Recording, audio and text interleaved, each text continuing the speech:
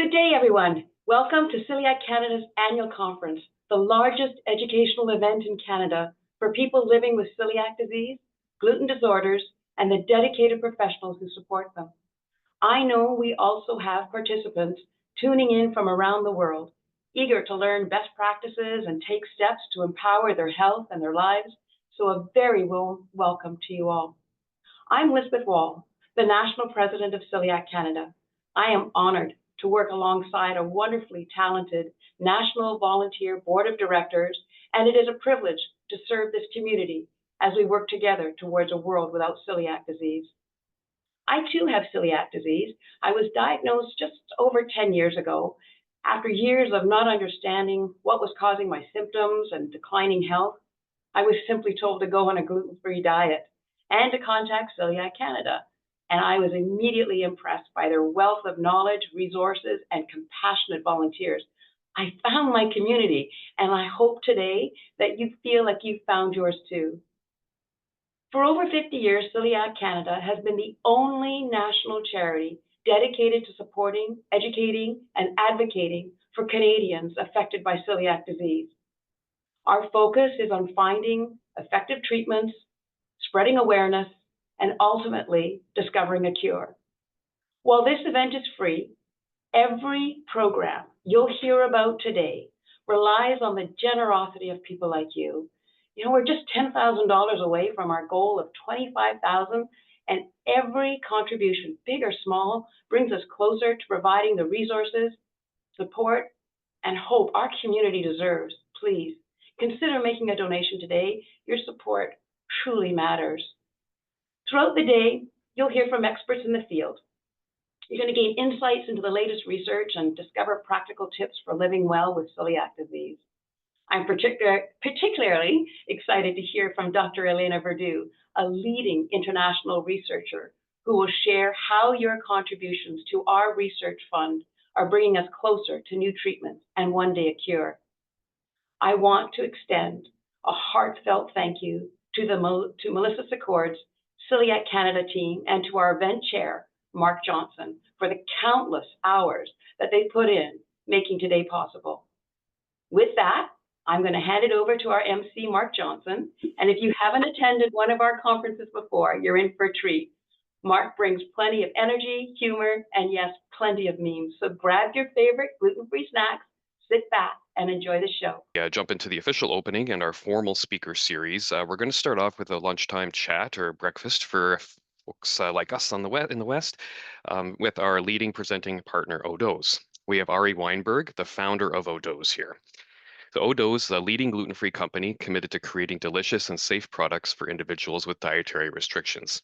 With a passion for promoting healthier lifestyles, Ari plays an integral role in his company's mission to provide great tasting, allergen-friendly food products that elevate the food experience without compromise. Ari brings 17 years of experience in the food industry and a deep understanding of gluten-free nutrition, and he thrives on the challenge of developing innovative gluten-free solutions, ensuring that Odo's products meet the highest quality standards in the industry. So very happy to have you here, Ari, and good morning. Good morning. Thank you very much for having me. It's great to be back with you again this year. Yep, great to see you. And to all the attendees out there, I'm going to ask a few questions of my own, but you're welcome to propose questions in the Q&A. At the bottom of your Zoom screen, you should see a Q&A box, and you can submit them in there, and we'll happily take a look time depending, of course. So Ari, I was hoping you could just kind of lay out the basics for us. Can you start with a bit of the history of Odo's? How did you start? What was the inspiration? Yeah, for sure. So back in end of 2006, beginning of 2007, I founded the business with my father, another father-son duo, and our original product developer. The product developer himself was our initial inspiration. He had a contagious passion and desire for developing extremely tasty, great tasting gluten-free products. He was a mad scientist type of guy, and he spent years working on gluten-free formulations due to his own personal health restrictions.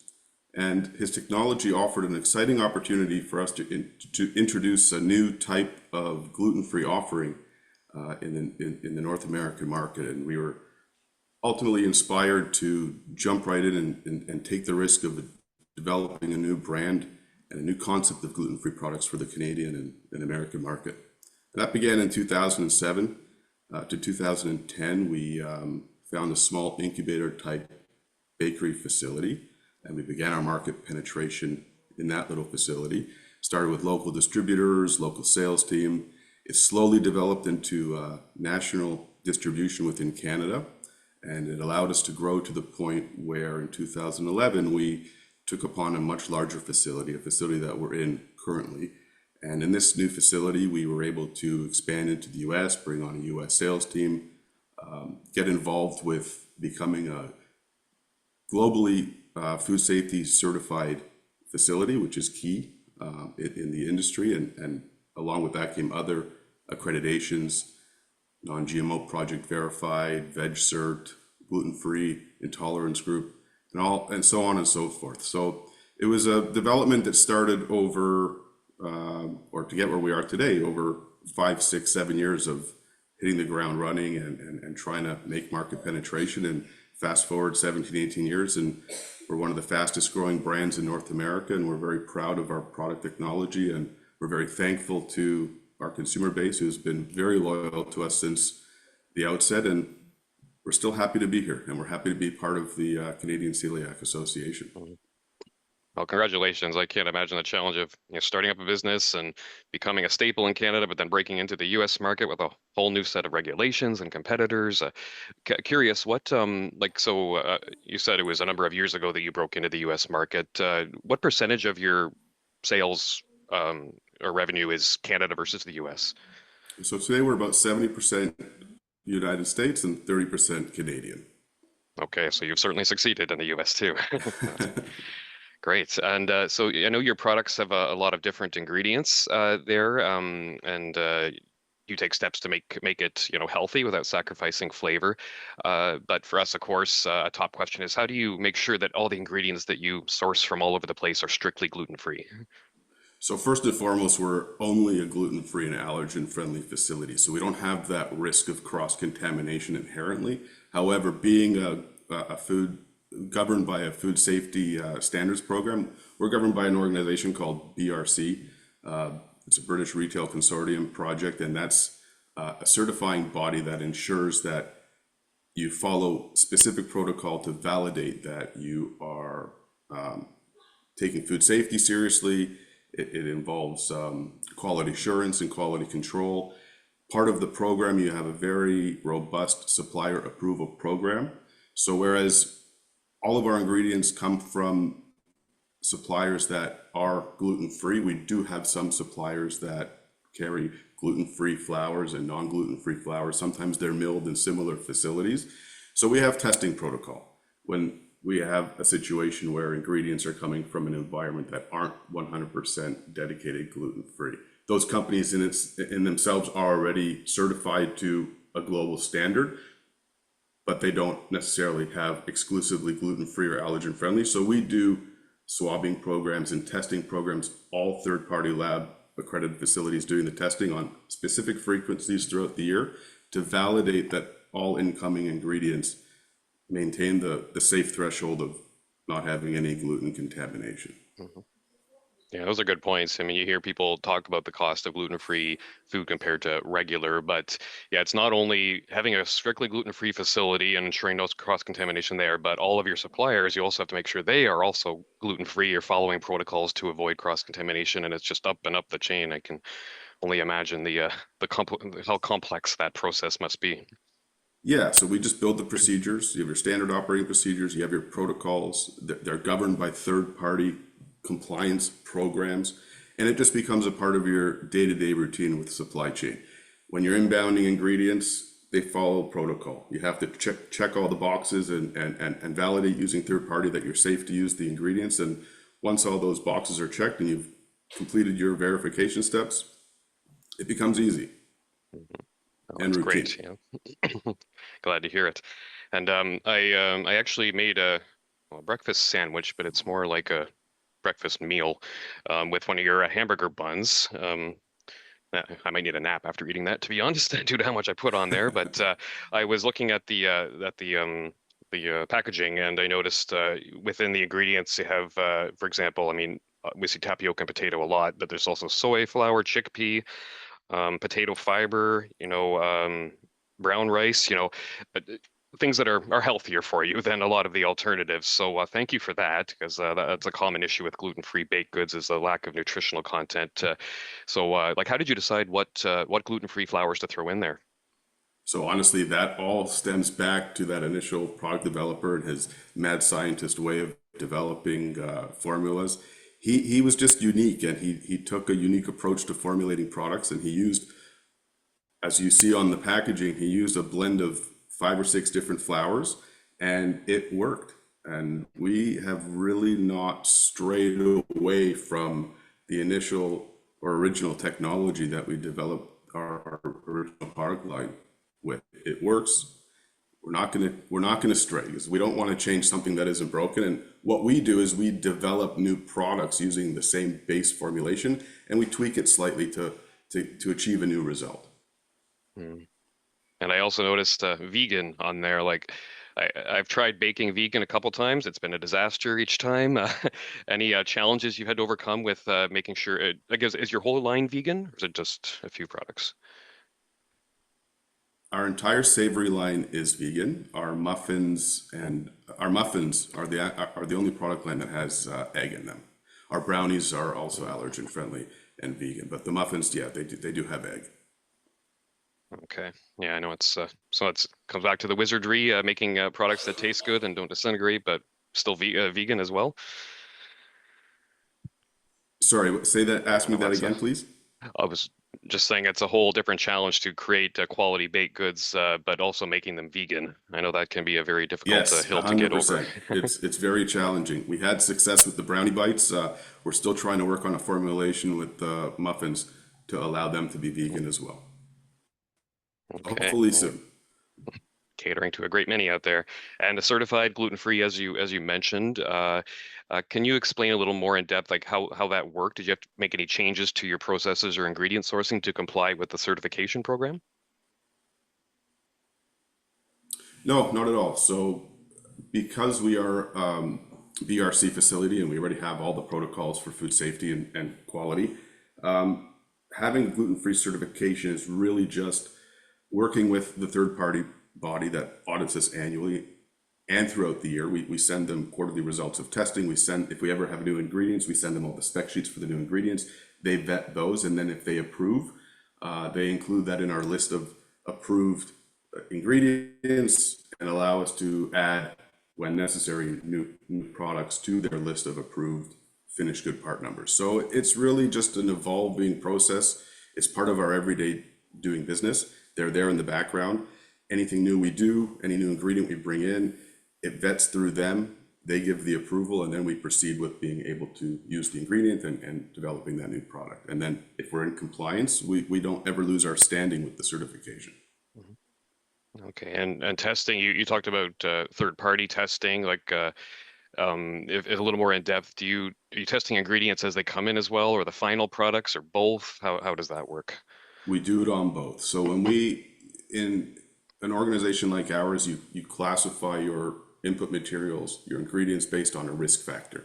So if an ingredient is coming in exclusively from a gluten-free environment, it has a no risk factor. If it's coming in from an environment that has, the supplier has other ingredients, then there's a chance of cross-contamination. That becomes a high risk type of ingredient. So we have protocols for those types of ingredients, which we test with a specific type of methodology at the supplier facility prior for coming into our facility. Once it meets all the benchmarks of those tests, we bring it in.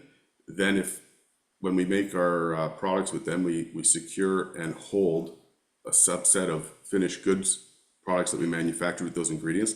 Those themselves have their own testing methodology. We test according to that methodology, and we send out to third-party labs to validate that our results are what they need to be. All right, that's a good walkthrough of how you go the extra mile to make sure this is strictly gluten-free. So I know we And very much just so appreciate it. you are aware, that's far and few between. Like 99% of our ingredients come from suppliers that are supplying us ingredients that are 100% gluten-free. So it's very rare that we use that more intense testing methodology with other ingredients. And I'm sure we know the COVID pandemic upheaved everything, including your industry, I'm sure. What kinds of challenges did you face sourcing ingredients or anything else presence at your facilities, during the pandemic? Yeah, the pandemic was, it really hit us with respect to logistics, like many other industries. So we at one point had to shut down all of our sales to the West Coast because we weren't able to secure any trucks to deliver out west. So that was a challenge.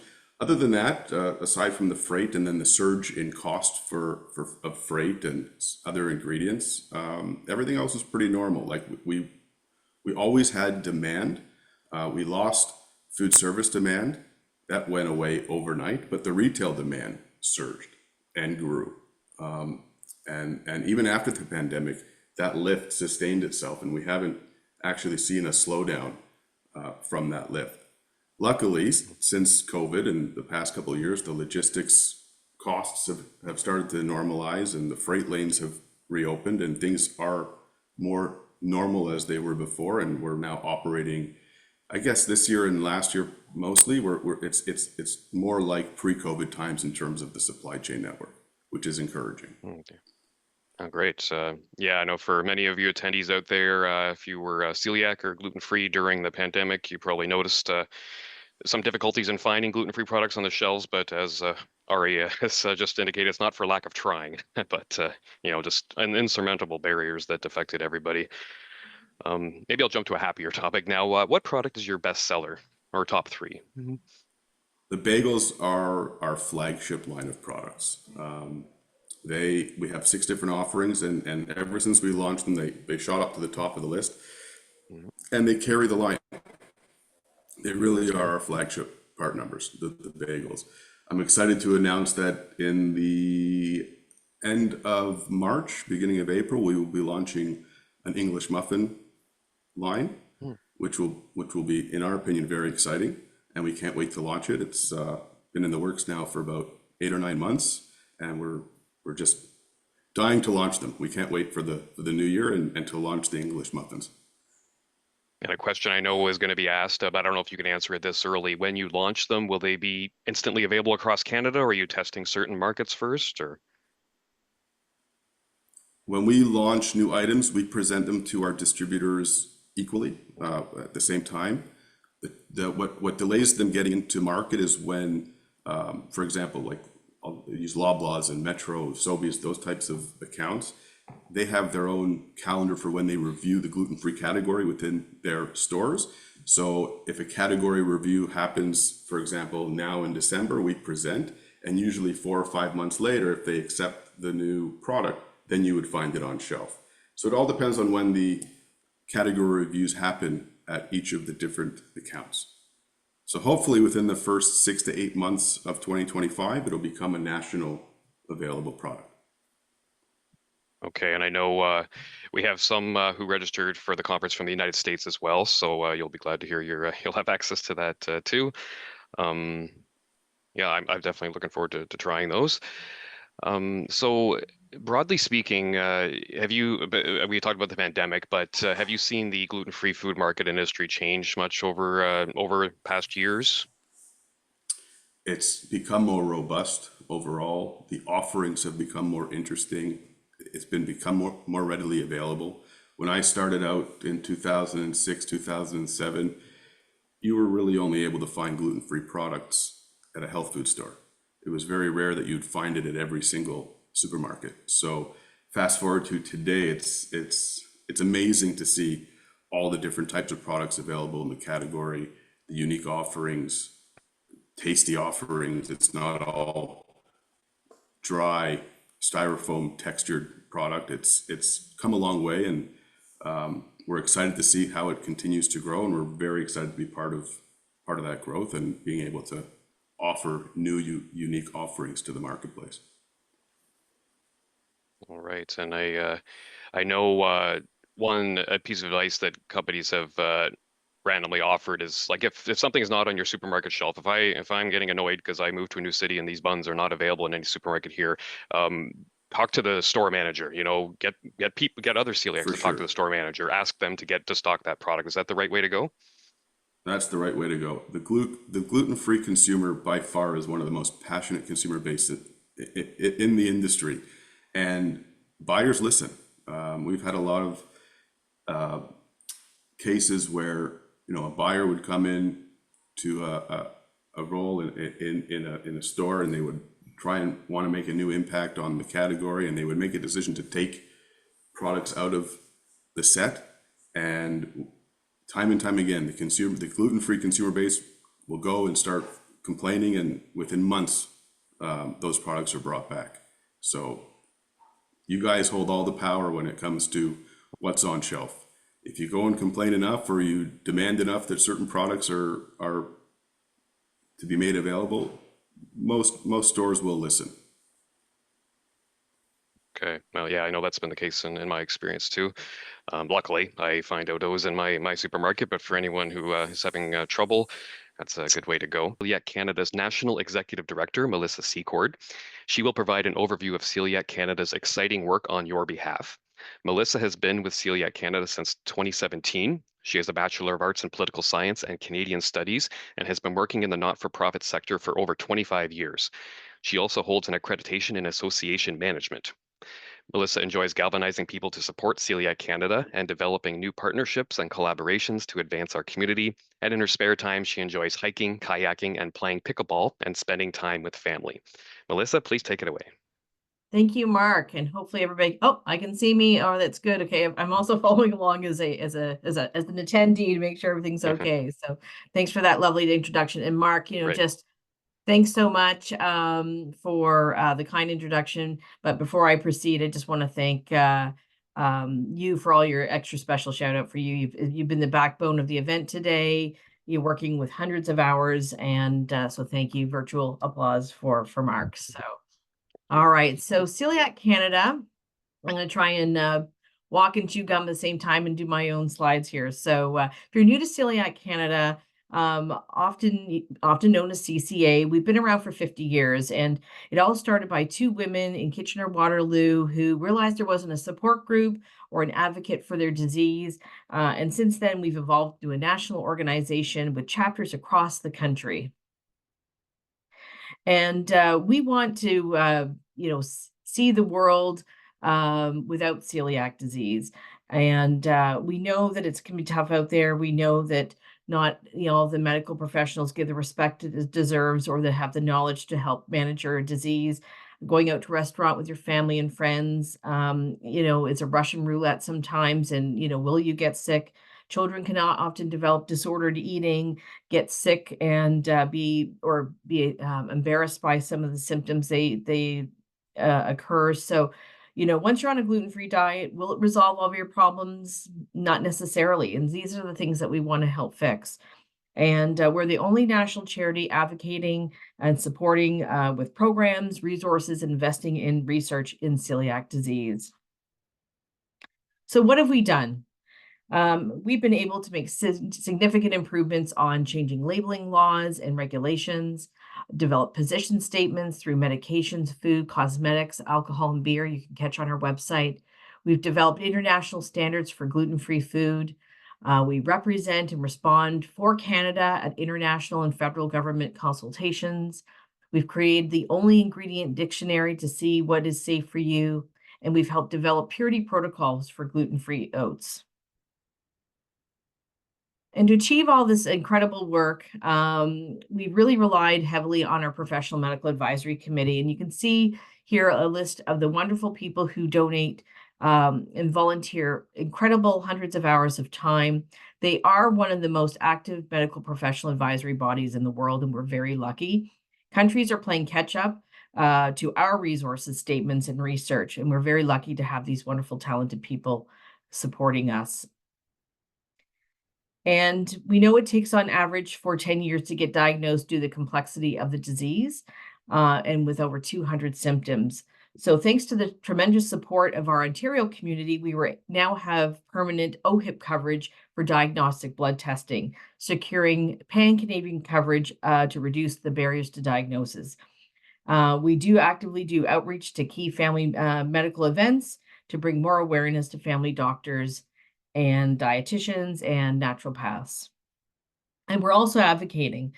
We continue to make our mark on Parliament Hill with a new all-party celiac caucus where we can advocate for issues, lobbying for tax changes to make life more affordable.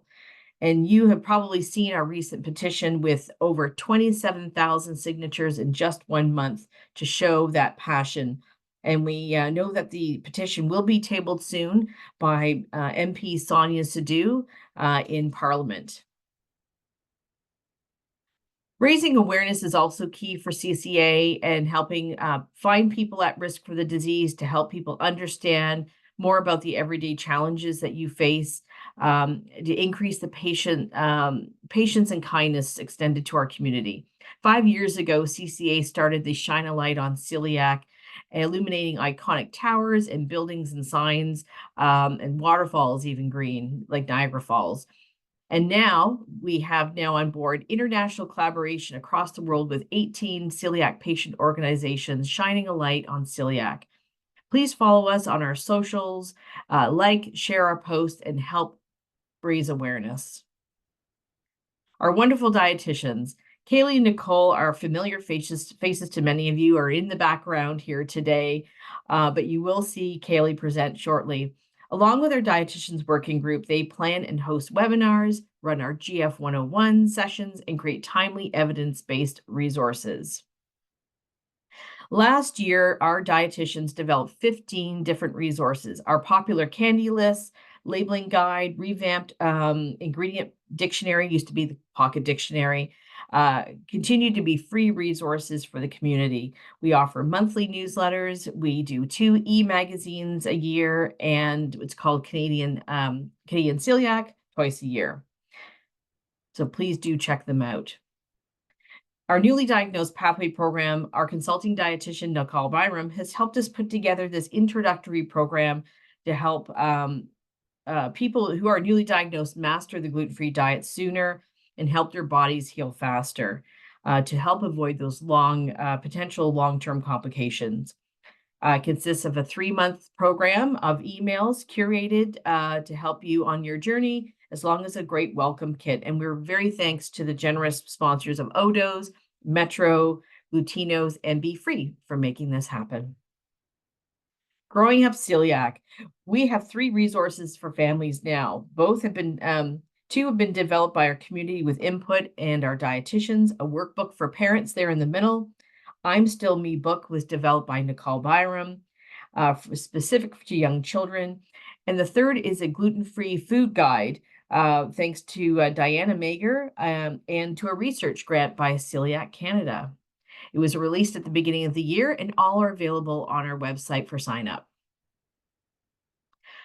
Linda Sill's mother had a tragic end to her life, and once she entered long-term care, she was continuously glutened in her long-term care facilities, despite great care by her family to research, identify, and educate these facilities. This year, we released a gluten-free food guide for healthcare to provide practical tools and resources for your families to keep them safe. Nearly 1,000 people have downloaded this resource guide off our website.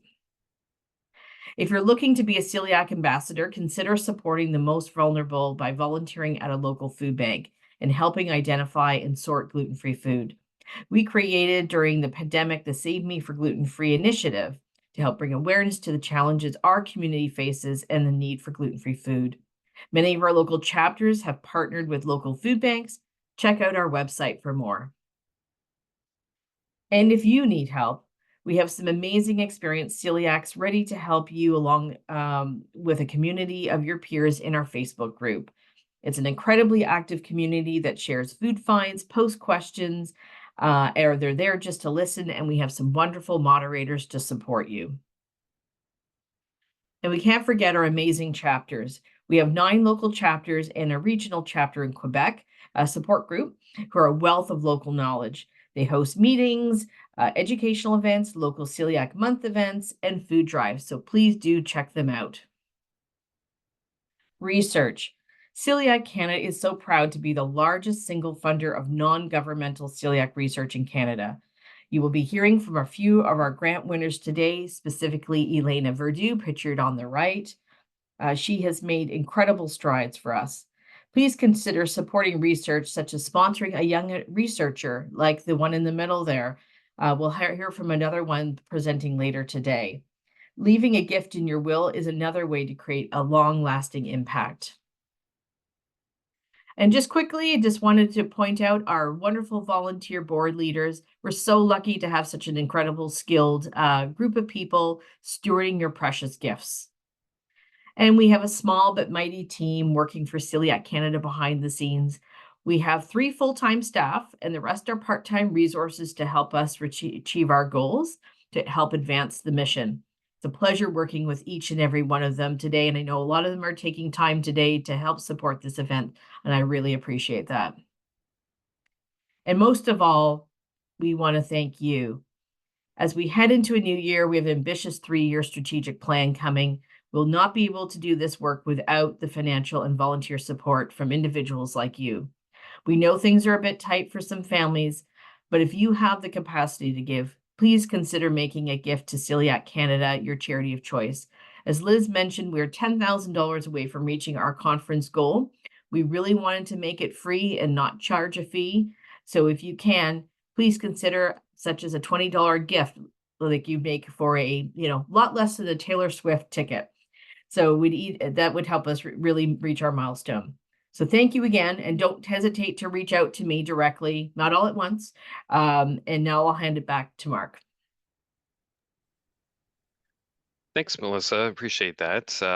So much important work going on, and this is a great way to raise awareness to hundreds and hundreds of people on the line here today. We do have some questions for you, if you don't mind, just to take a few minutes. For those, this is very recent. For those who are not aware, the petition that was done, I certainly signed it, sent it to my friends and family. Sign. This is important for us. But for those attending who are not familiar with what the purpose of that was, could you walk us through that a bit? So sorry again, say again, my audio cut out there for a bit. I was just asking you to walk through what the rationale for the petition is. What is it asking for? Oh, it's essentially asking for a here. I'll turn off my my share so I can see you. So, our Roberta Kramczynski, our chair of our federal advocacy working group, put forward the petition. It's essentially asking for a flat tax instead of collecting all the receipts throughout the year and all that burdensome, sharing your trying to compare the cost of gluten-free with normal products. We just want a flat rate tax. So $1,000 per adult and $600 per child, and it would be refundable. Right now, it's currently non-refundable. So a big difference for people, because right now they're only getting about $30, even if only a handful of people actually get the full value.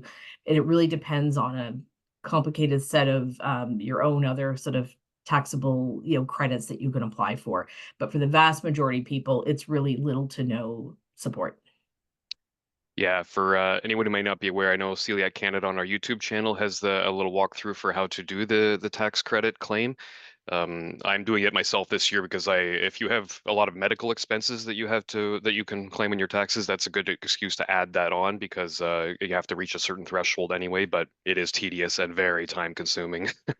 Yeah, Lots of unfortunately, we heard from CRA this summer through our work with the MPs that they are going to force us to make a legislative or a regulation change. So the petition's a great start. It's going to get some interest, but we are going to have to do some heavy advocating, and that takes a lot of time and resources and meetings. So we do really hope that the community not only can support us through the through the signups and the petitions and the signatures, but we really do need some donations to help us really push and advance the cause. Yeah, it's a good point as well. And we'll be talking more about donations later too, of course. But it's a good reminder that I know Canadians love to complain about Parliament and all the blah blah blah out in Ottawa, but there is some good news that there is a celiac caucus on Parliament Hill, a group of members of Parliament and senators too, as perhaps Yeah, that we have are. Senator Mm, Magee from Quebec, and we had the full Green Caucus out, the two Green Party members, representatives from almost all major parties, which is great.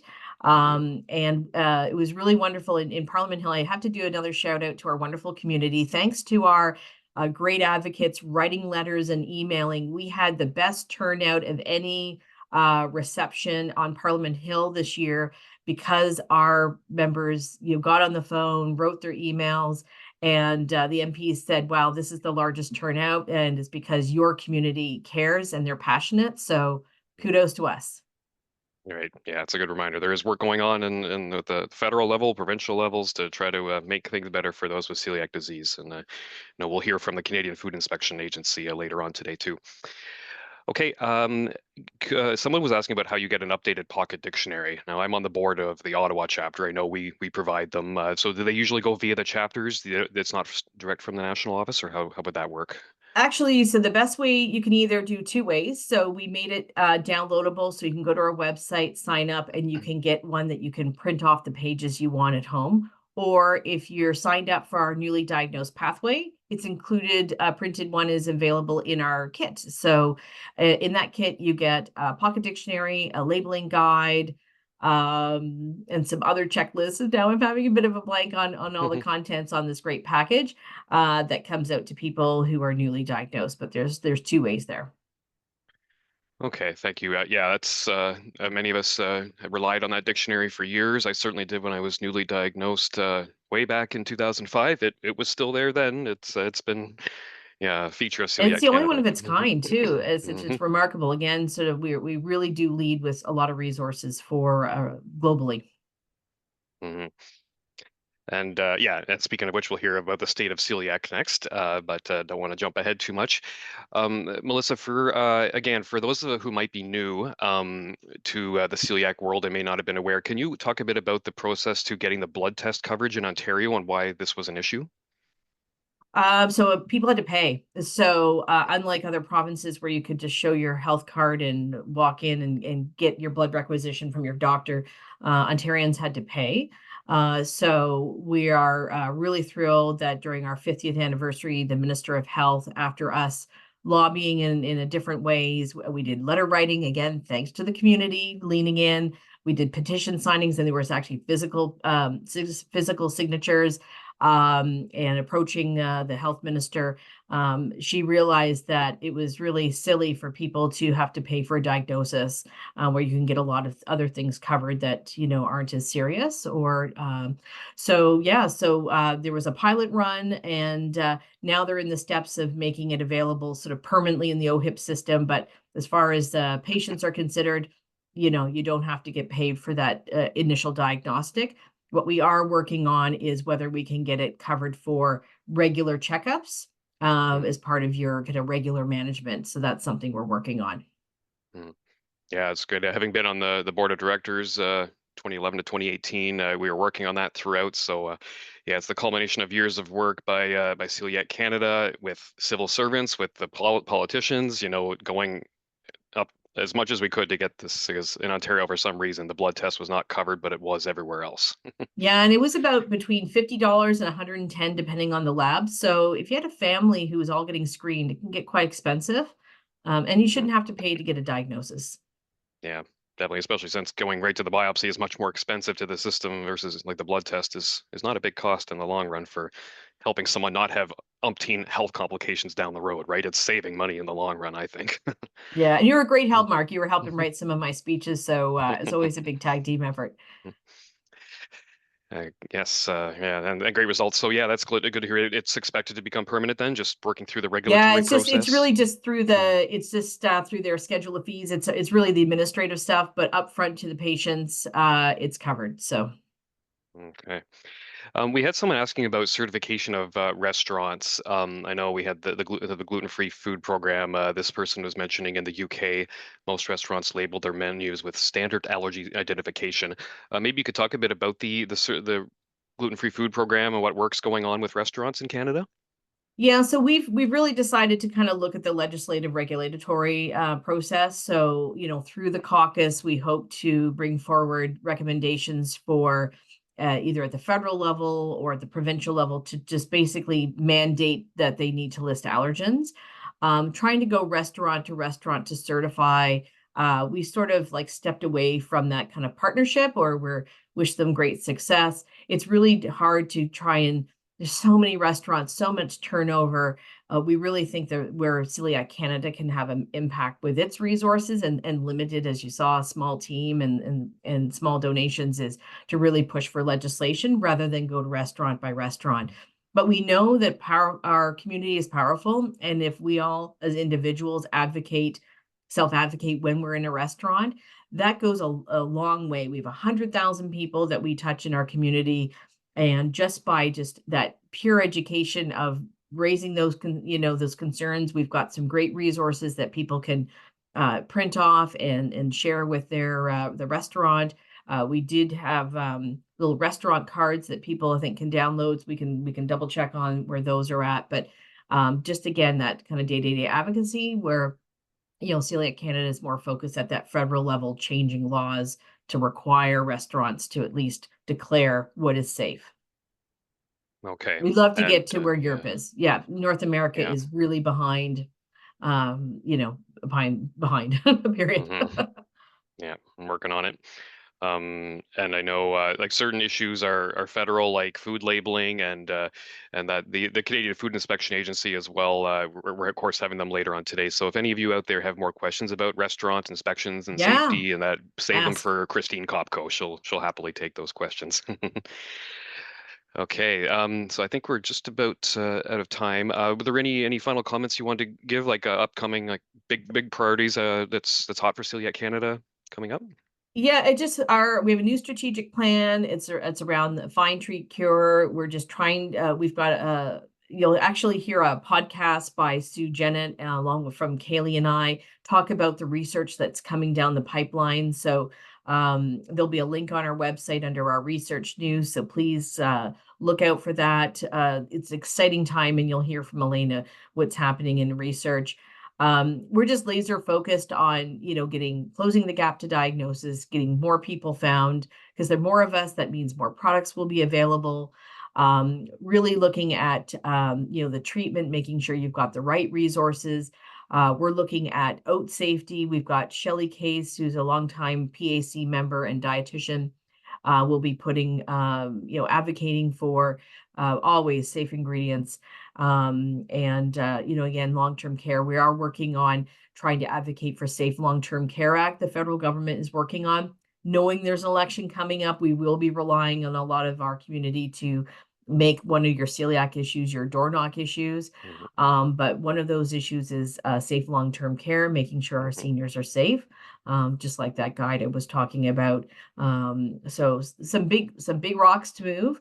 But we know with the support from the community, either through volunteerism or donations, we can make a lot of change happen. Yeah, I know it's been election season in a lot of Canada. Nova Scotia is currently in an election campaign, so these are things you can bring up to candidates. These issues matter, and making sure it's on their radar. Definitely. And what I will Yep. say, we're talking to a government relations advisor the other day, and he said, particularly the conservative governments, but the liberals and the NDP all listen to their constituents. So the more you raise an issue, every time you hit a door knock, and they hear an issue coming up over and over again, they listen. So, please, everybody can do their part. All right, so I'll have to leave it there. Thanks so much, Yeah. Melissa, for giving Thanks, us Mark. this overview and for taking questions. So let's dive right into our next presentation, everyone. Thanks for coming back on time. So 20 years after the first internationally acclaimed celiac disease and gluten disorders quality of life survey in Canada, we wanted to know if life was improving. So Celiac Canada launched a new iteration of the State of Celiac survey, which is recognized, respected, and used in celiac research circles across the world. So we're going to learn more today about what we found out from this most recent survey. Kaylee McCauley is a registered dietitian based in Charlottetown, Prince Edward Island. Kaylee has a Master of Nutrition from the University of Guelph, where I grew up, and a Bachelor of Science in Food and Nutrition from the University of Prince Edward Island. For the past 5 years, Kaylee's been working at Celiac Canada National. She serves as Health Promotion and Research Manager and sits on the Registered Dietitian Working Group. And joining us as well, James King as a Senior Analyst for Provincial Research Data Services and a PhD candidate specializing in epidemiology at the University of Calgary. James previously graduated with a Master of Science from the University of Calgary in 2019, and there he did his thesis on how the incidence of celiac disease varies throughout the world and how it has changed over time. This research was supported by Celiac Canada through the J.A. Campbell Young Investigator Award. So welcome to you both, and I'll pass it over to you to start off sharing your slides. Thank you, Mark. Let me just get these slides up.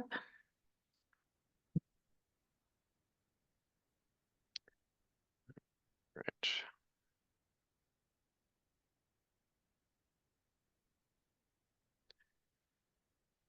All right. Just a reminder for folks, if you have a question, please pop it in the Q&A box. Don't raise your hand because it doesn't do anything.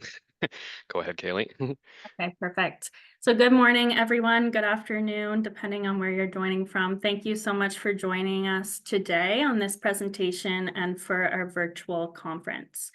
My name is Kaylee McCauley, and I'm a registered dietitian with Celiac Canada, and I'm thrilled to be here alongside James King. James has been instrumental in this project, and together we're excited to share some new insights from the state of celiac disease in Canada, the largest celiac survey ever conducted in the country. So just a quick outline of today's presentation. If you were here last year, you'll know we presented part 1 of the findings. So today we'll build on that with part 2, showcasing some fresh data and analysis. For those joining us for the first time, we'll start off by briefly recapping the survey and its demographics. Then we'll highlight some key 2024 conference presentations that we've done, and then dive into additional insights on diagnosis, gluten-free labeling, and the economic challenges faced by those living with celiac disease. Finally, we'll outline our next steps and then wrap up with a Q&A session. So just to review our survey, in 2022, we conducted a state of celiac disease survey, and we gathered 7,500 responses from across the country. So this made it the largest survey of its kind in Canada. Earlier this year in February, we officially launched the full report at McMaster's Farncombe Research Institute. The event was held in person and also broadcasted live on our YouTube, so some of you may have attended and watched that. And throughout this year, 2024, we've really focused on it being our State of Celiac year. We've been spotlighting monthly themes from the survey data and posting blog posts about it as well, covering topics like mental health. We've done men's health, dining out, and travel. These themes have helped deepen our community's understanding of life with celiac disease, and also the challenges that Canadians face living with celiac disease. Some of our demographics from this survey. So our survey reached respondents from every province and territory, with majority coming from Ontario, Alberta, and BC. Most respondents, so around 75%, lived in urban areas, and 80% identified as female. So this graph here, it illustrates the distribution of respondents based on the time since their diagnosis. So we gathered data from those diagnosed within the past 6 months, so those who are really newly diagnosed, all the way to individuals diagnosed over 25 years ago. I would say the majority fall in the range between like 2 years to less than 15 or 25, providing a really well-rounded view of experiences. For the age, so the average age of respondents for this survey was 54, but this also varied depending on the time since their diagnosis. So those diagnosed within the past 2 years had an average age of 45, while those diagnosed over 25 years ago averaged 68. So this is really interesting. We can see from this trend, it indicates that people are being diagnosed at a younger age in more recent years. Kaylee, we're having a lot of people saying they can't see your slides. Would you mind stopping sharing and starting again? I think it's stuck on the first slide. Unfortunately, no one saw the slides beyond the first one. I did, but attendees seem to have not. It's probably just some tech glitch, so maybe start again and see if that fixes the issue. That's odd because I think I saw them, so Yeah, I saw them too, but as a participant. So okay. unless it was just a glitch, but They weren't being shown on my side, and I was getting a number of other people as well. So it's Yeah, sorry about one of that, folks. those It's maybe one of on those my side, technical- but yeah. And technical people see them issues. now? Yes, Can Kaylee, we can see them now. Thank you. Okay. Sorry about that. Nope, it's actually my bad. Okay, so diagnosis delays. This was one of our initial highlights from the survey data. It still remains a significant challenge for us.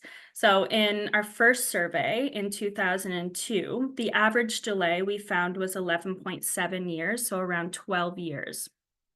While there has been some improvement, we're still seeing in this survey a third of respondents report waiting over a decade for diagnosis, so 10 years. This can be largely due to the diverse presentation of celiac disease. So as we know, there's over 260 known symptoms, none of which are unique to the condition. So this can make it really difficult to recognize the disease and diagnose promptly. On the positive side here, we found that 1/4 of participants were diagnosed within the 2 years of symptom onset. So it shows a bit of progress, but clearly more work needs to be done. And like Melissa mentioned earlier, we're really trying to drive diagnosis. Celiac Canada is committed to improving this. And our goal is to really reduce the time from when someone experiences symptoms to their official diagnosis, sparing them years of unnecessary suffering. And we always say, if you're thinking about getting screened, you probably need to get screened, and to test is always best. So moving on to the conferences and knowledge dissemination. This year we attended a few conferences. So the first one being the Canadian Digestive Disease Week in Toronto. So James King, he presented research on diagnostic trends over the past 25 years. And this abstract really highlighted the shift in clinical presentations. So originally, celiac disease always presented itself as a GI complication. So we would see a lot of diarrhea, gas, bloating, the typical GI presentations. But now we're really seeing a shift and seeing more of those non-classical symptoms or neurological symptoms such as brain fog. He also presented another one on COVID, which, as we know, the rate of severe COVID-19 outcomes for people with celiac disease, it was low, and we really saw a difference in the increased costs for gluten-free food. So that was the key finding there. Our second conference was the Digestive Disease Week in Washington, D.C., and Dr. Don Dirksen presented 2 key studies here. So the first was on the day-to-day effects of following a gluten-free diet, and the second was challenges and opportunities in the gluten-free diet as a treatment for celiac disease. And his findings were basically that certain groups, including younger individuals, those with lower household incomes, and non-Caucasians, face greater difficulties adhering to a gluten-free diet. And then more recently, the International Celiac Disease Symposium. So this September, Executive Director Melissa Secord and I represented Celiac Canada here at the event. It was a 3-day event, and it brought together researchers from around the world to discuss the latest advances in celiac disease research and care. I had the opportunity to present 2 research posters focusing on diagnostic methods and gluten-free labeling practices, and James will elaborate on these findings shortly. These conferences allowed us to share our research findings globally and also collaborate with leading experts in the field of celiac disease. As Melissa mentioned earlier, please stay tuned for a full report on those educational sessions. We'll have that posted on our website along with a podcast with Sue Jennett.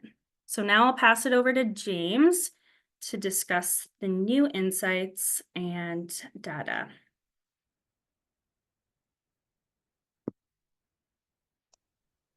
All right, thank you, Kaylee. I've just tried, see if this works. Yeah. All right, just to make sure for folks, just because of the previous tech issue, are people seeing the new slide here with the bar chart? Yeah, Looks looks good to good on me. my. Okay, perfect.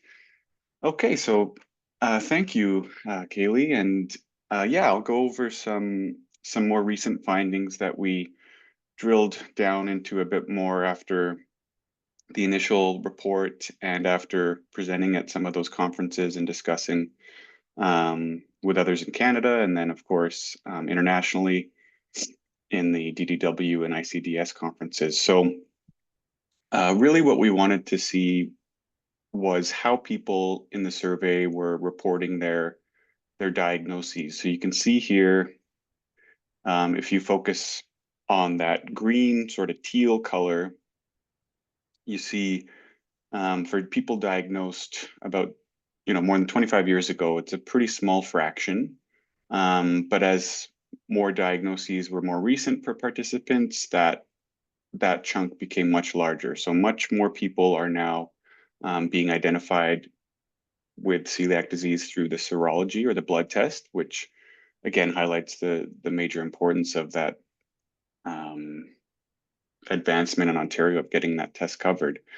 And then corresponding to that, you see in this sort of pinkish purple, a lot more people diagnosed 15 or 25 years ago or more reported being identified with celiac disease based on symptoms. And that, again, has sort of had that opposite switch where people are not being identified with celiac disease as much in that way in more recent years. Now, looking a little bit into this component of these different diagnosis categories or the type of diagnosis in terms of seeing a gastroenterologist or consulting with a gastroenterologist, which again is something that can be variable across the country depending on availability, but also within certain provinces and territories. There may be different access based on where people are living, if they're in more remote or rural areas. But you can see here that among those diagnosed by an actual biopsy with a gastroenterologist, about half of those consulted with a gastroenterologist before their diagnosis, and 2/3 consulted with that gastroenterologist after diagnosis. When you look to those identified by symptoms only, that goes down a little bit. So only 1/3 of people consulted a gastroenterologist before diagnosis compared to about 2 out of 5 after diagnosis. And then finally, for those that were identified with celiac disease by the blood test or serology, about 1/4, 25%, consulted a gastroenterologist before diagnosis, and about 1/3 after diagnosis consulted a gastroenterologist. So again, important to see these patterns as it may have some impact on what kind of referrals happen thereafter, maybe to a dietitian, or if it's mainly the family physician following up. So interesting to see some differences there. Another key thing we wanted to explore in a bit more detail was this labeling and how people are interpreting gluten-free labels, how it's affecting their behavior in terms of what products they're consuming. So, almost 1/4 actually reported purchasing products that said may contain wheat, but this also went up to almost half of respondents if it had a corresponding gluten-free claim or gluten-free certification. A little bit more, so a little over half, would also buy and consume products that noted being having a product that was manufactured in a facility that also processed wheat-containing items. But this would drop down to about 20%, or about 1 in 5, if it stated that the gluten-free item was also processed on the same equipment as the wheat-containing foods. So I won't go through all these in detail on this slide here, because there's quite a bit going on, but just to kind of orient, if you look at the darker, more red and purple, that just means, 80 to 100% of respondents agreed with that statement. And then as it gets more in the pinkish to yellow, a smaller proportion, so 0 to 20%. So if you look at these ones here, a lot of folks agreeing that these precautionary, if not all respondents, agreeing that these precautionary statements should be mandatory, but also at the same time, there should only be that precautionary statement if there's a genuine risk. There's also a feeling that a lot of companies might just use these statements as a way to protect themselves. But generally speaking, many felt that these statements were helpful to a degree. Again, I won't go through each one here, but generally there was a mix in responses here, where some people, sometimes feeling this, or never feeling these kinds of things around, how easy they are to understand. Again, variability, as we saw in the previous slide, about purchasing products with those wheat disclaimers. And then finally, most respondents, basically avoiding anything that were a bit more explicit in saying, this may contain wheat or manufactured in the same equipment, that kind of thing. But ultimately, these findings highlighted that issue where there's still a fair bit of confusion. And, just speaking personally myself, I can relate to that. I sometimes find it challenging reading labels to understand what might be safe. So, only about 1/4 finding these statements, always easy to understand, and about 60%, sometimes it's easy to understand. Now, moving into this economic component, this is a table here where one of the survey questions was about the household income of the respondent before tax.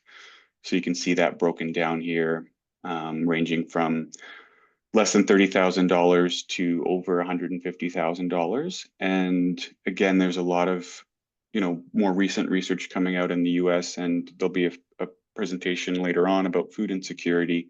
So these issues really playing a key role in being able to manage celiac disease, follow the gluten-free diet, afford the gluten-free diet. But we also looked at some other components of challenges related to celiac disease outside of the cost itself across the economic spectrum. So what you can see here is a pretty interesting difference where in this row here, those with a household income of less than 30,000 or less than 50,000, a little over half, or about 60%, had no comorbidities at all reported. Whereas the higher income groups, there were even more people that reported having no comorbidities, so about 70%. And then when you look at the amount of people that had 2 or more comorbidities, there's about 15 to 20% of those in these income groups of less than 50,000, whereas it's less than 10% among those in the $100,000 or more. So again, you're seeing this gradient where those in the lower income groups have a higher occurrence of comorbidities as well. So that can further complicate their management of overall health and celiac disease as well. One thing we thought would be interesting to see as well across this gradient would be if there was any differences in consuming gluten accidentally or or intentionally. But there really wasn't a major difference here. Again, most of the respondents in the survey were pretty strongly adherent to the gluten-free diet and would not consume gluten intentionally. So again, that's not likely to explain any major differences maybe in what's going on across the economic gradient in terms of adherence to the diet. Another piece related to the economic gradient in Canada is related to this symptom experience. So we broke down the types of symptoms into non-gastrointestinal, so that's in the green line here, into gastrointestinal, which would be the yellow line, and then also the neuropsychiatric, so things like anxiety or even some of the brain fog issues that are commonly reported. And really what this is showing is that before diagnosis, there's a pretty clear trend again where those in the lowest income groups have a higher number of symptoms across all three categories, and that average number of symptoms decreases as income increases. So again, highlighting that even before a diagnosis of celiac disease, those in the less than 30,000 or even less than 50,000 income group are experiencing more symptoms before diagnosis.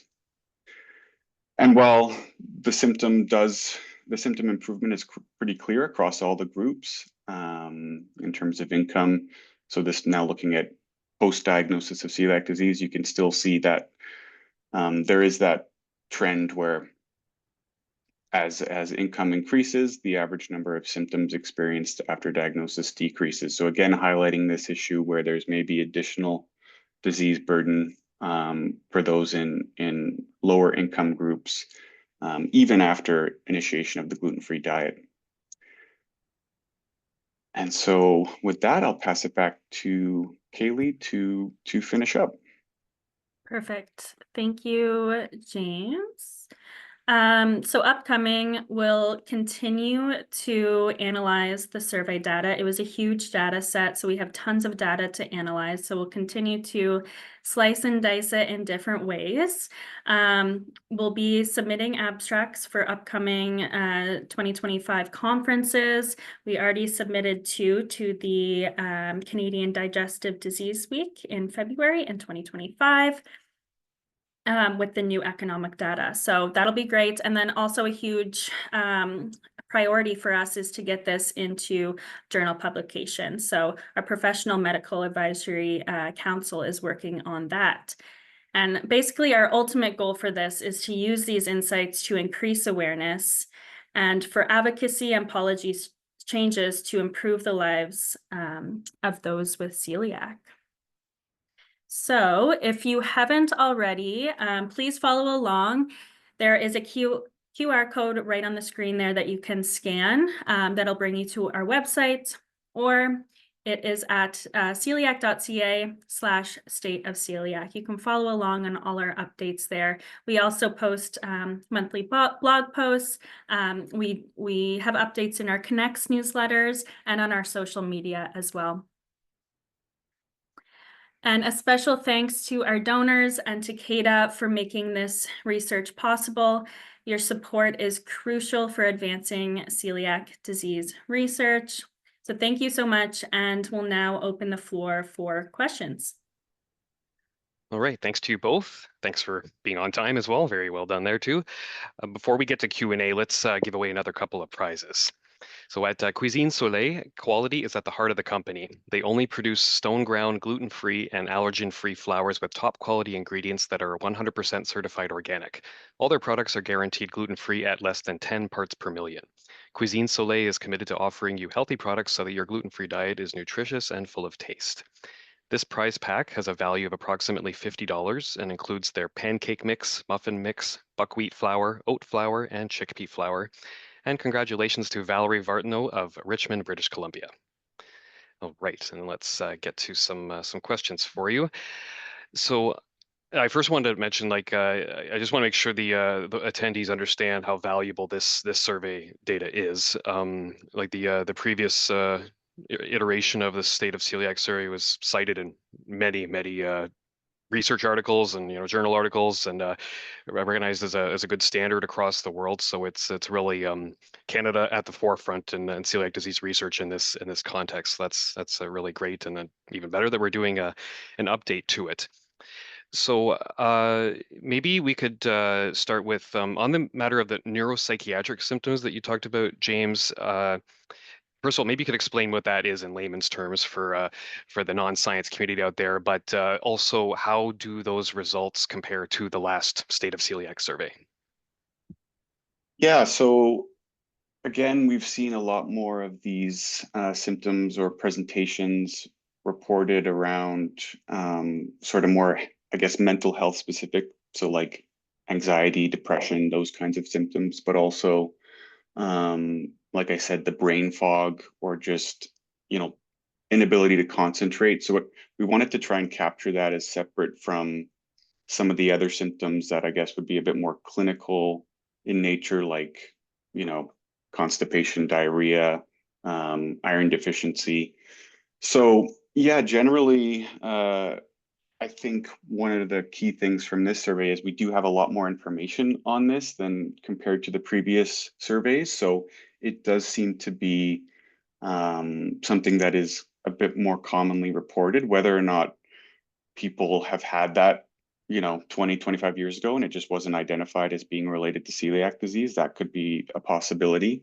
But I think it's something we do want to look into a little bit more for future work, because again, it might just be something that is not necessarily captured when someone goes to their doctor and says, oh, I'm feeling these issues, and they have no gastrointestinal symptoms or no other clinical signs.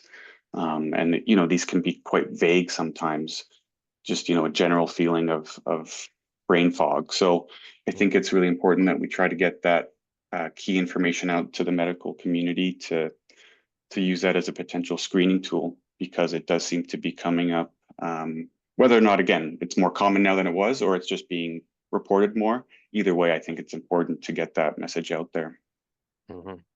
Yeah, so it's good to underline for everyone attending that if your symptoms seem to be anxiety, depression, migraines, nothing to do with your gastrointestinal system, at least not overtly, you are not alone. There's many people that are experiencing the brain fog and inability to function when gluten is consumed. It's not just the gastrointestinal symptoms, which are what I have, but it's so diverse. Someone did ask James about like links between the number of, like, obviously like depression is one of those symptoms, and anything more specific on the link between depression and celiac disease? Like obviously the restriction of the food groups doesn't help with encouragement either. Yeah, I think it's something that's quite hard to necessarily tease out, because they can both have sort of this reverse, I guess, pathway or causality, where you might see people that didn't have that symptom or experience before diagnosis, but then again, once they've been diagnosed and you start following this restrictive diet, that can again affect mental health in different ways. Whereas you've seen some research saying, once people that have been diagnosed and have adhered to the gluten-free diet for, say, 1 or 2 years at least, then some of those issues start, maybe they don't go away completely, but depression resolves to a degree.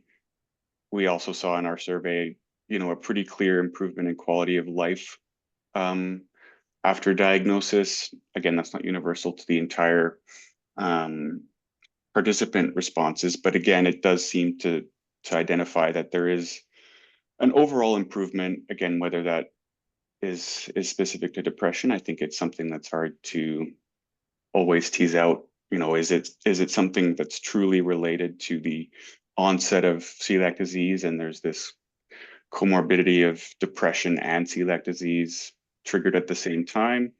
Or is it, once you start feeling sick and unwell, of course, that can lead to depression as well. So it is something that's challenging to know for sure, but I think either way, again, it's important to consider as part of screening and awareness. So yeah, I don't know if there's anything else you I think want to add there, Kaylee. Yeah. it's yeah, kind of like what you were saying, it's really unique to the individual. Some people, you know, they may be experiencing negative symptoms and be in pain for years before the celiac disease diagnosis. They may be misdiagnosed. You know, it's in our survey, it says that it's an average of 10 years for people when their symptoms onset to being officially diagnosed. So waiting that long for a diagnosis, that could be depressing in itself. So when you finally figure out the diagnosis and get properly diagnosed with celiac disease, some people may be relieved and their depression can improve after that. And then it could be vice versa too, for those who don't have any symptoms and then have this diagnosis and have to eat gluten-free, they could, you know, depression could increase more after diagnosis. So it's really, it is individualized to each person. Right, and we just had one more question. This might be for you, Kaylee, as well. Wondering about the precautionary statements. I mean, personally, manufactured in a facility that also processes wheat doesn't really raise alarm bells for me, because I know a lot of certified products come from, you know, it's all about the practices and the sourcing of ingredients and how things are handled, not necessarily whether there's wheat somewhere in the facility. But some people disagree, and that's fair. Any thoughts on the vast diversity of whether people eat things that may contain wheat, those precautionary statements that we don't really know what they mean? Yeah, so there's really no definition between them. So they all kind of pose a risk. They sound different, you know, if you have a product that says manufactured in a facility versus if it's made on a shared equipment, you know, you may think that one is lesser risk than the other, but they all contain a risk, and there's really no definition between each of those precautionary statements. Okay, that's That good to can know. be tricky, Informative. yeah. Yeah. Thank you. Got it from a dietitian here. All right, so I think that'll be it. Thanks so much to both of you for this fascinating update. Really appreciate you taking the time. Thanks, Mark. All right. Thank you very much. Welcome back, Dr. Verdu. Hello, everyone. So I Hello. will first share my screen. Thank you so much, Mark, for the kind introduction, and thank you. Oh, sorry. Can you just put it on present view so just we can see the whole slide instead? There you go. Perfect. Okay. Thank you for inviting me. This is really the best audience for me to present, and especially on this topic. So what I would like to do is to briefly discuss the key breakthroughs that have happened in our lab and in our institution with respect to celiac disease, and basically explain how grants that come from outside and more substantial funding really dovetail with donations. And finally, I would like to elaborate on potential future areas of investment that you may want to consider along with Canada Celiac.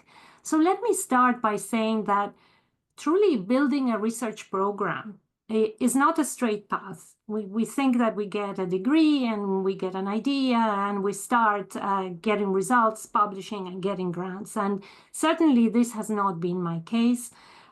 My career has been a little bit of twists and turns, and in letting passion guide my path.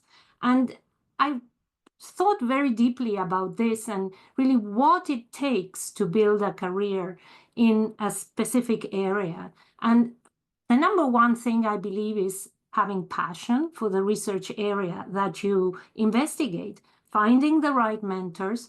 But that in red that I put there and I highlighted, obtaining seed funding, I've come to realize that this is fundamental. It is important for allowing you to build resilience, to acquire some importance in the field, building a team of collaborators, and this definitely will ensure more substantial support. And then coming at my stage, it's going full circle and becoming a mentor yourself. So just a few words about my career path. As Mark mentioned, I was MD at the Faculty of Medicine in Buenos Aires in Argentina. I did my residency training, my GI training. I became teaching assistant at the university in human physiology. And that picture is the day of my last exam in medicine. I then realized that in order to be a trailblazer and to change things in an area, it was important to acquire research experience. And I went on a grant that I found on my own to a wonderful hospital, university hospital in Lausanne, that had this combination, which I saw for the first time, where basic immunologists were talking with clinician scientists. And I was very lucky that I met there two people that were then going to become long-term collaborators here in Canada at McMaster University. I even met Dr. Stephen Collins, who was a director of the GI division and also the research intestinal program at McMaster. But life took me somewhere else. I went on after a doctorate and a clinical fellowship to do a PhD in microbiology and immunology. This was the time of Helicobacter pylori infection, a bacterium that caused ulcers. It was a revolutionary time. And so I trained, basically, it was quite a deviation from a clinical career. But this allowed me to then join Dr. Collins' lab in 1998 at McMaster University, and there I am as a postdoc. And so what happened later? Well, in 2006, and this is a long time for a postdoc, I was able to start my first group. And the topic of my research, I decided that it was going to be celiac disease. And I will talk about that in the next slide. Some people looked at me as, you are crazy, you will never get funded by studying celiac disease. This was my first group. It was very small. And just 1 year later, I got the J.C. Campbell Award in celiac disease, where I found people that understood my vision. And so what did I do with this first seed investment?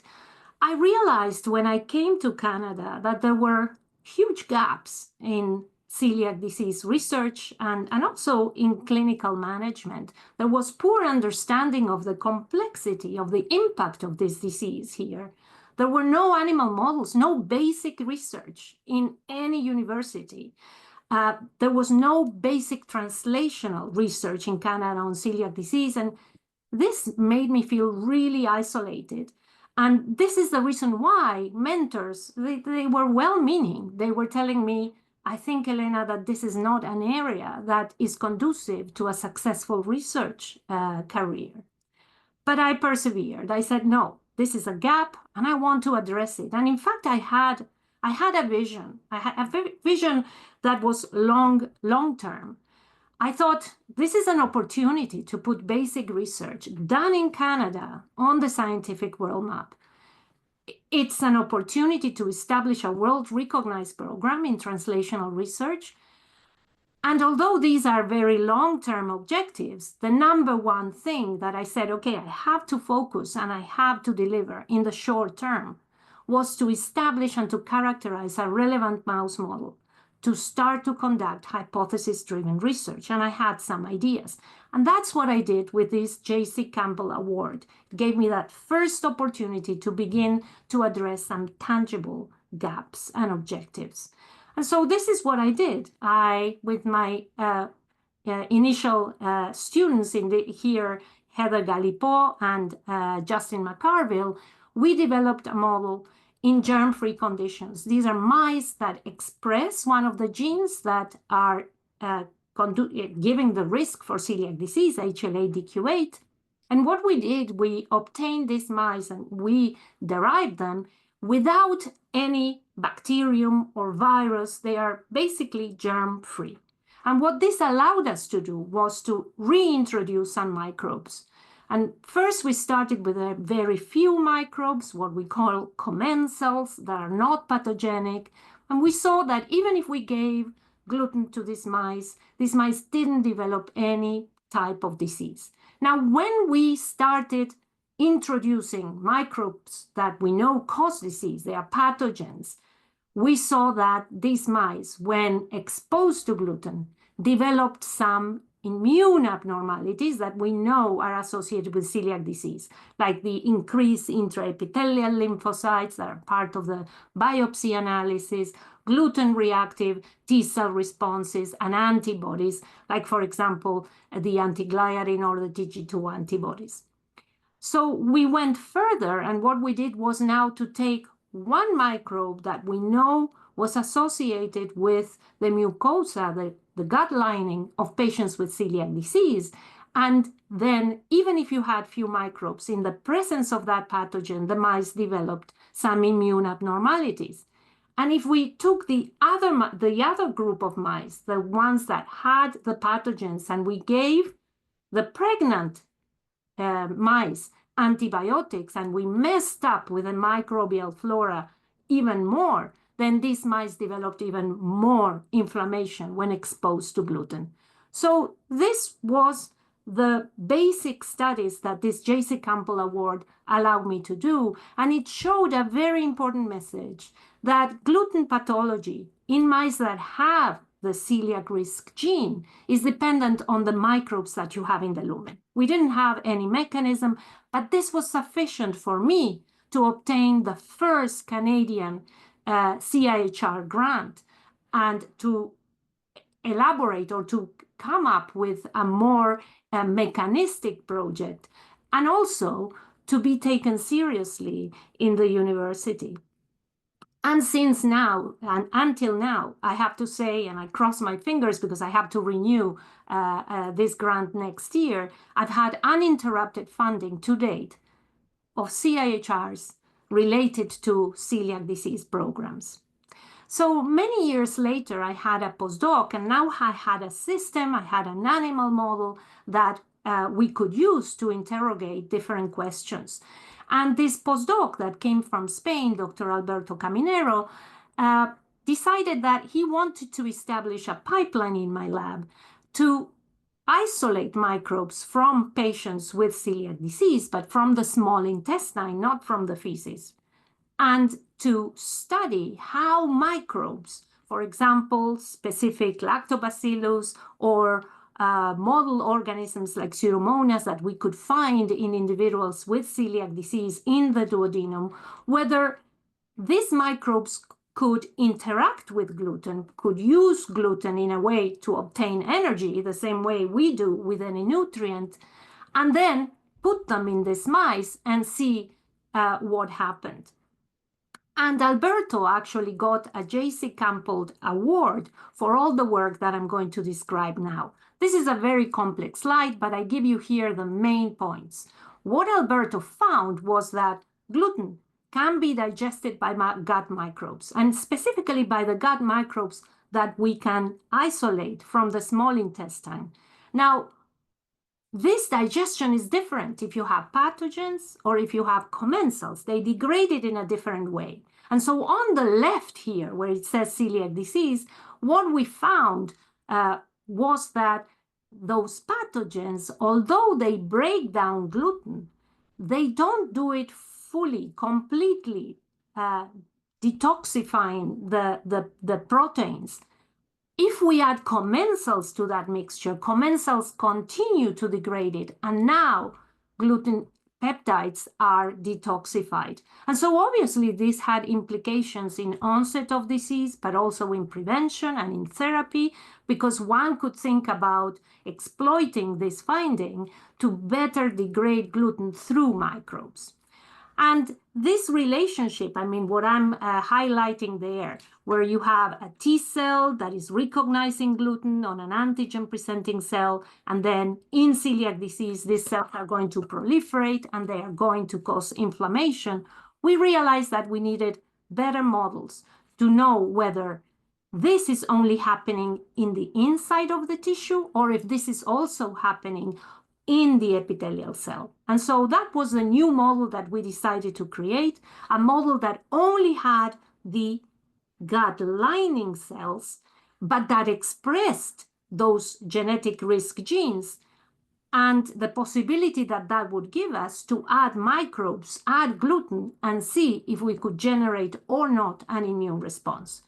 And this is work very recently published in the top journal of our area, so Gastroenterology, where what Sarah Rahmani, who is a J.C. Campbell Young Investigator Award winner, she used mice, in this case, that express HLA-DQ2. So they are also genetically predisposed. They have the same genes that the majority of celiacs have. And what she did was to take the gut lining and engineer 3D mini guts. These are constructs that will have all the cells of the intestinal lining. And then she can open this, put it in a Petri dish, and now we can obtain cells, T cells that are gluten reactive from the mice that have been immunized to gluten, add them to the system, and we can challenge this with, for example, gluten or with microbes. And what she found was that in doing this, we generate an immune response, meaning that these intestinal lining cells are sufficient to present gluten to these immune cells. And this was really a breakthrough investigation that now is taking us to many other hypotheses and questions. So all this is basic immunology concepts, and I can say that we have our animal models, we have our new models of mini guts, but what's important is to come back to the patient. So we were very good at bringing elements from human disease into models. How do we return to the patient population? And so this was a little bit like the long-term dream that I had at the beginning of my career. And so with Dr. Berchik, who is a gastroenterologist in McMaster, he founded the first adult celiac clinic at McMaster, and this was in 2014. And we realized that without this, we would not be able to do the translation back to humans. And Dr. Berchik had a very talented postdoc and also clinician researcher, Dr. Maria Ines Pinto Sanchez, which you all know, and who recently was awarded the J.C. Campbell Main Award. And so Ines became director in 2018 and really took this clinic to the next level with many achievements that I'm sure she will elaborate on during her talk. And as I was moving up in my career, I was able to incorporate this celiac clinic into a larger initiative that we have at our institute, and that is now funding many of these activities that you have listed there and that Ines will tell you about. So how do we do then the bench to bedside and back? And this was one of the gaps that we also noticed in the microbiome area. Everybody is talking about how gut microbes can influence immune-mediated diseases, like, for example, celiac disease and IBD, but everybody is using stool. And we know that celiac disease affects the upper intestinal tract. So we realized that we had to obtain microbes from these areas. And so we did a systematic study where we obtained biopsies from the first, second, third portion of the duodenum from celiac patients and controls. We sequenced the microbes that are there in the small bowel, and we isolated microbes. And of course, then we fed these to our mice. And one thing that we realized is that, and don't worry about this complex slide, we found that duodenal microbes are very different from those in the stool. So if we are to study the relationship of microbes as a trigger in celiac disease, then we need to go to the duodenal niche. And what we found that these duodenal microbes have less enzymes that degrade gluten. So you can see here the different colors. This dark blue means lower, and all this list are enzymes, microbial enzymes, not our digestive enzymes, that are lower in their capacity to degrade gluten. And when we put those microbes into the mice and we study gluten degradation, we see really that the mice that are colonized with those microbes that lack that enzymatic activity have lower capacity to degrade gluten. And so this really completed the full circle into mouse to human and human to mouse. So this takes me to another important breakthrough in microbial metabolism. We are in general interested in how our gut microbes contribute to prevent disease or to make it worse. And actually, they do the two things. And one of the metabolites that we are very interested in is this essential amino acid that is called tryptophan, and that is present in many different foods, but it regulates many functions. It regulates mood, and we heard from the previous work, the mental fog, and so on and so forth, anxiety, depression associated with celiac disease. But tryptophan metabolites also regulate inflammation and other gut functions, and we need to obtain it through our diet. And we also know that this metabolic activity of the microbes in some immune-mediated diseases like IBD is impacted, it's altered. So we decided to study whether this was also affected in patients with active celiac disease, because we knew they had different microbes, they metabolize gluten differently. Could they also be metabolizing tryptophan in a different way? And indeed, that's what we found. The metabolism of this amino acid that comes from food sources is impaired in celiac disease. And what happens is that because this amino acid is not being chopped up by microbes as efficiently as it should be done, we get less metabolites. Metabolites are the products of the digestion of that amino acid, and that can promote inflammation. And what was interesting is that even in patients with gluten-free diet, the pathway was better, but it was not completely restored. And so how can we impact this? And this is an example that I'm giving you of a basic discovery taken to the clinical scenario, because we have now the pipeline to do that. And Gaston Reda decided first to say, well, is it safe, and can we actually improve or have a measurable effect in the proximal small intestine if we give this amino acid to healthy individuals? And so he did this study where some individuals got placebo, others got tryptophan. And the idea was to deliver this amino acid not in foods, but in pills that would be dissolved right there in the small intestine, with the idea to see whether microbes in the small intestine can produce these metabolites. We can measure that, and if this was safe. And indeed, his study, which was published very recently, showed that individuals getting this treatment did not get any gastrointestinal symptoms. It actually stimulated this metabolite production. We could measure that, and this implies that it could be a therapy for patients with non-responsive celiac disease. And so that's what we are doing now.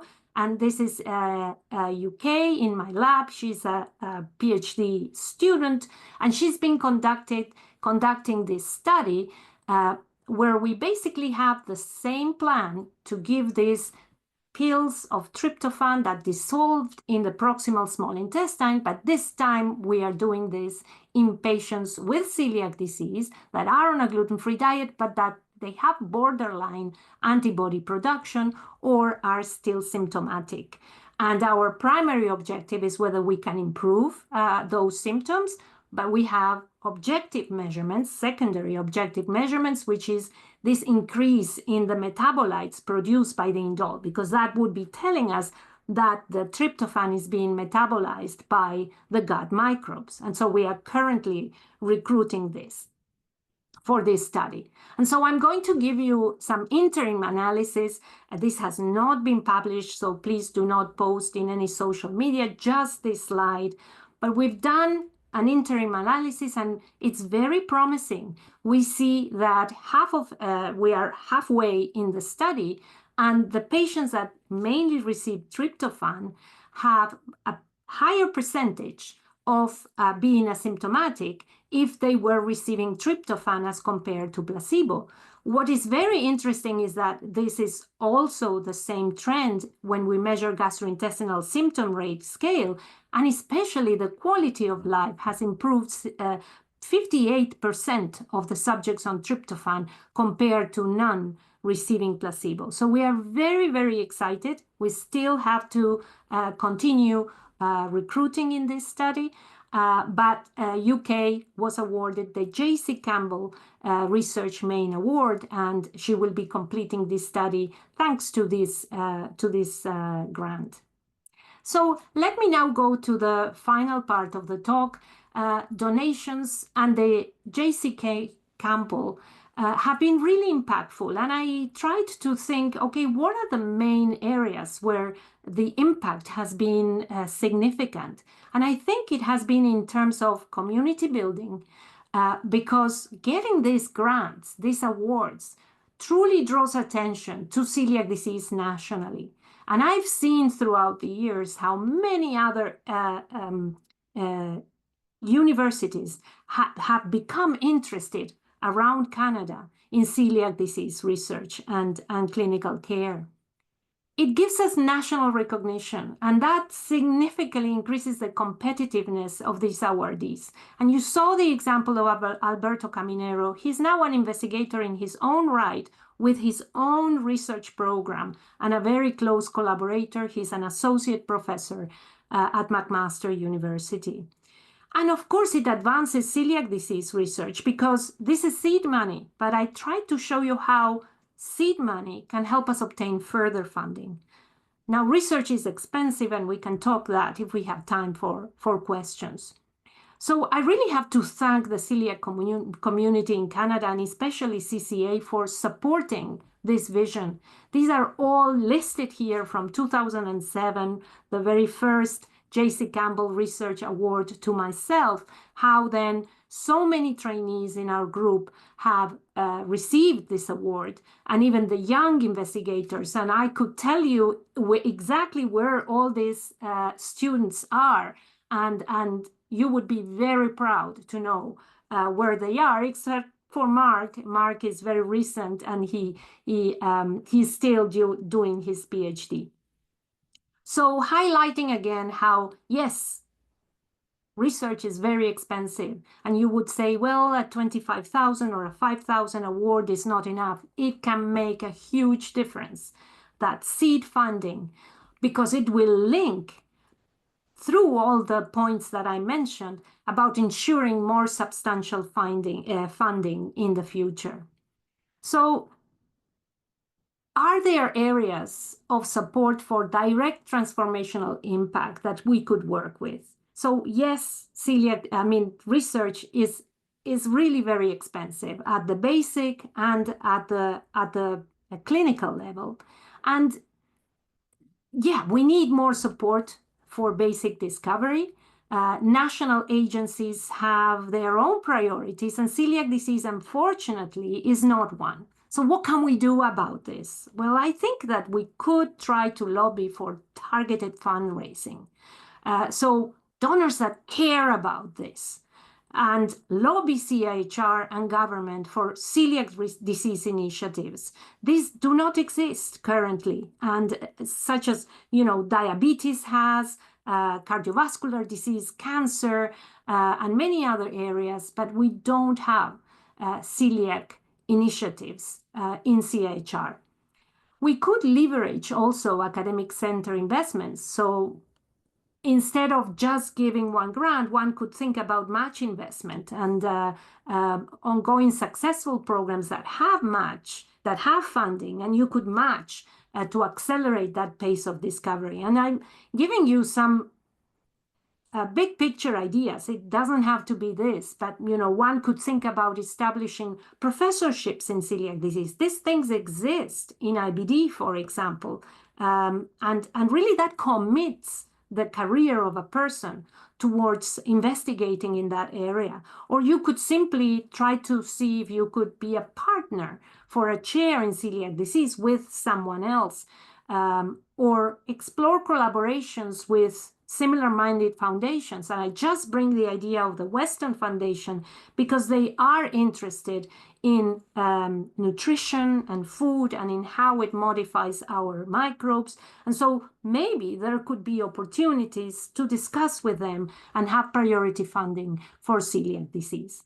So I just want to end with saying this is who we are today. We are an interdisciplinary, multidisciplinary institute at McMaster University. I have been honored with taking over the direction of the institute in July of this year from Dr. Collins, my longtime mentor. And this goes back to the idea of having the right mentors, but as well becoming one at the end of the path. And so I want to leave you with what the current initiatives at the Farncombe Institute are.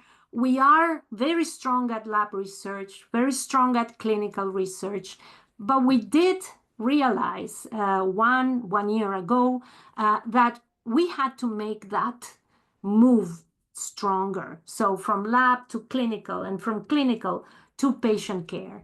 And we proposed to have new initiatives, and we have 2 new initiatives in the Institute that are funded by our main philanthropic donors, the Nutrition Initiative and the Microbial Therapeutics Facility. And this, I think, will integrate well with continuing really that dream that we have of impacting patient care and community health in general. And so I just want to leave you with some photographs of trainees that went through my lab. All of these obtained research funding from CCA and that are now have graduated, left, some have stayed, like Dr. Caminero, but they all have very successful careers thanks to your investments and your donations. Thank you very much. Okay, thank you, Dr. Verdu. Just going to give away a couple of prizes before we get to Q&A.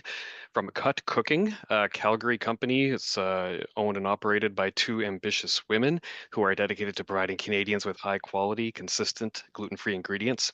Their original blend of gluten-free all-purpose flour has been sold to retailers and restaurants in Canada for 3 years, and they have a brand new gluten-free bread flour, an innovative product providing the gluten-free community with the ability to make homemade favorites like bread, cinnamon buns, and pierogies. We have 3 prize packs to give away, each with a $60 value. They include their all-purpose flour, their bread flour, and their pancake and waffle mix. And our winners are Taylor Bainbridge of Stony Creek, Ontario, Nazia Zaidi of Brampton, Ontario, and Maria Reidstra of Toronto, also in Ontario. So we'll get to some questions now. Dr. Verdu, a number of folks have been asking about genetically modified organisms, GMOs, and the potential effect on the gut. So hopefully you could comment on that and whether there's any specific issues for GMOs with those with celiac or gluten sensitivity. So if you are referring to bacteria GMOs or you are referring to food GMOs? I would think food. They didn't specify. So there is no evidence that food GMOs could have an effect on celiac disease. That's the short answer. Of course, we are always concerned about introducing features into the food we eat or in microbes. Some probiotics could be also GMOs, but there is no evidence that can cause harm. For celiac disease, probably as with IBD, other factors such as pollutants, environmental pollutants, and so on and so forth could be playing a role, generally in inflammation, but not necessarily in the gluten-specific immune response. That hasn't been proven. So I think we should not be anxious about that. Okay. Okay, good to hear. There was a number of questions about the tryptophan. So I'm going to try to combine a couple questions into one. They were wondering about the difference in terms of the mechanism between consumption of food source tryptophan and oral medication. Is it worth trying to increase our tryptophan intake? And is it true you can trigger the proliferation of tryptophan-loving bacteria in the gut with the introduction of tryptophan? Right, that's an excellent question. Actually, we have been debating on that even before we started our trial. And one of the reasons why we decided to go to a capsule that would release the tryptophan in the proximal small intestine, because what we want is that tryptophan to be free for the bacteria there to take it as a food source. So yes, we can increase our tryptophan source by increasing certain foods like broccoli or chocolate or even poultry or meats in general. To tell the truth, it's very difficult to do a very low tryptophan diet. The reason why I think supplementation with the amino acid with a release in the small intestine is more important is that we really make it readily available to the bugs that are there to actually utilize the tryptophan properly. Otherwise, all those foods have to undergo digestion, right? And perhaps the release of that free amino acid from a food source would not be as efficient. So this is why we decided for the study to go with the unknown amount of free amino acid that would be there available in the duodenum for whatever bacteria we have. And yes, following on the other question, having that source, bacteria are very smart. If you have that source of energy, bacteria are going to develop methods to use it. Okay, that's kind of a follow-up. Is there a tryptophan supplement that could help us degrade gluten, and would there be a good time of day to take it, morning versus night or whatever? How much was given to these participants as well? It was 3 grams per day. So so these are two separate things. The degradation of gluten is one thing, and there is a group and a community of microbes that can use gluten is a perfect source of protein and energy, not only for us, but for bacteria. And so that's one thing. The degradation of tryptophan is completely different. It doesn't mean that the same microbes cannot do it, but it doesn't mean that some bugs that degrade tryptophan are also going to degrade gluten properly. So it's separate. And the effect of tryptophan is more general. It's more non-specific on protecting the barrier. Okay. Based on your research, someone was wondering, would you postulate that our natural microflora are essential to digest gluten, and then our disrupted microflora through antibiotic treatment, for example, could that be a cause of celiac disease?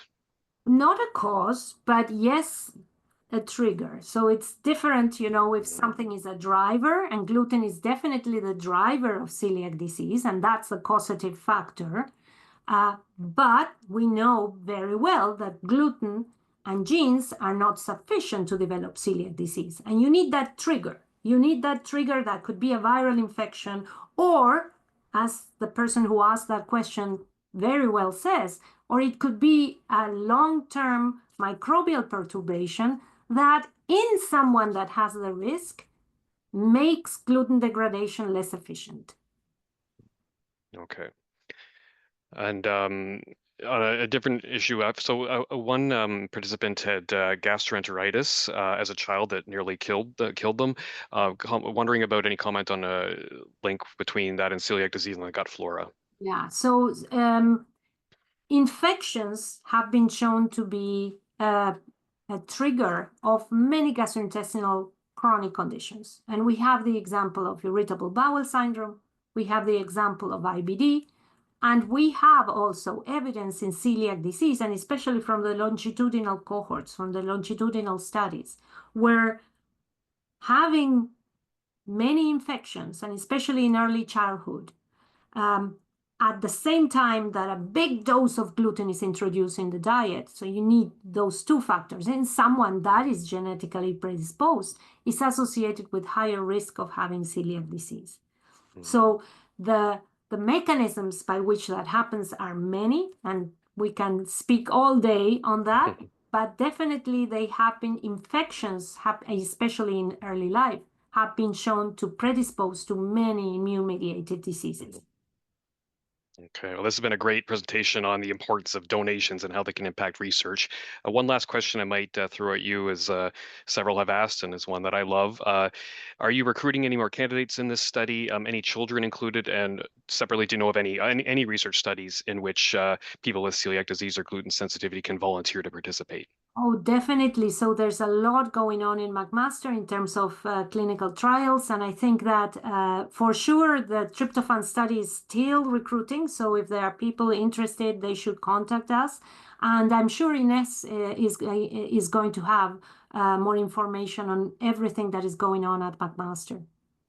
Okay, well, thank you very much for sticking your neck out early and studying celiac disease before it was, the cool thing to do all those years ago. People might not realize that because there's no drug for celiac disease, there's generally been historically less interest from the pharmaceutical community, and that means fewer research dollars. So it means so much to us, Dr. Verdu, that you were there early on pushing research on celiac disease. So thank you. Thank you so much, and thanks for speaking with us today. All right, welcome back, everyone. Let's introduce our next speaker. Ines Martinsevich is Master of Science and is a registered dietitian. She's practicing within the Division of Gastroenterology, Hepatology, and Nutrition at the Hospital for Sick Children in Toronto. Ines completed her undergraduate and graduate studies at the University of Toronto, working closely with leaders in clinical nutrition. In collaboration with her gastroenterology team, Ines cares for patients affected by many chronic diseases involving the gut, the liver, the pancreas, and she participates in research endeavors looking to improve diet, nutritional status, and the quality of life for those affected by these conditions. Ines, thank you very much for taking the time to join us, and over to you. Thank you, Mark. I feel like Maverick, from Top Gun with this headset on. Thank you for the lovely introduction. And thank you, everyone who's joining today for Celiac Canada's virtual conference. I very much appreciate that Celiac Canada invited me to speak today. I am honored to be a member of the Professional Advisory Council and thrilled to work with the Registered Dietitian Working Group. There's a lot of initiatives that are ongoing. They've already been highlighted, and there might even be, admittedly so, overlap in my talk this afternoon with some of the other topics that we're discussing today. And so I am excited to talk about quality of life and celiac disease. So I'm just going to share my slides. And I am certainly not tech savvy here. And so I hope this works. Can everyone see this title slide? Lovely. So Mark, you did introduce me. I do work at the Hospital for Sick Children currently. That means that I work at a big, large pediatric tertiary care center. And so even though the title of my slide is about quality of life in children and adolescents, it's certainly not to imply that we won't review what we currently know and understand of quality of life in adults. It's just to fully disclose that I have less experience working with adults.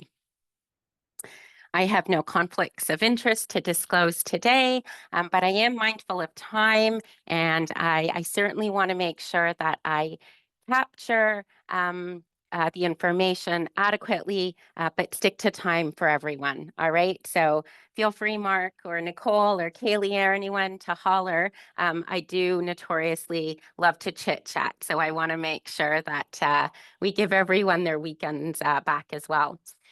Today, really what I'd like to do with everyone is explore concepts around quality of life in health and medicine. I think if we understand what some of the terms are, how to define them, and what they mean, not only participating in research, but also understanding how it's translated into practice becomes super valuable to any individual that's impacted by celiac disease. And as such, I'd also like to review the quality of life and related information as it relates to individuals who are impacted by celiac disease.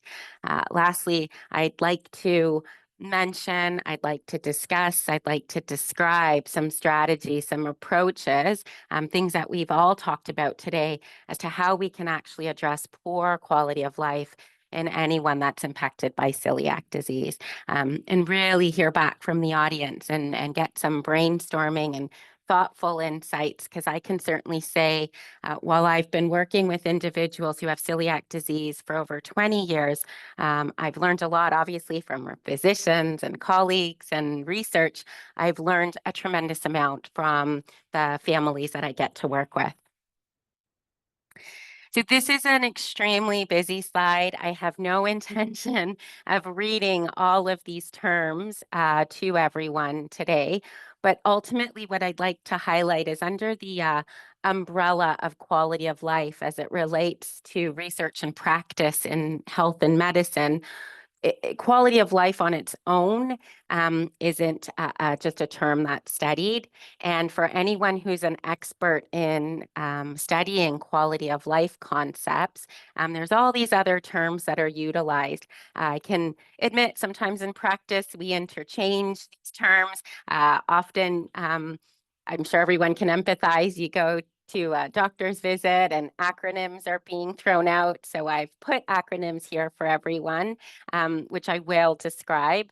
But I just want to share the most common definition of quality of life, or QOL.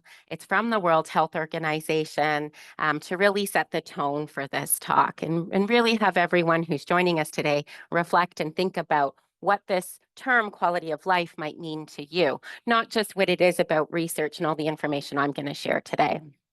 So the World Health Organization says that an individual's perception, so their thoughts, their understanding of their position in life in the context of the culture in which they live and in relation to their goals, expectations, standards, and concerns.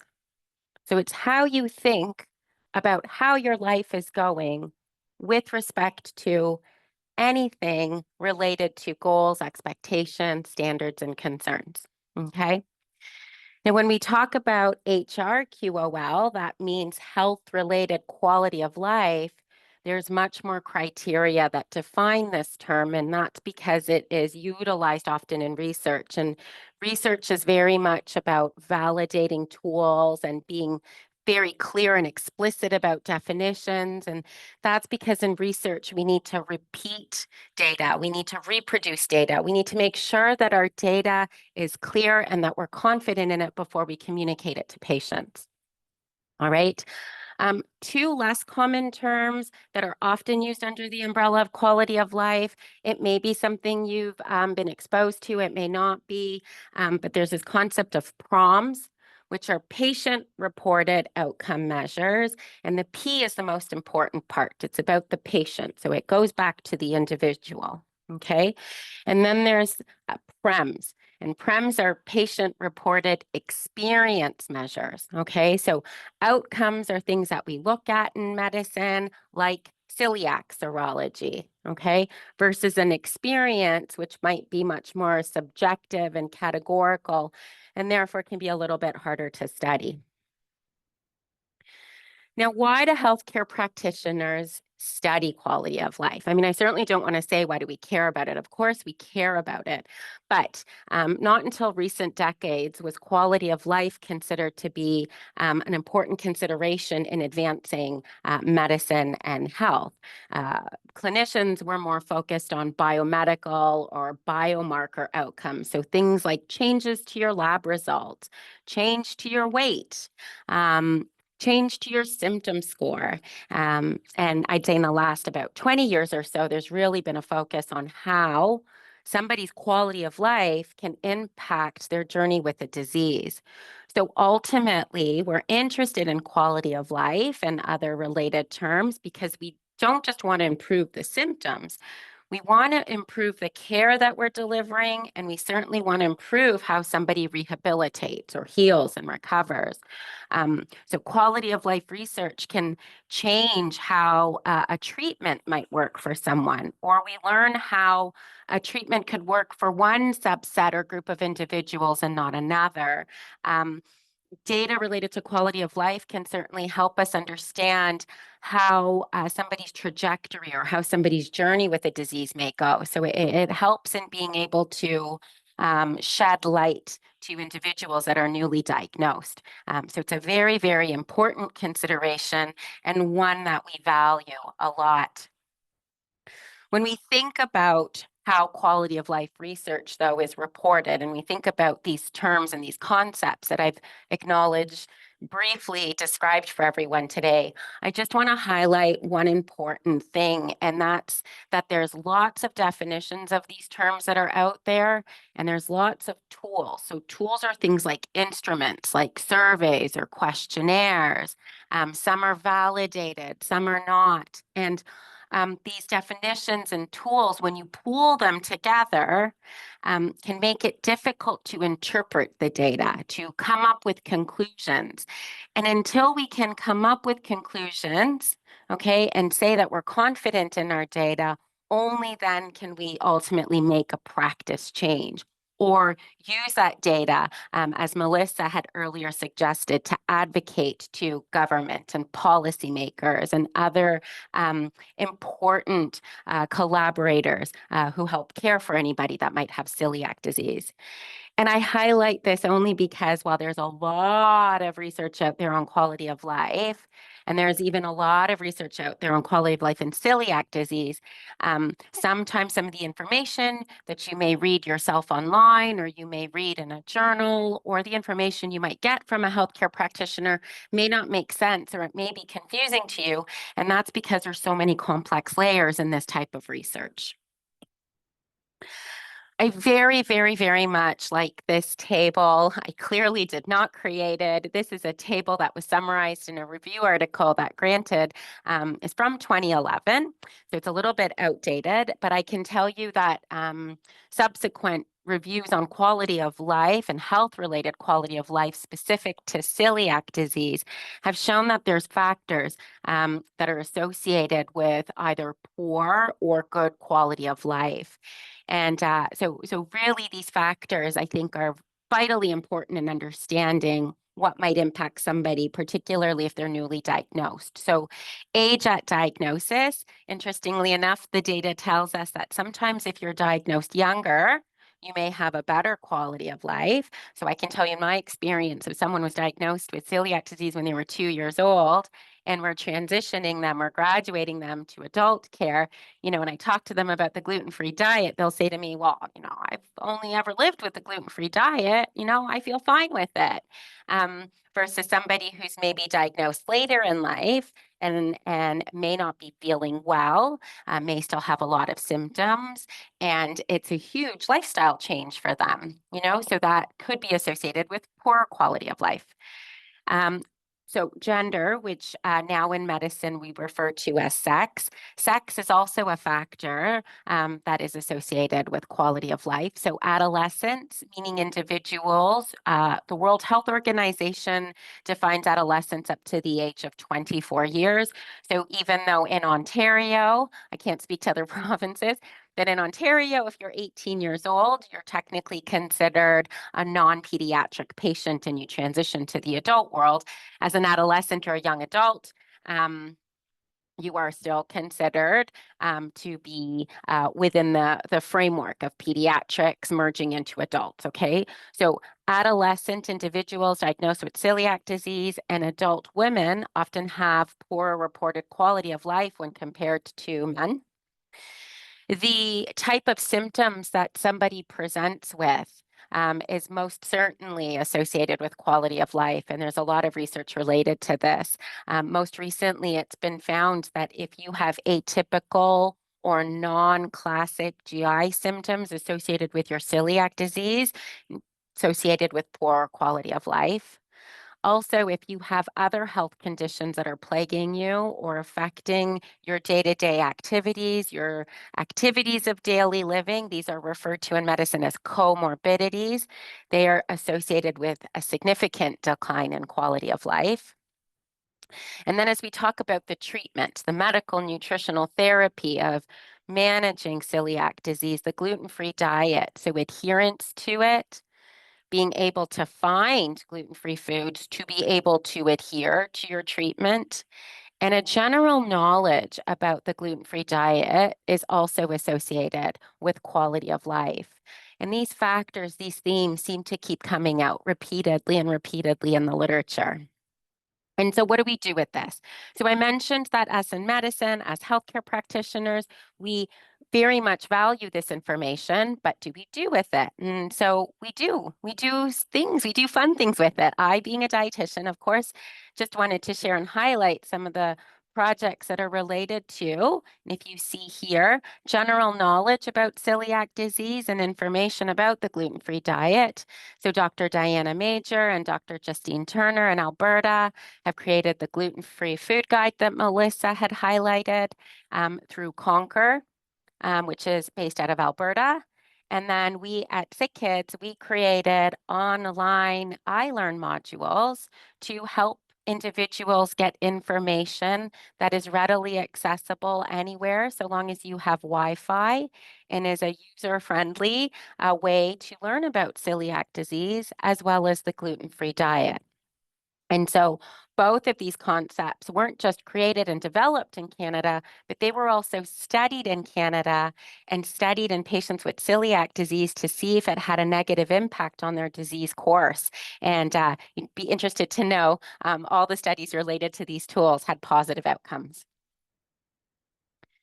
And so I mentioned that there's a lot of research out there about quality of life, and really there isn't. Dr. Verdu had said she could talk all day about some of the topics she mentioned, and this in and of itself could be a conference on its own. But I just wanted to show here that quality of life among adults affected by celiac disease, there's variable data out there, or what we call conflicting data around quality of life.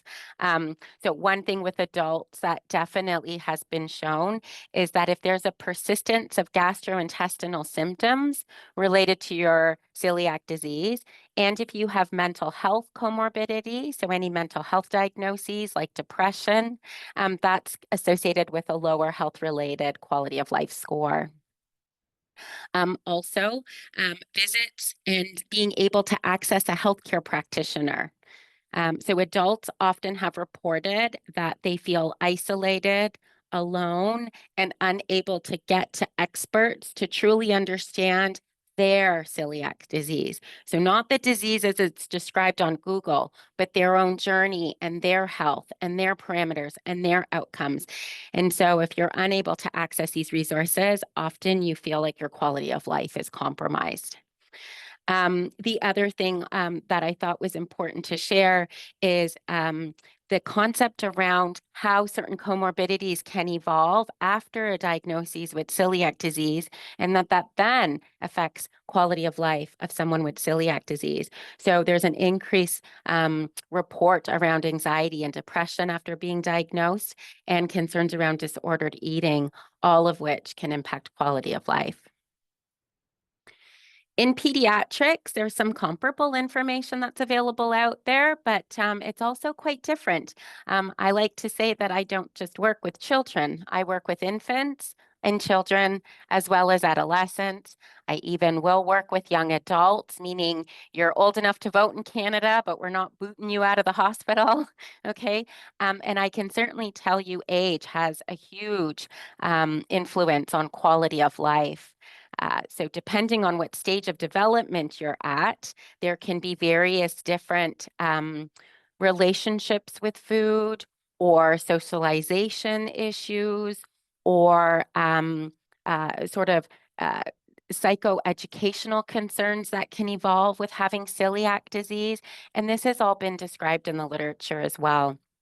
So age of diagnoses, again, impacts. And interestingly enough, there is data that looks at how the child themselves perceive their quality of life relative to their caregiver. And what seems to come out frequently enough in pediatric research is that caregivers often perceive that their child's quality of life is poorer than what they themselves are reporting.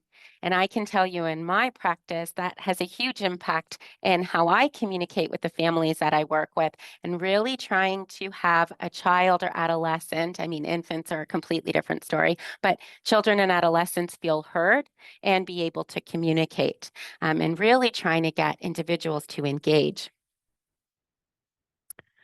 And so we talk about also caregiver well-being. I have to acknowledge that when somebody is diagnosed with celiac disease, it's not necessarily just they themselves that are impacted, but anybody in their circle, family, friends, teachers, camp counselors. Clearly, I work in pediatrics, but there's also a lot of caregiver research in celiac disease. And so themes that have come out from individuals that are helping care for someone with celiac disease is that they feel a huge amount of responsibility to ensure that they are providing a safe gluten-free diet, that they are not compromising their child, their niece, their grandchild. And in doing so, also making sure that they advocate for said person. We had an example earlier at the start of the conference today describing an individual in a long-term care facility. So this, again, isn't just a PEDS-related caregiver consideration. This is for anybody who loves an individual affected by celiac disease. Specifically for child health, there's this sense of distress when a child's diagnosed with celiac disease. There's a lot of anxiety about sending a child on school trips, to school, to social engagements where somebody else is responsible for taking care of them. And most importantly, I would say a lot of caregivers are worried about long-term health consequences and comorbidities and making sure that that's prevented. We will have a talk later about food insecurity. I think everyone that's with us here today can acknowledge the costs that are associated with gluten-free. That is out-of-pocket expenses that are incurred by families themselves. And so we know caregivers often also have financial worries and social worry. And I think all of these considerations are really important when we think about quality of life and how can we positively impact someone with celiac disease and help advocate for change. All of these themes, all of these factors also fall under an umbrella that we refer to as burden of disease, okay? So burden means the impact of a disease or an injury, for example, someone who's been in a terrible car accident, right? So the impact of a disease or injury on a population, including its health, social, and economic consequences, okay? So burden of disease can impact quality of life and vice versa. It's an interchanging relationship. And so there's also a lot of information about how disease can burden or make somebody feel burdensome. And so we talk about clinical burden, which is morbidity. And morbidity is very much where quality of life initiatives are targeted, okay? There's also mortality, which we will not talk about today. There is epidemiological burden, so trying to understand incidence and prevalence. And I always have to pull up these definitions because I get them mixed up every time. But for everyone who's listening today, incidence is the number of new cases. So the number of new cases of celiac disease in Canada. That has a burden to the system, right? Or the prevalence, even just understanding the proportion. So oftentimes we will cite that 1% of the Canadian population is impacted by celiac disease. We think it's more, but that's the information we have right now. And so how does that impact government? How does that impact systems? How does that impact healthcare? How does that impact individuals? There's also health utility and economic burdens. Those are way beyond my scope of understanding. But just to let you know, there's also experts in fields that are looking at things like sick days from work, How much does it cost to run TTGs, right? So we talked about how in Ontario now individuals are not paying out of pocket to get celiac serology done, and that's huge. But that's also an initiative that required us to say, from a cost benefit, what's the relationship, not just how is it that every other province, covers it, but Ontario doesn't. And so burdens in celiac disease overlap with quality of life considerations. And I just wanted to highlight that there's everyday considerations, there's emotional considerations, and then relationships. And all of these factors impact quality of life. So we looked at the burden of celiac disease and how it impacts quality of life in Canada. And so we had the talk earlier about the state of celiac, which was looking at celiac disease in Canada now in the present. This information is from about 20 years ago, and it did show that back then, with nearly 6,000 individuals with celiac disease who were adults responding to the survey, women had a lower quality of life compared to men. And if you were newly diagnosed with celiac disease, your quality of life was lower, which I have to say is not very different from what state of celiac has shown. And again, in the interest of time, I will not go through these because they were so eloquently and detailed described earlier in the conference, but it's just to say you can access this information on the Celiac Canada website. And so for us in pediatrics, we know that these themes keep coming up. And I just wanted to highlight that one of the things that Sick Kids and McMaster are doing at this time is they're actually creating a pediatric specific quality of life prom, because what we've been able to show is that detecting quality of life in pediatrics and in celiac disease does require its own questionnaire and its own survey. And so Celiac Q Kids is now being developed. So I have to say Dr. Walsh and Dr. Dohanyuk, who I know I butchered her name, so my apologies in advance. They are now in the phase 2 of completing this survey. And it just, is a plug to say, if you get approached to fill this survey out, it's really important for those of us working with children with celiac disease, because we want to be able to make a difference. Okay, so in order to address these gaps in quality of life, we work on increasing awareness about celiac disease. We work on improving accessibility to proper care, as well as to the treatment, the gluten-free diet. And we advocate, particularly to make change on the public health policy. So I'd just like to summarize this talk by saying quality of life terms are highly variable, and they may be disease and age specific. There is a lot of evidence out there to say celiac disease impacts quality of life. And in order for us to improve the lives of anyone affected by celiac disease, we need more research and we need a lot more advocacy. Thank you. Right, thank you very much. That was great. And we're going to just give away a couple prizes before we jump into questions. This year, the Everyday Gluten-Free Gourmet has donated 5 prizes of 1 free online cooking class. There's a variety of group cooking classes to choose from. They're all on Zoom, so it doesn't matter where you live in the country. After the conference, each winner will receive an email with a link to the class calendar as well as a code to register. Value of $30 per person, and our 5 winners are Margaret Oldham of Caledon, Ontario, Danielle Biederman of Toronto, Ontario, Donna Veldhoen of Edmonton, Alberta, Avery McLean of Old Toronto, Ontario, and Gerald Borgel of Halkirk, Alberta. All right, let's do some questions. Thank you very much for that talk. Judging by the questions, I could tell it's definitely relevant for a lot of folks out there. With respect to children with celiac disease, this person was wondering if there's any studies done that you know of that are looking at the isolation, the mental and emotional impact, how to manage that to provide a positive, healthy quality of life. This person says that they've noticed a change in their daughter since diagnosis with respect to positivity. Any advice there? Yeah, certainly.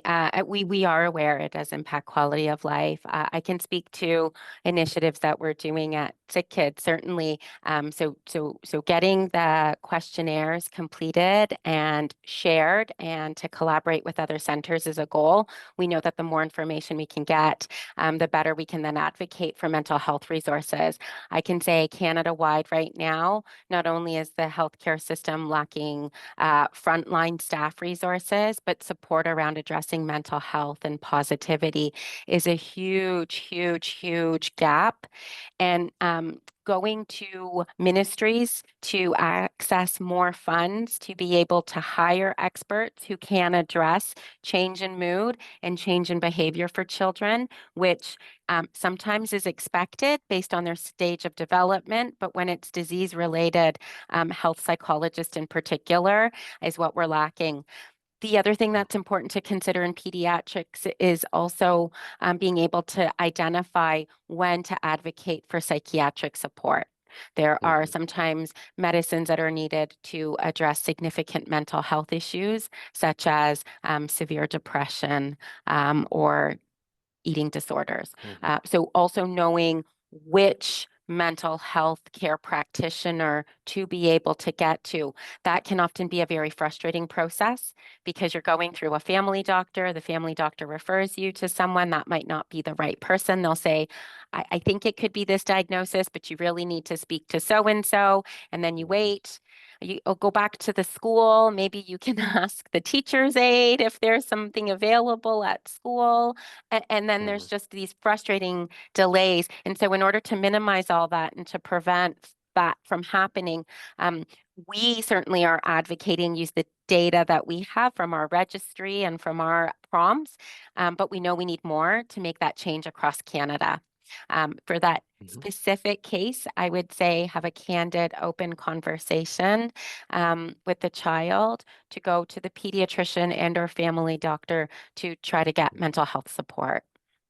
Yeah, definitely. I was in my early 20s when I was diagnosed, and that was isolating enough. But I can't imagine if I was 8 years old and going to school and the isolation. It's hard enough being a kid, let alone being being othered in that way. And people don't, especially actually that leads me to this question because so this individual has a 16-year-old with celiac, frequently gets McDonald's, eating gluten, I presume, claiming the gluten doesn't make her feel ill. So yeah, it's almost a blessing for me. I feel like I have the gastrointestinal reaction, but for those who either don't have overt symptoms, or in this case, this questioner was talking about worsening anxiety in their daughter, depression, potential for obviously long-term complications if you continue to eat gluten. This doesn't deter her because they're kids. They don't see the immediate reaction. They think they're fine. How can this person protect their daughter and get her to engage in self-care?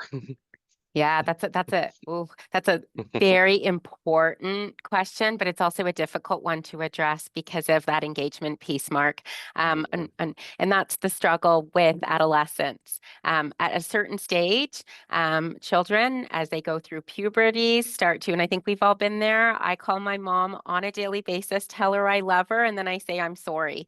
You actually think that it's okay. And I think amongst, I can't speak from any personal experience, this is feedback that I get from patients who are otherwise asymptomatic or don't get unwell when they're exposed to gluten. They say that there's just this desire to, have something that they're not allowed to have, that they're missing. And because they don't feel well, to your point, they're unable to foresee what those consequences could be. And then if they don't engage in that behavior, then they start feeling sad or frustrated or angry. So this is about trying to speak to the child or the adolescent and really trying to get them to open up and talk about it. But most importantly, talk about it maybe with someone that's not in their immediate family. We do talk about this in practice. We've had Dr. Sarah on these conferences before. She's a health psychologist, and I call them Sarah gems. And one of Sarah's gems is it's really hard as a parent or caregiver to just listen and to not try to fix the problem, because sometimes without realizing it, you're the problem. And so having a third party expert work on changing that behavior can be more effective. And that's where having that open conversation is really important. It's akin to other behaviors. It's like binge drinking behavior, tobacco smoke behavior. I like to say it's difficult to quit smoking, and individuals who smoke love it, even though they know it is clearly associated with lung cancer long term. So how do you change that? How do you work with that? And there's different strategies that are out there, and not any one strategy is always going to work for everyone else. So the other often frustrating thing that I get told is that, oh, well, I did talk to someone, but they didn't help. And so then it's like, shut the doors, got to give up on it, And so I just try to encourage anybody to say, that's okay. Maybe you just didn't have a good working relationship with that individual. Or maybe their strategies and approaches didn't work for you. There might be something else that could be valuable, but to not give it up and to just continue to talk, as opposed to trying to fix or saying no. It's not always an effective strategy. Okay. Your answer feeds well into the question of communities. I might do a personal preamble, because you did mention one of your slides, there was reference to gluten-free camp, improving the quality of life. And so for those who aren't aware, there's Camp Celiac in Ontario between Kingston and Ottawa that I've volunteered at personally every summer. There's Rod McDaniel Celiac Kids Camp in Alberta, not far from Calgary. I think it didn't happen this year, but the Calgary chapter can respond to any questions about that. And Camp Celiac in Nova Scotia. So if you're near any of those spots, definitely encourage you to consider sending your child if they're in the, I think, the 6 to 16 age range roughly is what it would cover. That's a great opportunity. I have nothing but positive feedback out of there, because it's they're not alone. Everything's gluten free. So speaking of that, and as someone was asking, do you know of any groups that our children who are diagnosed can join to feel connected with other kids and try to decrease the sense of isolation? Yeah, we do certainly get asked that all the time. And I know that there have been conversations on sort of non-institution-based forums. I can speak to, at least in Ontario, most of the hospitalized institutions, we're unable to facilitate such groups. It's a larger risk liability thing. But I'd say that that's a huge gap.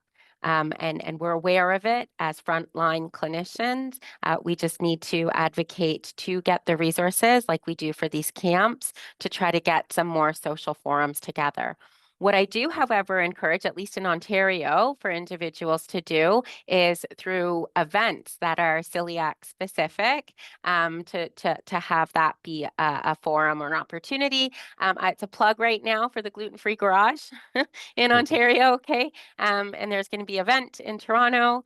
And granted, for people in the GTA or the Greater Toronto area, this works, but maybe local celiac chapters could consider doing such events locally, because that just brings everybody together. Like, we have gluten-free vendors. We have families who've opened up things like bakeries and food establishments in the GTA that come together. And so it becomes a really fun, family-friendly social opportunity. And what I've seen over the years is that that's where people exchange information and then can work through it. But a formal social group setup, to my knowledge, does not exist right now. And it is something that we would very, very much like to see come to fruition. We talk about it all the time. Yep, someone just dropped in the chat about our local chapters. I was going to mention in the Ottawa chapter, I moved from Ottawa, even though I'm in Victoria now. I'm on the Ottawa board, and we're doing a gingerbread assembly afternoon with kids in early December in advance of the holidays. So look up Celiac Ottawa if you're in the Eastern Ontario or Western Quebec region. Our last question here, it'll be, so if you have any advice to parents who have kids with celiac disease to get them involved in homemade gluten-free bread, cookies that aim at better nutrition rather than relying on store-bought products, which aren't always as nutritious as we might like. Yeah, did you see my smile? I just went, I often chat about, now granted, I use my own, mom as an example, often both in practice and in stories. I always felt like cooking with my mom was a chore. So I had immigrant parents. My mom made pretty much everything from scratch growing up. If anyone's ever watched the comedians, that laugh about growing up, is, immigrant parents. My mom would send me to school with cabbage rolls in a Cool Whip container. So I feel like Joe Coy, But but I appreciate it now. I think when it comes to engaging kids in the kitchen, one important factor, and there are studies to show this, is you want to start early, and it's not necessarily meant for it to be a chore. It's not necessarily meant for it to be perfect. I know during COVID, I got asked a lot about gluten-free recipes because everybody was making, some kind of sourdough starter or trying some kind of dessert recipes. But I would suggest starting slow, starting simple.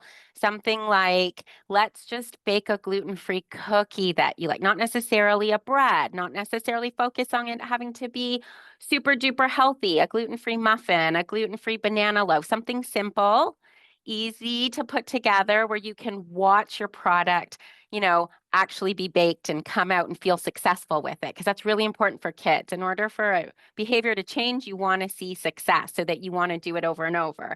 And catching them at a time where maybe they're not cranky or have exams or have a hockey tournament, really trying to time it and have it be an enjoyable experience, in the sense it's okay if the eggshells go in the container. It's okay if you dirty 12 bowls. It's okay if the kitchen, got a little dirty, these kinds of things, and really make it repetitive, and get, the kids involved in the kitchen so that then they can get improved skills. The Canadian Community Health Survey year over year has shown that Canadians think they eat healthy, and yet when we dig down deep and do the questions that address healthy eating indexes, we eat very poorly, and a lot of us do not have basic food skills. Now, granted, some people say that that's part of the education's responsibility as well. So I even know some parents and guardians who would love to have things. I know when I was younger, it was called home ec.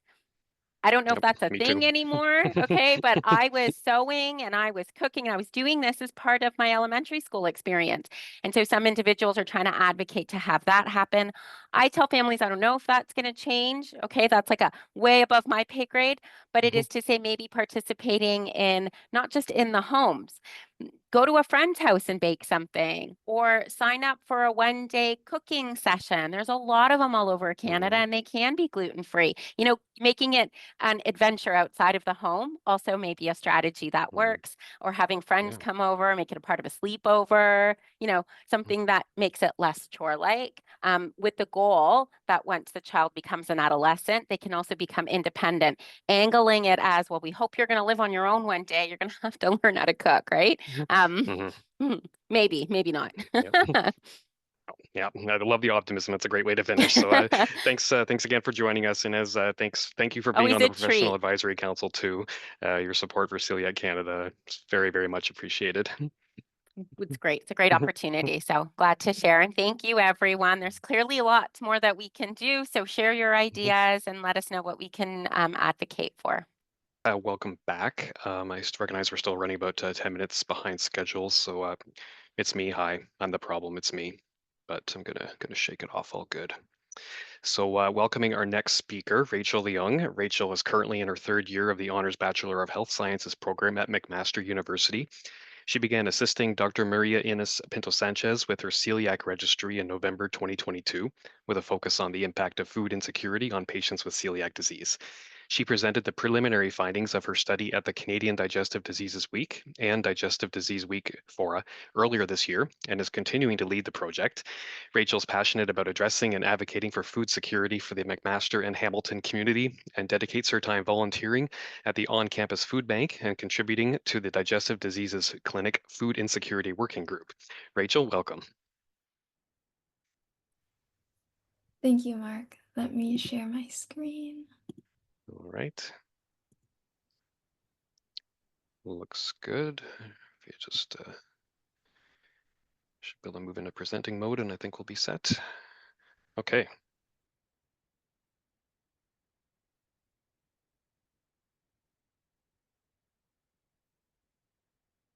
All right. As Mark mentioned, I am working at McMaster and under the supervision of Dr. Inés Pinto-Sanchez, who will be speaking right after me today, at the McMaster University Adult Celiac Disease Clinic. Currently, as we know, the only treatment for celiac disease, which is an autoimmune condition triggered by gluten, is to follow the gluten-free diet. But the gluten-free diet is very restrictive as it requires you to stop consuming wheat, rye, and barley. If not, non-adherence can lead to nutrient deficiencies, osteopenia, osteoporosis, increased risk of bone fractures, viral infections, pneumonia, and cancer, which is why it is extremely important for celiac disease patients to follow the gluten-free diet.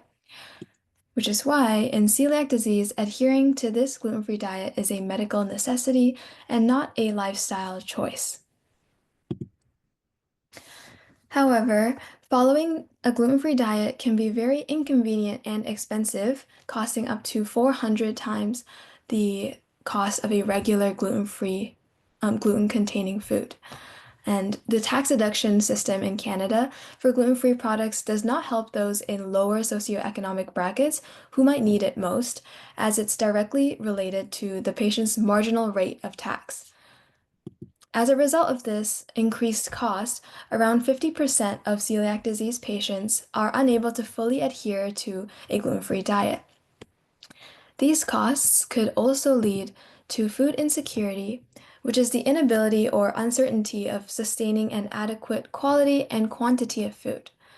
In Ontario, the proportion of households who are food insecure has been increasing from 15.7% in 2021 to 22.9% just last year. The Household Food Security Survey module is a validated 18-item questionnaire, 10 questions that are adult-specific and 8 questions that are child-specific, that measures household food security within the last 12 months, and it is used often in Canada. It classifies respondents as food secure, marginally food insecure, moderately food insecure, or severely food insecure based on how affected or reduced one's food intake is. Based on previous studies performed in the United States, Netherlands, Jordan, Saudi Arabia, and Iran, we know that food insecurity negatively impacts gluten-free diet adherence, diet quality, and quality of life. The prevalence of food insecurity varied greatly, from 15.9% to 69.4%, which was likely dependent on the surveyed population and country of focus.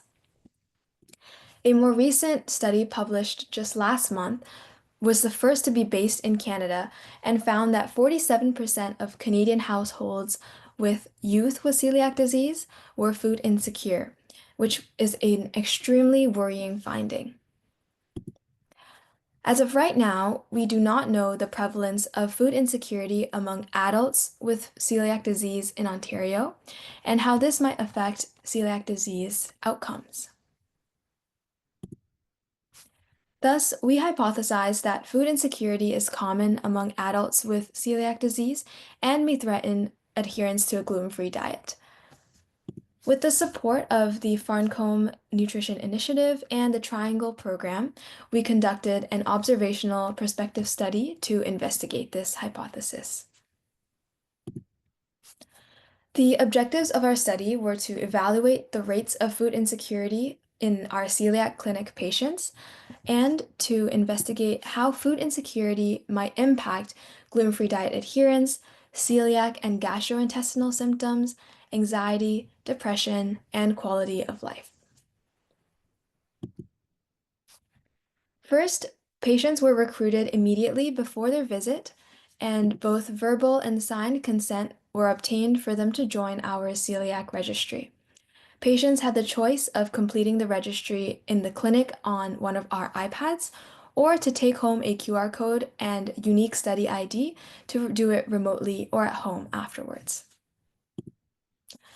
They then completed several questionnaires to assess their diet adherence, healthy eating, quality of life, symptoms, anxiety, depression, and food security, all using validated questionnaires. And here are the results of our patient recruitment. Out of 1,543 patient visits in clinic, 712 were approached.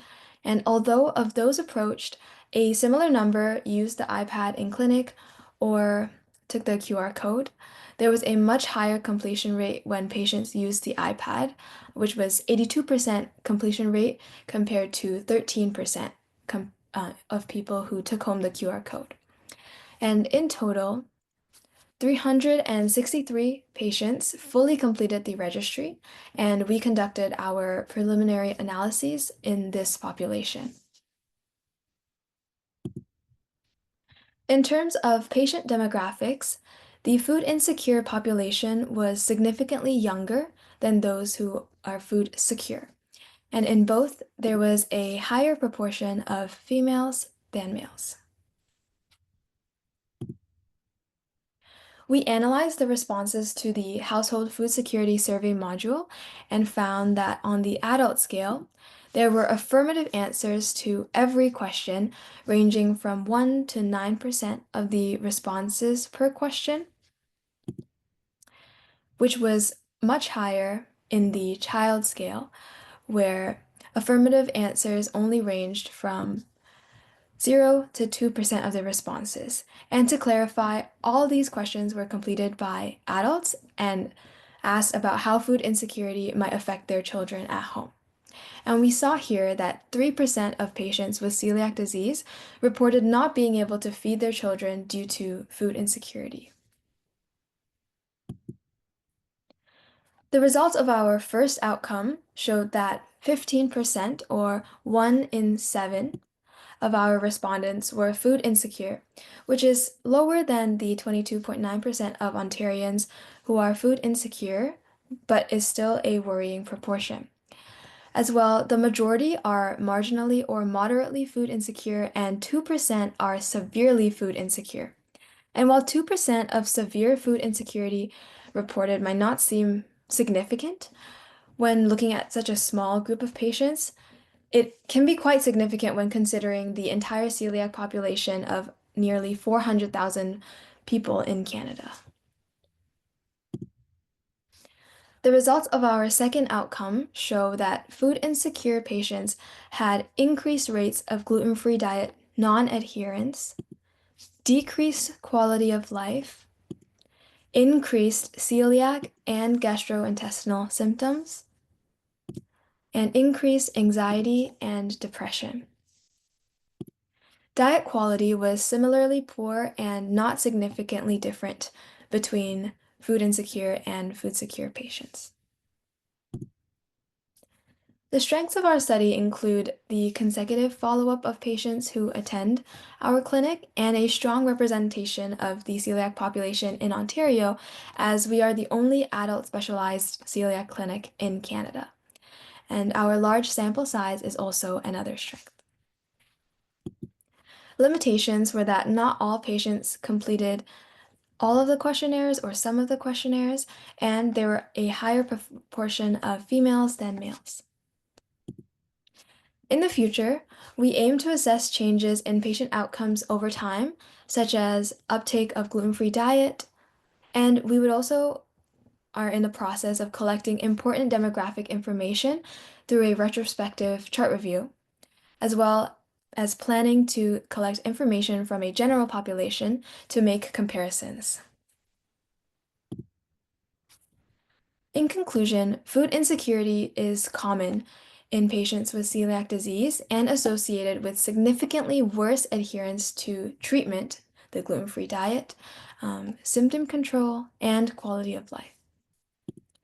There is an extremely important need for programs and societal measures to abolish food insecurity and ensure adequate access to treatment for patients with celiac disease.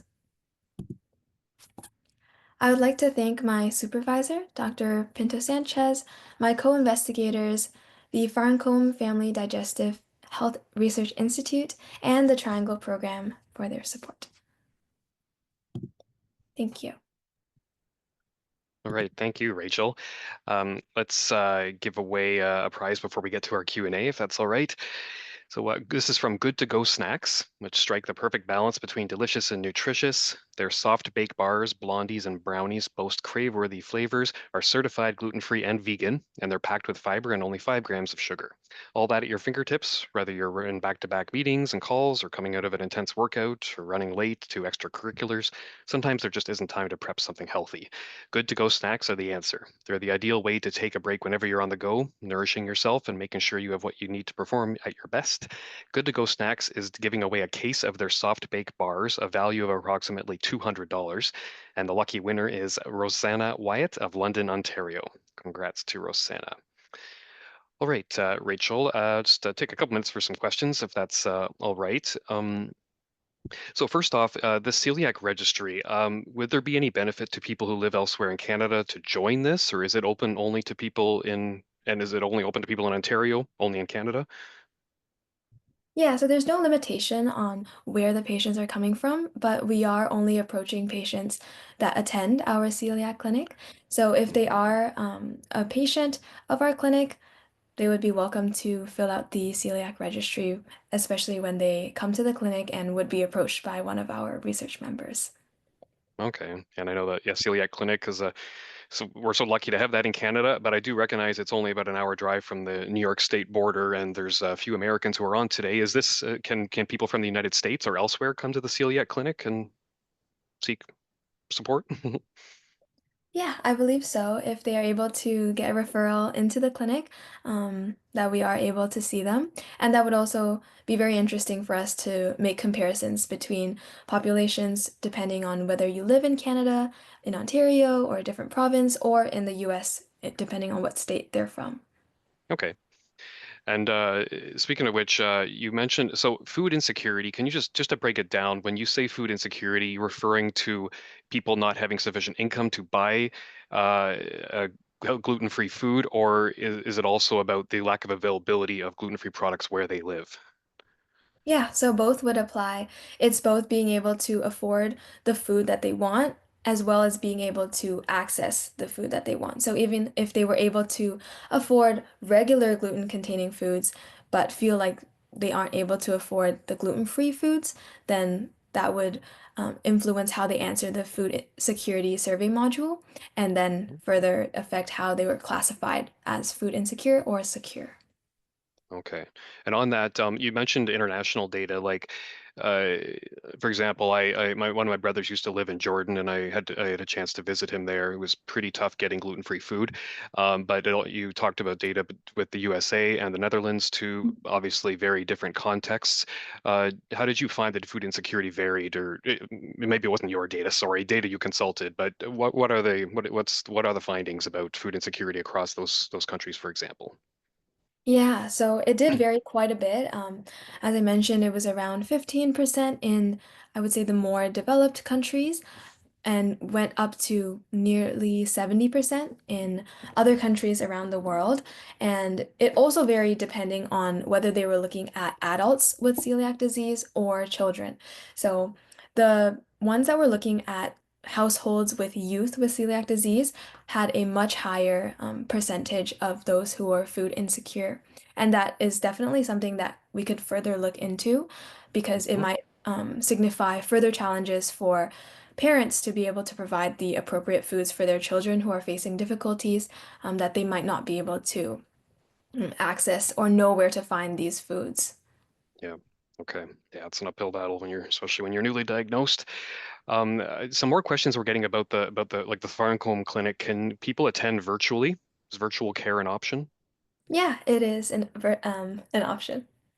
Okay, and they're asking for the contact information as well. Can that just be if they Google Farncombe Clinic? Is that able to be found, or do they If have to they have a Google referral? the McMaster Celiac Clinic, they'll be able to find it. Okay, and that's in Hamilton, Ontario, for anyone who didn't catch that. Okay, our last question, Rachel.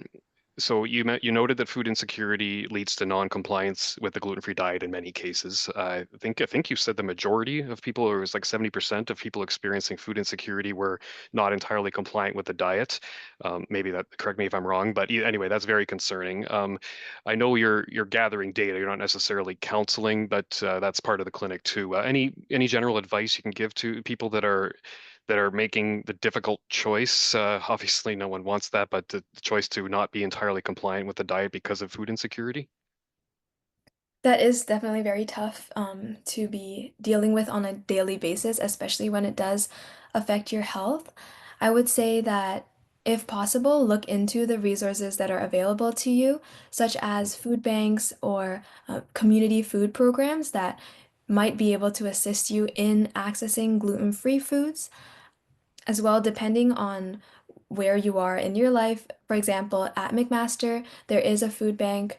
There are student wellness resources and services that are definitely there to assist you. So, being a bit proactive and self-advocating to access gluten-free foods, I think would be great. And it also would allow the voice of everybody with celiac to be heard and show that there is an important need for programs and measures to help address this food insecurity among the celiac population. All right, thank you. That's a great response. It triggered my, sorry if I was looking away, I was Googling, but so Celiac Canada launched a campaign, Save Me for Gluten-Free. If anyone out there wants to Google that, it's a food bank support initiative, because one issue that's been found in food banks across the country is small food banks don't have enough gluten-free clients to warrant having a special section, but especially in bigger centers, there are food banks that have dedicated sections, and they try to set food aside for people who need to eat gluten-free. So many chapters of Celiac Canada have been involved in that campaign. So yeah, the link was just put into the chat too. So that's a great way to finish up. So thanks so much, Rachel, for bringing this your findings to us, and thanks for supporting the celiac disease research community. Thanks for having me. All right, we're good to go. Thanks, everyone. So it's my pleasure to welcome back Dr. Maria Ines Pinto-Sanchez, who is an associate professor at McMaster University. She also serves as a gastroenterologist and certified nutrition support clinician. She's the director of the Adult Celiac Clinic under the umbrella of the Gastroenterology Division at McMaster University.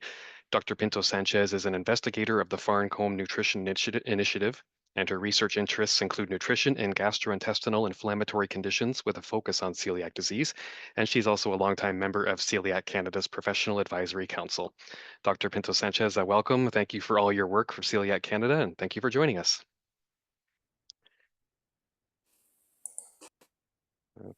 There you are. Thank you very much, Mark, for the introduction. It is an absolute pleasure to be here. I see that there are more than 400 people still joined in this afternoon on a Saturday, so this is very, very exciting.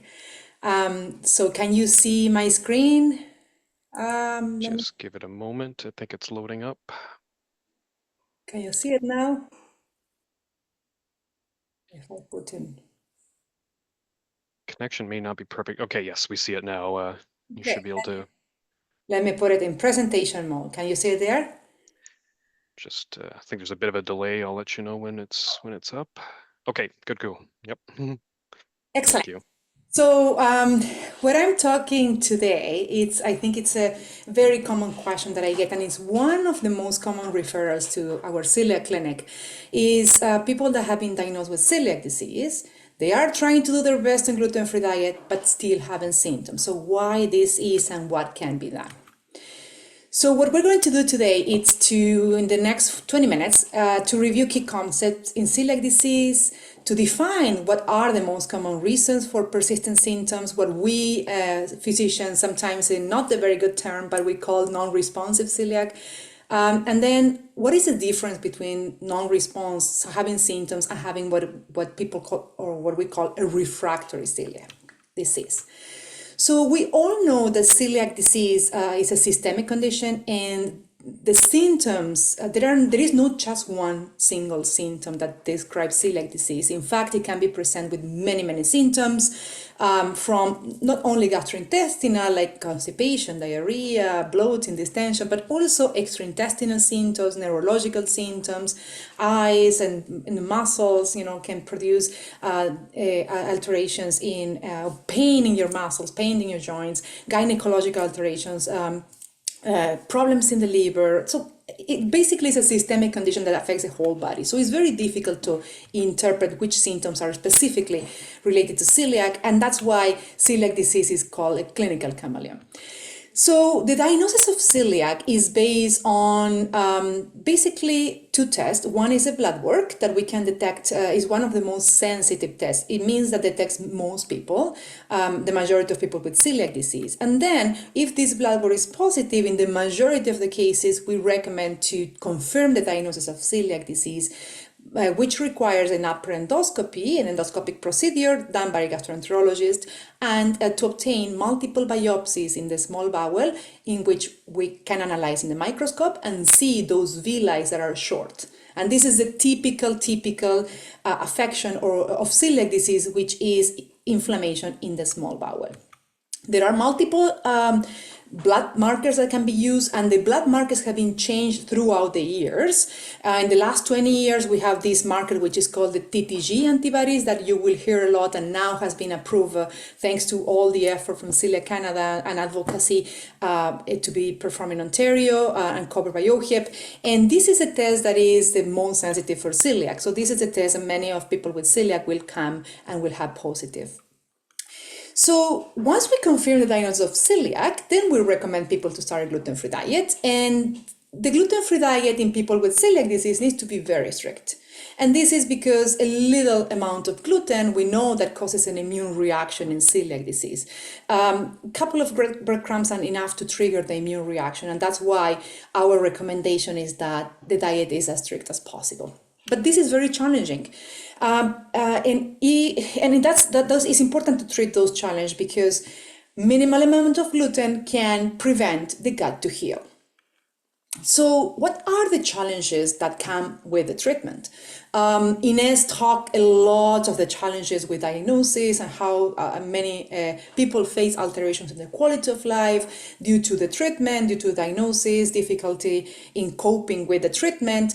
That describes social isolation, sometimes afraid of eating outside, afraid of being contaminated, lack of control when people dine in restaurants or when they're traveling, lack of available gluten-free food.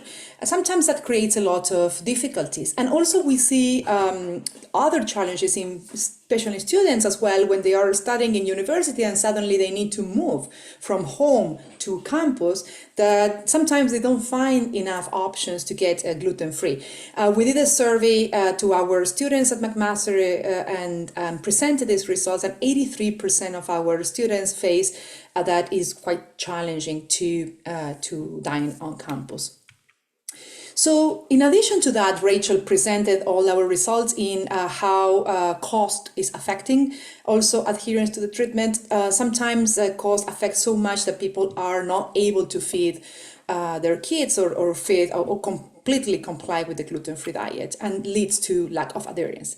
But these are significant barriers, and which can lead to people to decide to eat gluten, which happens in a survey in the previous survey from Celiac Canada. And this has been published. 32% of people were eating gluten, knowing that it can cause symptoms because of all these barriers that I showed you.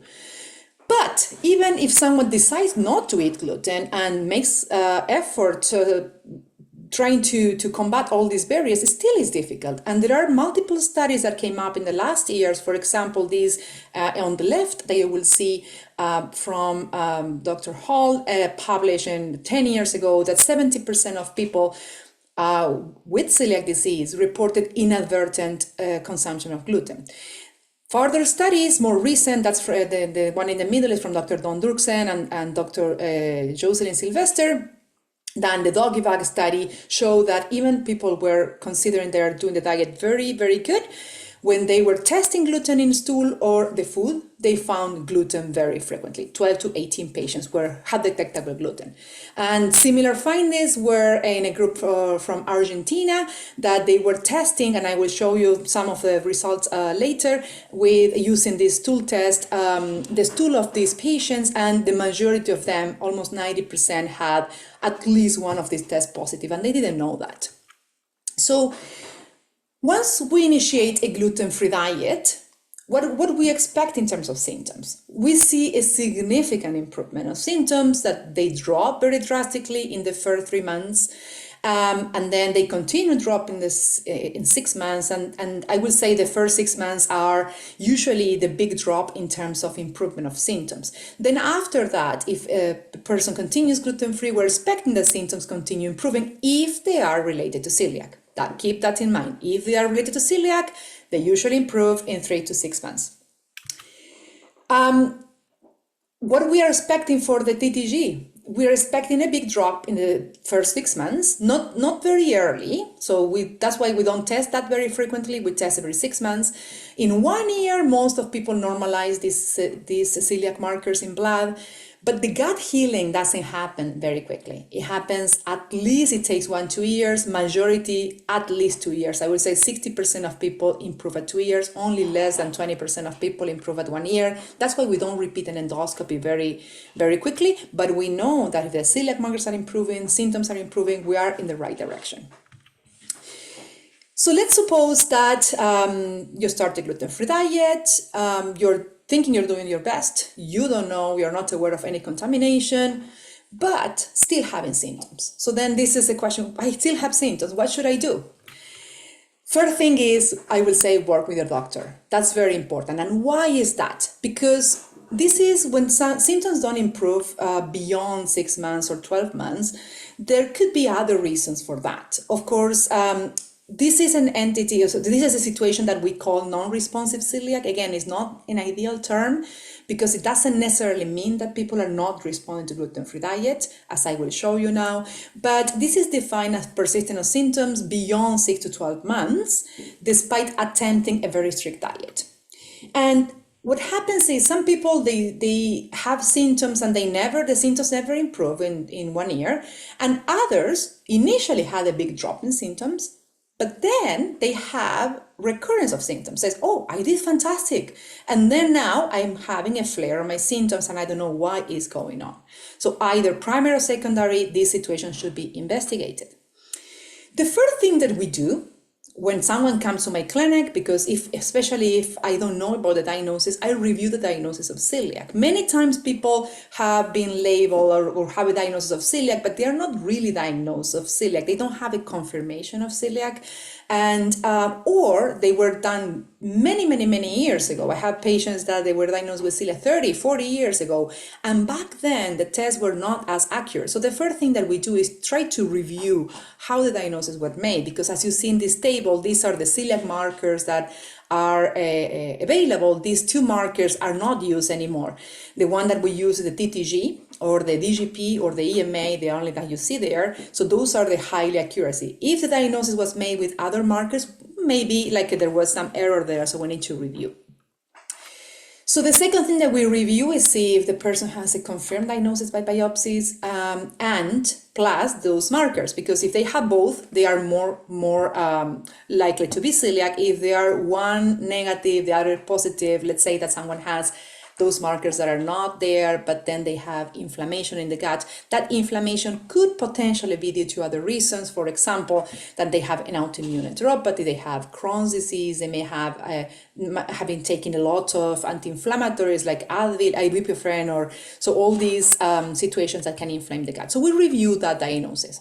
And once we confirm that the diagnosis is correct and this person, we're sure that, or more reassured that it's celiac, then we proceed with the next step. But if not, sometimes we propose the person, you want to try to see, if this diagnosis is confirmed or not, and in some cases may require a challenge. But let's say that we are reassured that we know that this is celiac, but the person is doing gluten-free, and doesn't tell us that any gluten, no gluten exposure as far as they know. So there are multiple reasons why when someone can have persistent symptoms despite attempting a strict gluten-free diet. And as you see, this is a review that we published a couple of years ago showing some of these situations, gluten exposure, and problems with the pancreas, bacterial overgrowth. And in fact, this has been investigated for almost 15 years. And this is one of the first studies by Dan Leffler showing that from all these reasons that I mentioned in above, gluten exposure is the most frequent. So someone that believes that is doing gluten-free strict, but is getting exposed to gluten intermittently, not knowing that, as the studies have shown.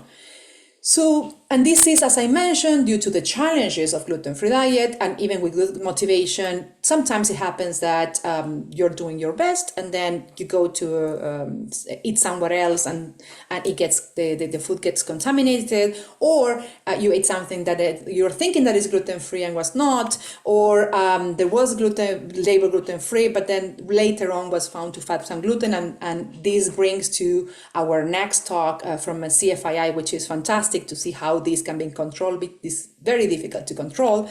All these reasons and many others, people can be continue exposed to gluten, so it will make sense that this is one of the most causes. What we do for that? The first thing that we do when we have someone that is celiac, that has been adopting a gluten-free diet, is to meet with our dietitian. And this is because it requires a very extensive digging into what situations can expose you to get gluten contamination. In fact, if you go to our website, we have a cross-contamination checklist there that we develop. The situations that can put people at risk of getting contamination. Then other reasons for that, if that's not the problem, we may require additional investigations, which can include stool tests, other endoscopies, colonoscopy, breath test, to assess what is the situation. So that is when it's not responsive. Non-responsive is having symptoms for many, many, many different reasons, which includes to be inadvertently exposed to gluten. Refractory celiac is a different story. Refractory celiac is someone that is not exposed to gluten for sure, and zero exposed to gluten. We review that, the dietitian didn't identify any situation, but still have symptoms, but not any symptoms. Our symptoms are malabsorptive, which means that the stool looks like, you see they are yellow, pasty, oily, so you're losing your fat, you're not absorbing your nutrients there. Very likely losing weight. People are losing weight, having this type of stool, not absorbing the nutrients. And when we do the endoscopy, we see that the gut looks the same. So didn't change, despite being very strict gluten-free diet. And this is a different situation. This is a more serious situation. Thankfully, is very rare, affects only 1 or 2%, 1% of celiac disease. So it's something that we look into that, but not the first thing that we think, right? So what we suspect is that triggers a lot of very specific testing it requires immunostaining, a special staining of the biopsies. It requires sometimes images, a CAT scan, MRIs, capsule endoscopy. So it requires different testings that are very specific to rule out any complications. And the reason why we do this is because we want to understand, when we think about refractory celiac, the information we want to get is if this is a refractory type 1 or type 2. If it is a type 1, it means that when we do all these investigations, there is no complications. When we do the immunostaining, that special staining in biopsies, the cells look like it's similar to celiac, so there is nothing different to celiac. It's just a celiac that seem non-treated, right? So, but it looks like celiac. However, the refractory type 2, there are some changes in the cell that are worrisome, and that those cells can be identified, and we need very closely to monitor, because this is a subpopulation, very, very, very rare population that can eventually lead to complications and developing lymphoma. Again, very extremely rare. It happens, but very rarely. So the treatment in those cases are, in addition to the very strict diet, we need to probably think in something else to bring the immune system down, maybe corticosteroids, immunosuppressants, some elemental diet. So then it requires a very close workout with your doctor, and the doctor doesn't feel confident to referral to a specialized center. So basically, what we do as the doctors when someone comes to us and says, "Oh, I have persistent symptoms," first we review diagnosis. Some cases we can exclude celiac. We find out later on that they were not celiac. If the celiac is still confirmed, then we question the first thing, whether there is any exposure to gluten. So we refer to dietitian and to rule out situations that can lead to contamination and to correct those. There is a test also that detects gluten in stool These are called GIPs, gluten immunogenic peptides. Those are tiny parts of the gluten that cause the immune reaction in celiac disease. And those can be detected in stool, which is more gluten is released by stool, so are more accurate, or urine. And the stool, you can use this test to detect yourself, to test yourself if there is any contamination. They detect contamination the last 1 to 3, 5 days, I will say, depending on the transit. If someone is constipated, then it takes a little bit longer to get rid of the gluten. If someone has diarrhea, they get rid of the gluten faster. So, but that stool test can tell you directly yourself if you were exposed to gluten. It looks like a pregnancy test or rapid COVID test. 2 lines is positive, 1 line is negative. That test has a lot of research behind, multiple studies. This is a systematic review released 3-4 years ago. That's the study that I promised that I will show you the results. In my colleagues in Argentina did a study monitoring for a month people with celiac disease that were thinking that they were doing gluten-free. Very, very good. And then they were checking these stool tests at the beginning of the week and then the urine at the end of the week. So they were trying to cover the whole week with this to identify any contamination. So what they noticed is that the majority of people had at least one of these tests positive. And then there was no difference in contaminations in symptoms versus no symptoms, which means that we cannot always rely on symptoms to see whether there's a contamination or not. Unfortunately, symptoms are like a fire alarm. I always say that to my patients, and not always work well. So then we cannot rely and say, oh, I didn't get contamination because I don't get symptoms. So it's important to continue monitoring with your doctor, your celiac. So what do we do if we don't detect any contamination? Let's say I suspect, but there is no way I can detect that. There are different strategies and different causes for that. One of the strategies to make sure that there is no contamination is to restrict even more the diet. And this is a diet is called gluten contamination elimination diet that has been proposed by Dr. Fasano, has been investigated in the pediatric team as well, and adults, they published these studies a couple of years ago.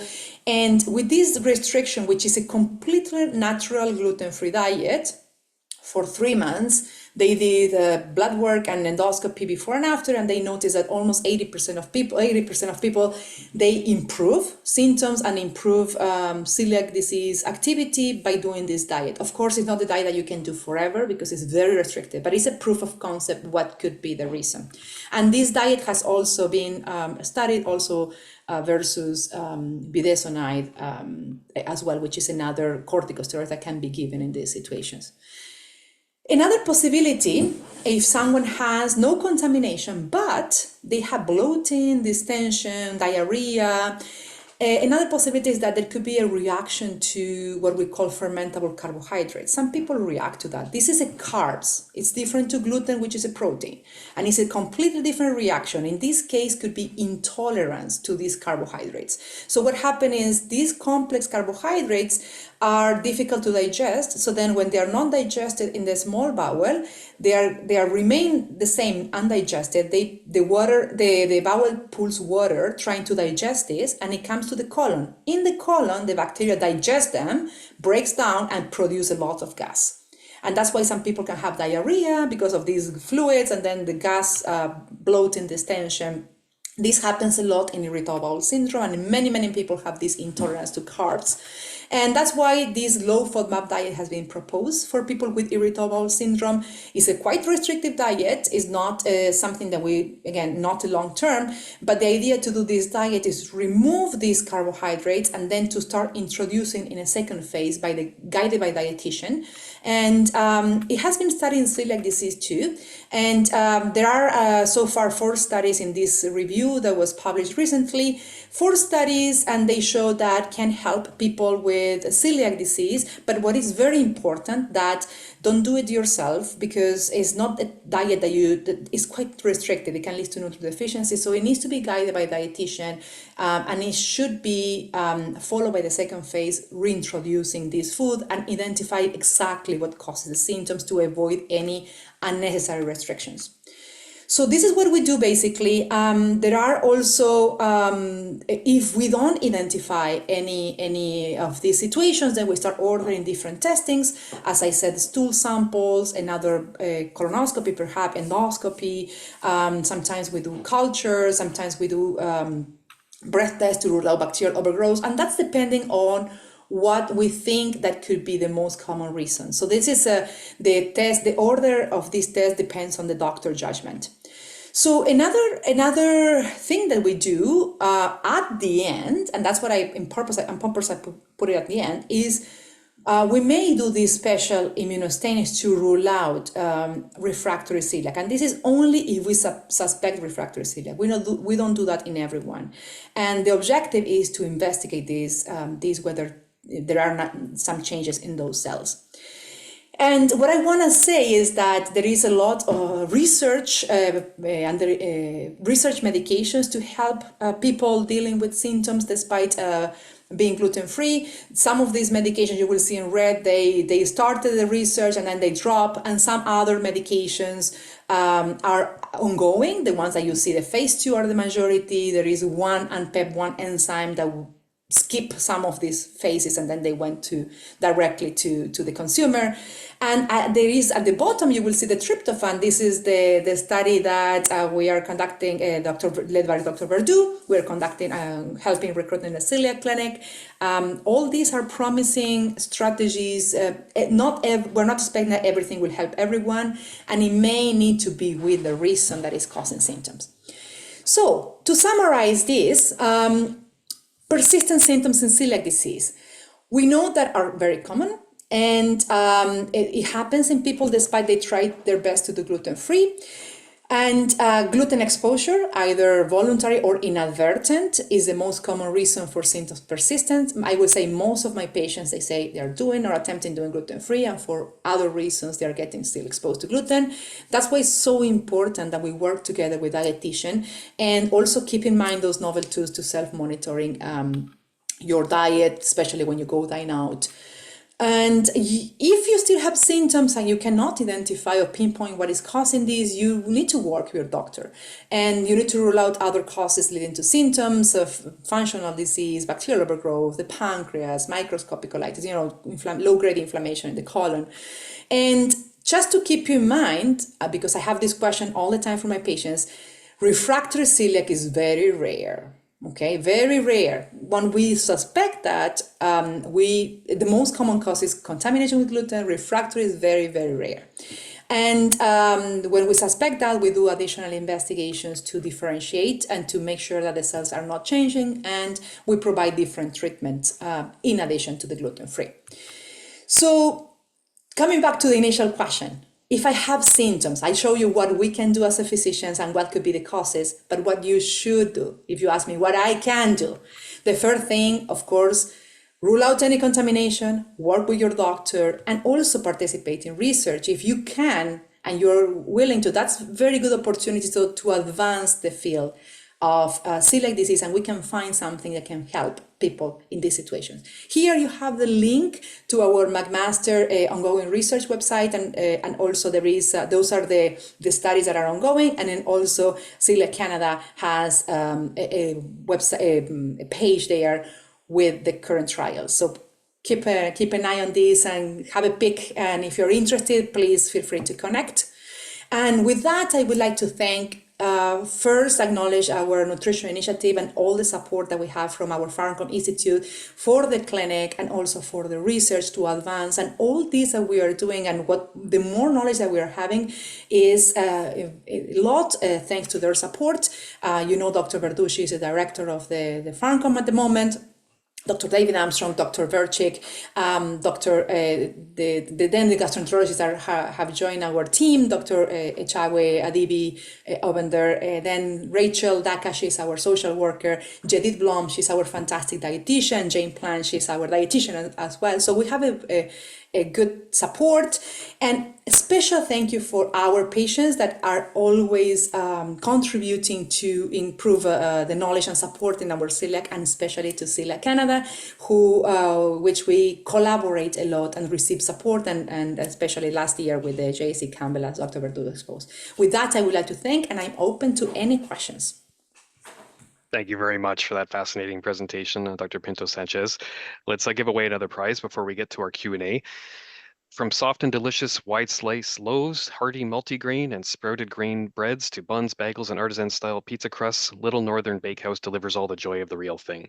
Gluten-free.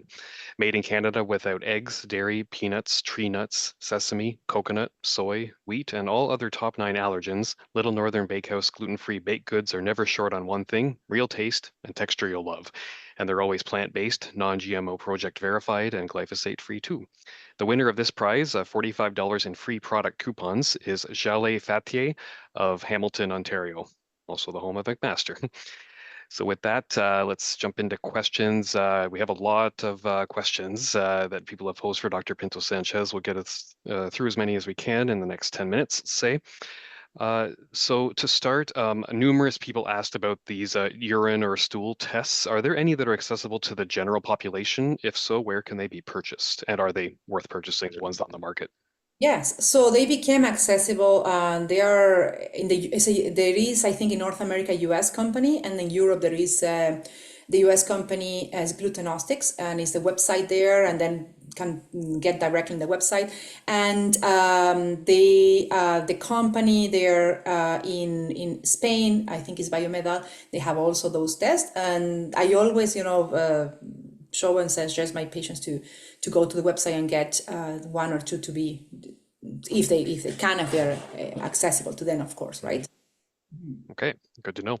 A couple people also asked about so for the study, you were citing there's a difference obviously between people, between the food that people want versus what they need.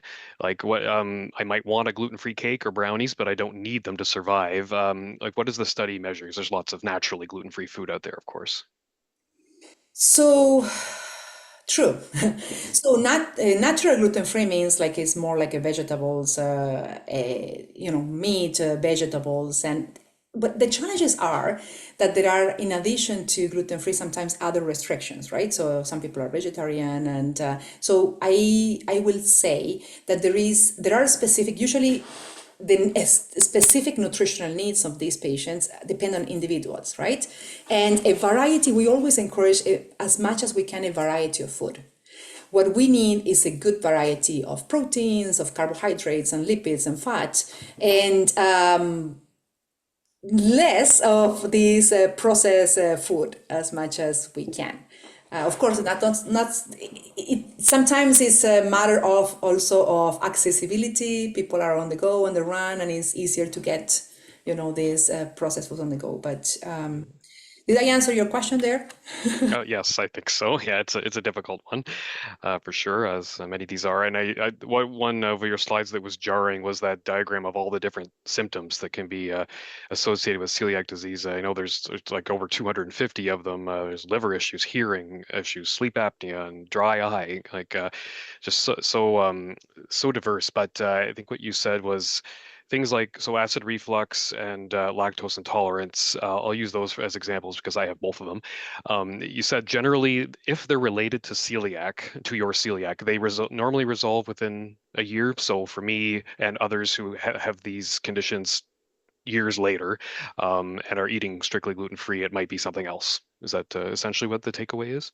Correct. So what happens is reflux is common in people without celiac as well, similar to lactose intolerance. In celiac, there could be an additional component promoting or predisposing people to get reflux. Sometimes the cause of this is different. For instance, we published a study that we did years ago, like in 2018, 17, when we investigated the cause of reflux in celiac. In people without celiac, the majority of the cause of reflux is acid. In people with celiac, is non-acid, because people with celiac may have these alterations in the gut movements that goes backwards. So then the content of the small bowel comes to the stomach and then comes up. And that's what is causing reflux. So then that's why in people with celiac, gluten-free diet, when you resolve that, when you improve the celiac, then you resolve that problem, and then you're not having that type of reflux. However, someone with celiac can still have acid reflux as similar to someone without celiac. So in the previous case, if this is celiac, then you will be your reflux will be resolved with gluten-free, and you may not need acid blockers. However, if your reflux is due to acid as anyone else, and then coincidentally you have celiac on the top of that, it will not resolve and you still need acid blockers. So that's why it's important to continue follow-up and monitoring so then we can give a proper treatment. What I do for that is if the reflux doesn't resolve or doesn't respond to acid blockers and the gluten-free diet and persists, and again, we do additional tests to investigate this. Right, and to the lactose intolerance. Yeah. Very common in people without celiac too. In celiac, you have an additional problem that when the villi are short, this is where the lactase, the enzyme that digests the lactose, is produced. So when the villi are short, people with celiac, transiently, they don't have enough enzymes to digest lactose. So then they develop transiently lactose intolerance. But then when the celiac resolves, that is resolved. So that's why many people with celiac, they initially are lactose intolerant, but then we always recommend keep taking some lactose.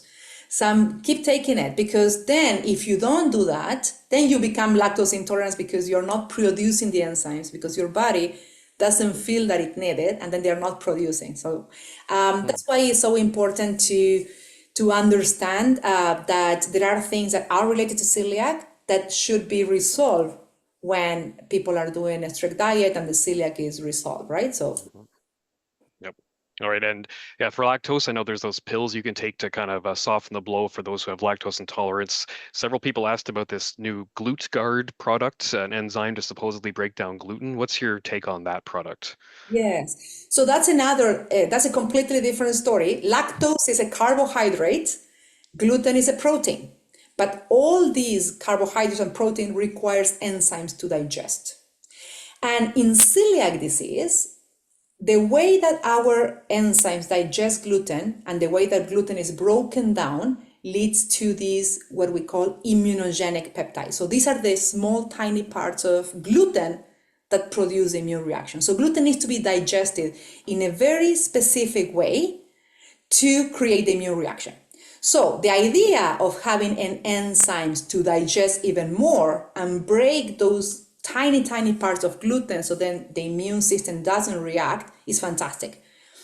However, there are multiple enzymes that have been investigated for this purpose, because it will be ideal if we can get some enzymes, break down further the gluten, and then it doesn't react. The problem with enzymes is that the problem with celiac is that very tiny amounts of gluten or these peptides will cause a reaction. So if, let's say that you digest your 80% of the gluten, but then it's still 20% of the gluten that was not digested, then still will cause the reaction, right? So it's very difficult to find an enzyme that will break down these gluten immunogenic peptides. Not just digest gluten, but break that down. Very difficult to find. And in second, it's very difficult to block all the gluten. Because as I said, people are not eating gluten on purpose. They are exposed to gluten inadvertently and they don't know to what and how much. So it's very difficult to predict how much enzymes you will need to digest that. So that's why the research that has been done in general has not been able to demonstrate that. GlutenGuard, it's a enzyme that comes from carcane, from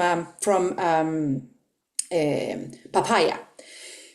Breaks down, and in one of very small study, I think it's only 18 people with celiac, they show to decrease the reaction, which is very difficult. But again, it's a very, very small study, very controlled way. However, we don't know if really in the reality, in general population, when you apply this and give it to everyone, it will be able to protect, and how much of these enzymes you need to take. So it's not something that I'm recommending my patients go away and take this, or promising that this will not trigger, that the immune reaction will be controlled, because I cannot do that without with enough research. So what we need to prove that is like a larger studies.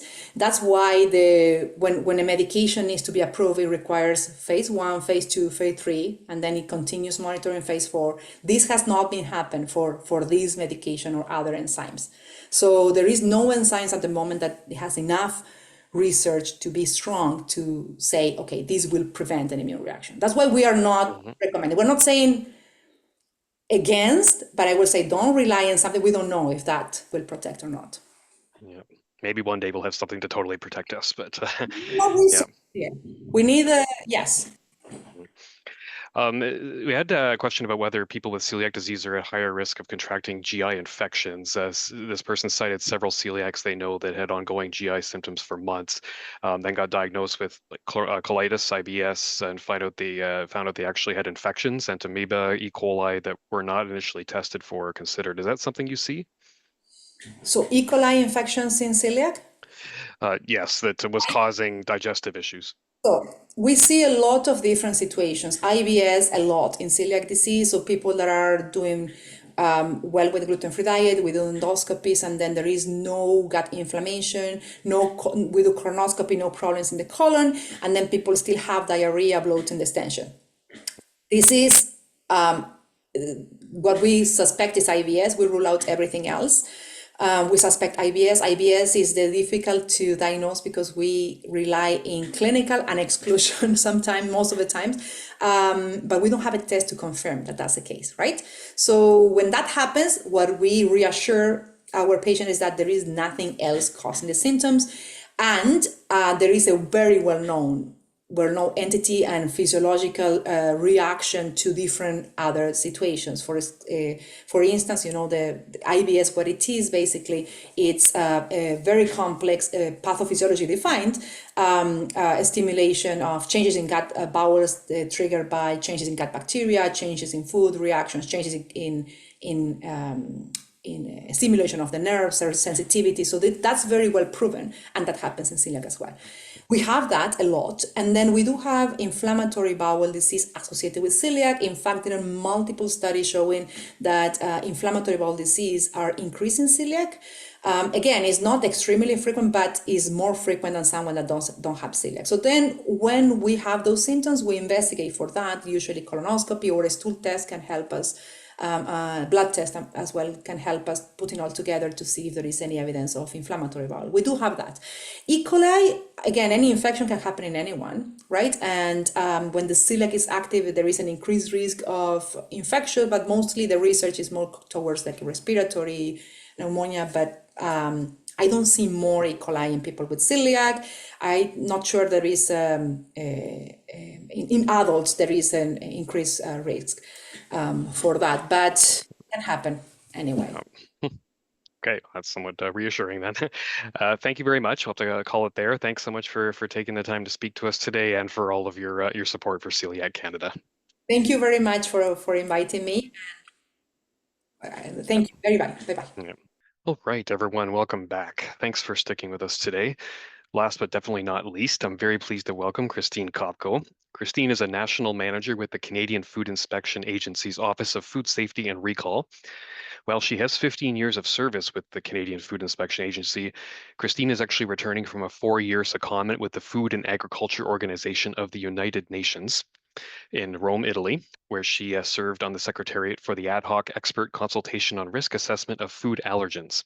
Prior to joining the Government of Canada, Christine also worked with multinational food manufacturing companies for 10 years. She holds a master's degree in food safety and quality assurance from the University of Guelph. Christine, thank you for taking the time to join us today. Really appreciate it. There you are. Okay, no problem, Mark. Thank you. Here, let me just share my screen. Okay. Okay. Looks good. Looks good. Okay, I'm just gonna set up here on my end. Get started. Your volume's a little low, but is it? sure, okay, let me see what I can do here. How's that? Is that any better? I think so. Yeah, we can hear you. It was just a little quiet, but okay. Okay, I'll talk loud. That's good. Okay, no, thanks again, Mark. I mean, it's a pleasure to be part of the conference again this year.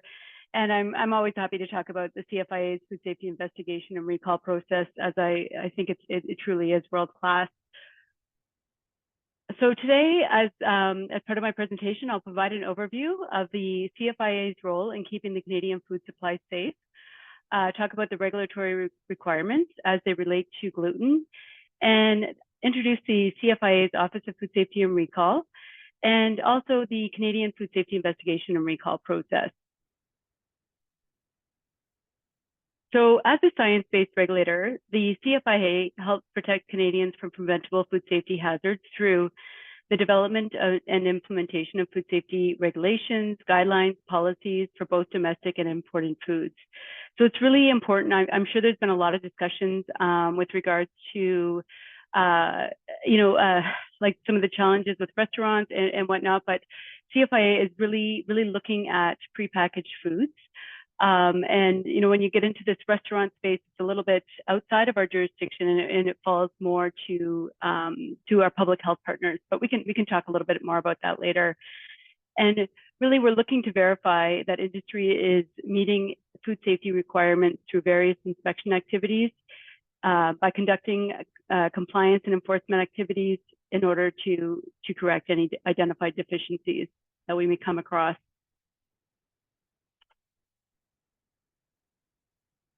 So through risk-based inspection activities, CFIA, with inspectors across the country, we enforce food safety and nutritional quality standards established by Health Canada. We verify the compliance of domestically produced and imported prepackaged food products in registered and non-registered establishments, importer and distributor warehouses, and at border inspection points across the country. A gluten-free claim. So now we'll get a bit, I guess, into the claim. So a gluten-free claim is any representation in labeling or advertising that states, suggests, or implies that a food is free of gluten. In order for a food to be represented as gluten-free, it must comply with Section B24(18) of the Food and Drug Regulations. Claims to the effect that a food does not contain an ingredient or a substance must be factual and not misleading. Any gluten that is present due to cross-contamination in a food labeled as gluten-free should be as low as reasonably possible and must not surpass 20 ppm of gluten. This is the level that is considered protective for the majority of people with celiac disease. So in all instances, like regardless of the source, if more than 20 parts per million of gluten is present in a food labeled as gluten-free, the product may be in violation of FDR Section 24(18). and or Section 5.1 of the Food and Drugs Act. And on the basis of health risk assessment provided by Health Canada, subject to appropriate enforcement actions by the CFIA, which may include a food recall. So Section B24(18) of the FDR prohibits the labeling, packaging, advertising, or sale of a food in a manner likely to create an impression that is gluten-free food if the food contains any gluten protein or modified gluten protein, including any gluten protein fractions from wheat, oats, barley, rye, triticale, or any other hybridized strains. So for example, battered fish that is formulated to use batter and other ingredients that do not contain gluten and processed in such a way to meet the specifications of the requirement may be labeled as gluten-free. Rice flour, which is a food that in the absence of specific processing controls may be cross-contaminated with gluten, may be represented as gluten-free when it meets the specifications of the FDR B24(18).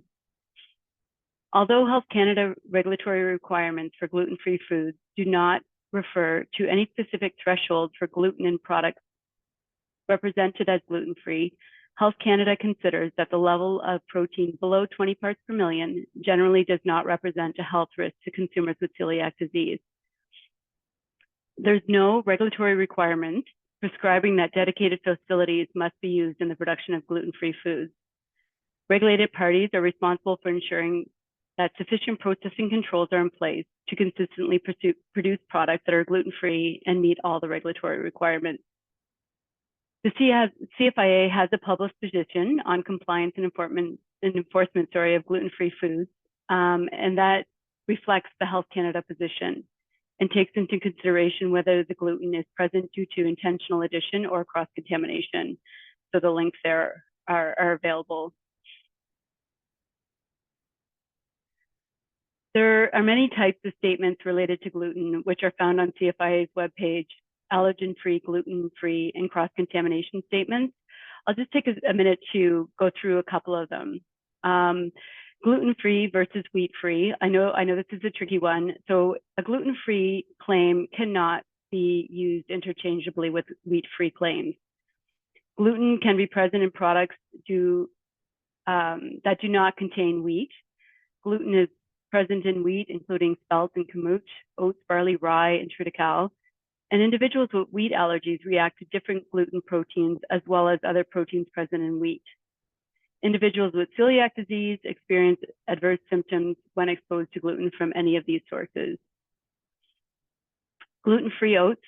I know this is also a big one. Health Canada has published a position indicating that the majority of people with celiac disease can tolerate uncontaminated oats, which are oats that have been specifically produced to ensure that they do not contain more than 20 ppm of gluten from wheat, rye, barley, and their hybridized strains.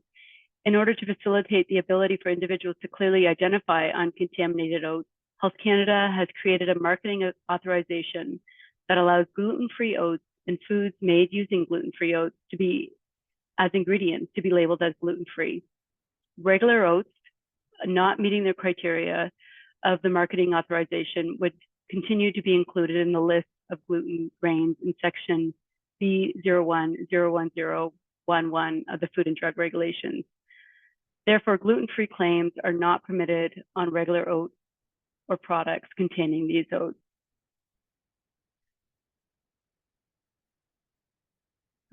And for more information, about gluten-free claims and labeling regulations, here are the links again that that can be referred to from both CFIA and Health Canada positions. So part of the CFIA's food safety mandate involves the management of food safety incidences by the Office of Food Safety and Recall. This may be required when there is a reason to believe that a food in the market is potentially unsafe, and that in those cases, the OFSR would act quickly as possible to collect the required information, conduct technical risk assessment, or request a health risk assessment from Health Canada, and make risk management decisions to mitigate any risk identified. OFSR, or the Office of Food Safety and Recall within the CFIA, is responsible for the national coordination of food safety investigations and recalls, working very closely with the Inspectorate across Canada. We are responsible for ensuring consistency in decision making. The OFSR is the primary contact with the Public Health Agency of Canada during foodborne illness investigations, and it's a single point of contact for Health Canada for requesting incident-specific health risk assessments, as well as being the single point of contact with international food emergency offices and all international food safety authority networks, or InfoSan contact points. So just to give you a bit of an idea of who is responsible for food safety in Canada, and it really is a shared responsibility. So we're showing CFIA, Health Canada, Public Health Agency of Canada as our federal partners, but we also work very closely with municipal, provincial, and territorial agencies. So so it is like these provincial and municipal health units, as I mentioned previously, that would really come into play when we're talking about, restaurant type situations, as that would fall within their jurisdiction.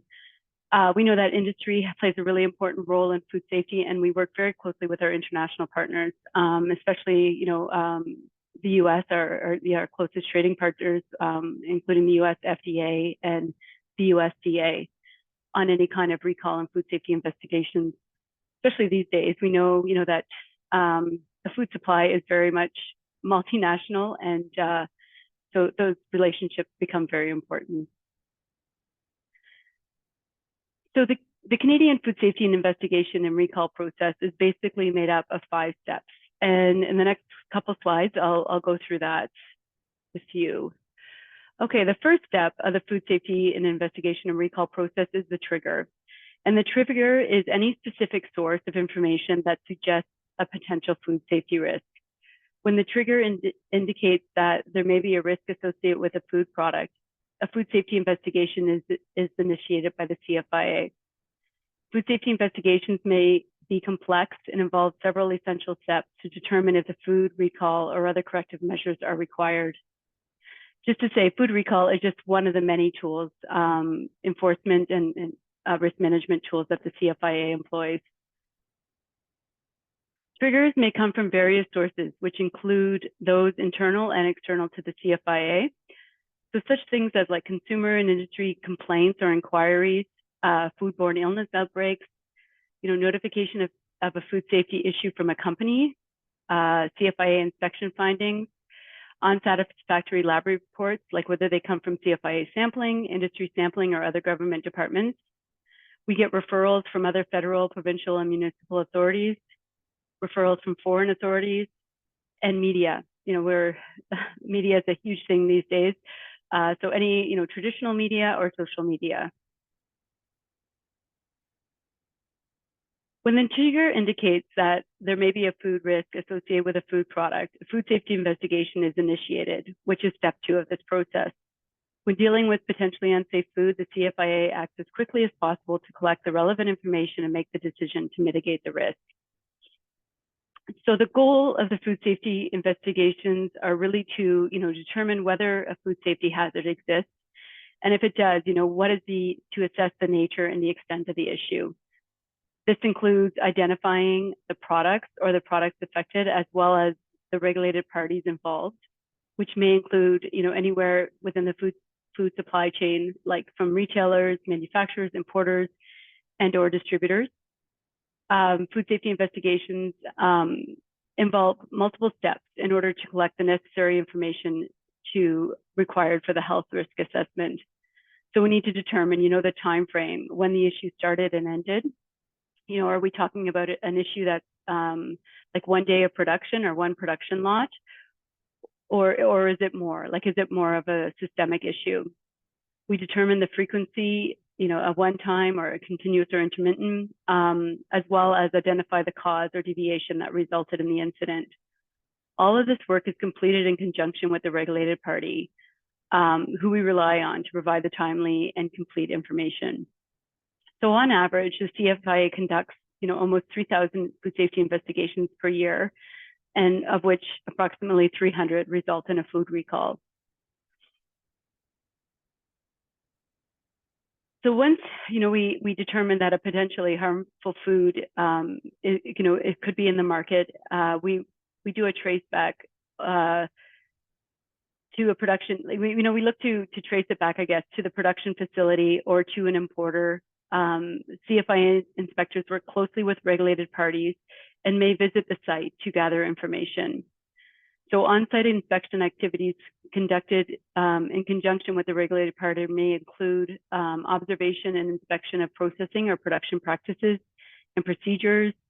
They may be observing equipment or conditions, as well as reviewing production and distribution records.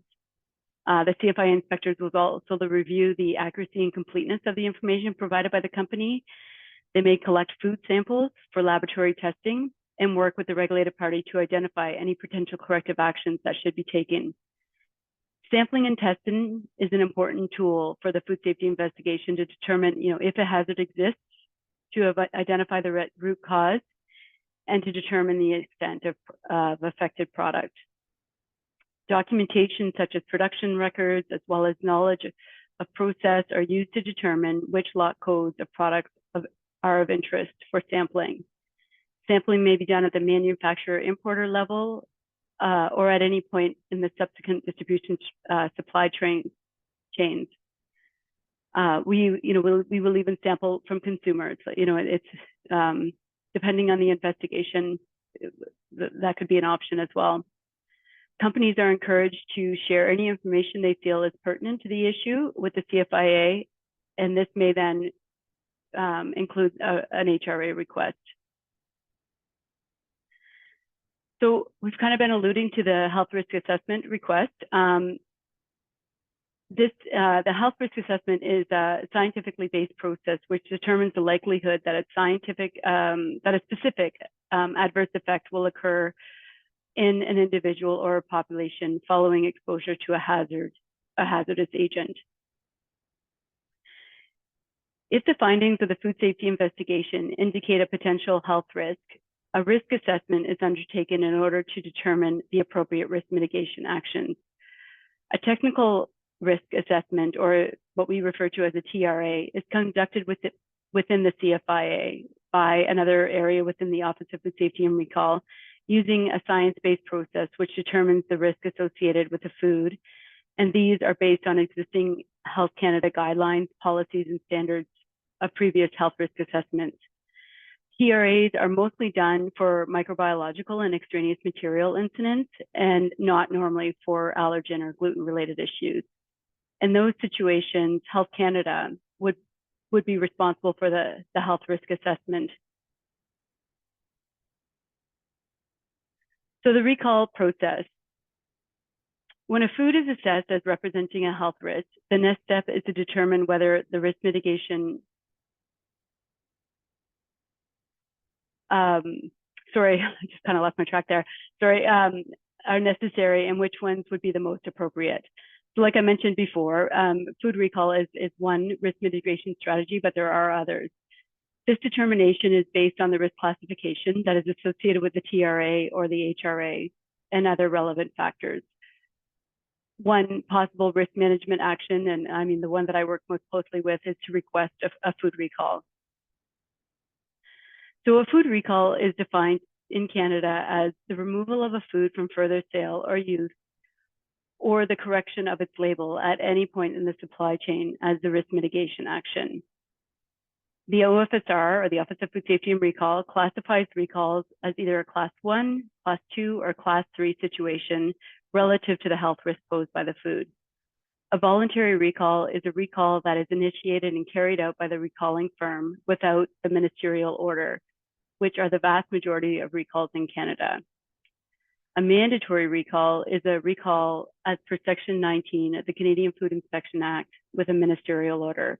These are really rare in Canada, and I think in the history of the CFIA, we may have 4 or 5. So all of the recalls that you see are essentially voluntary recalls taken by companies.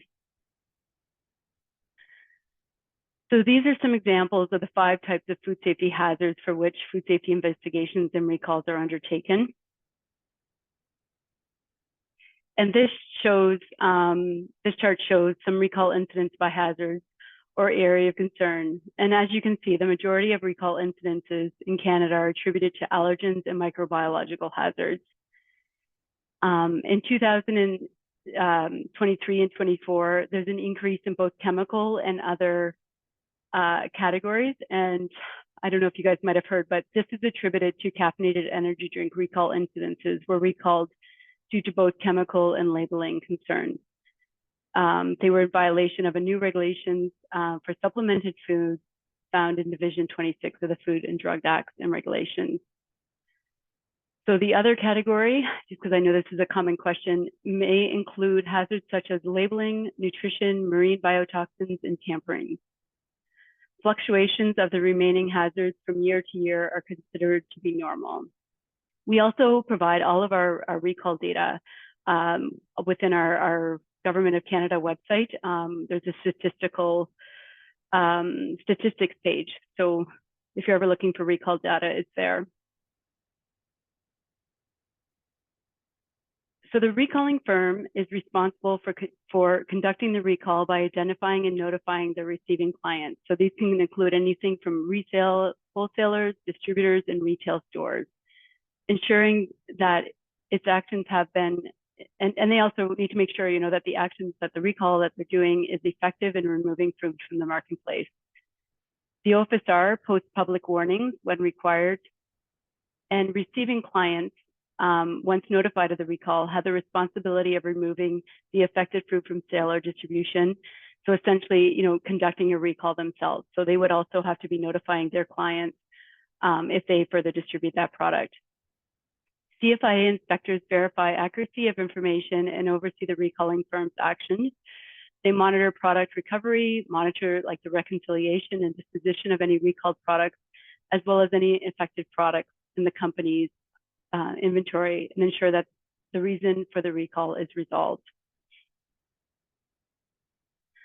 So I'll give you some more statistics here. This slide is showing the total number of recall incidents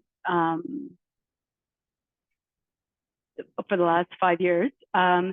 So when we talk about a recall incident, so those in blue, a recall incident is a primary recall, so those in blue. So, and it represents a breakdown in the food safety system that leads to the request for a recall.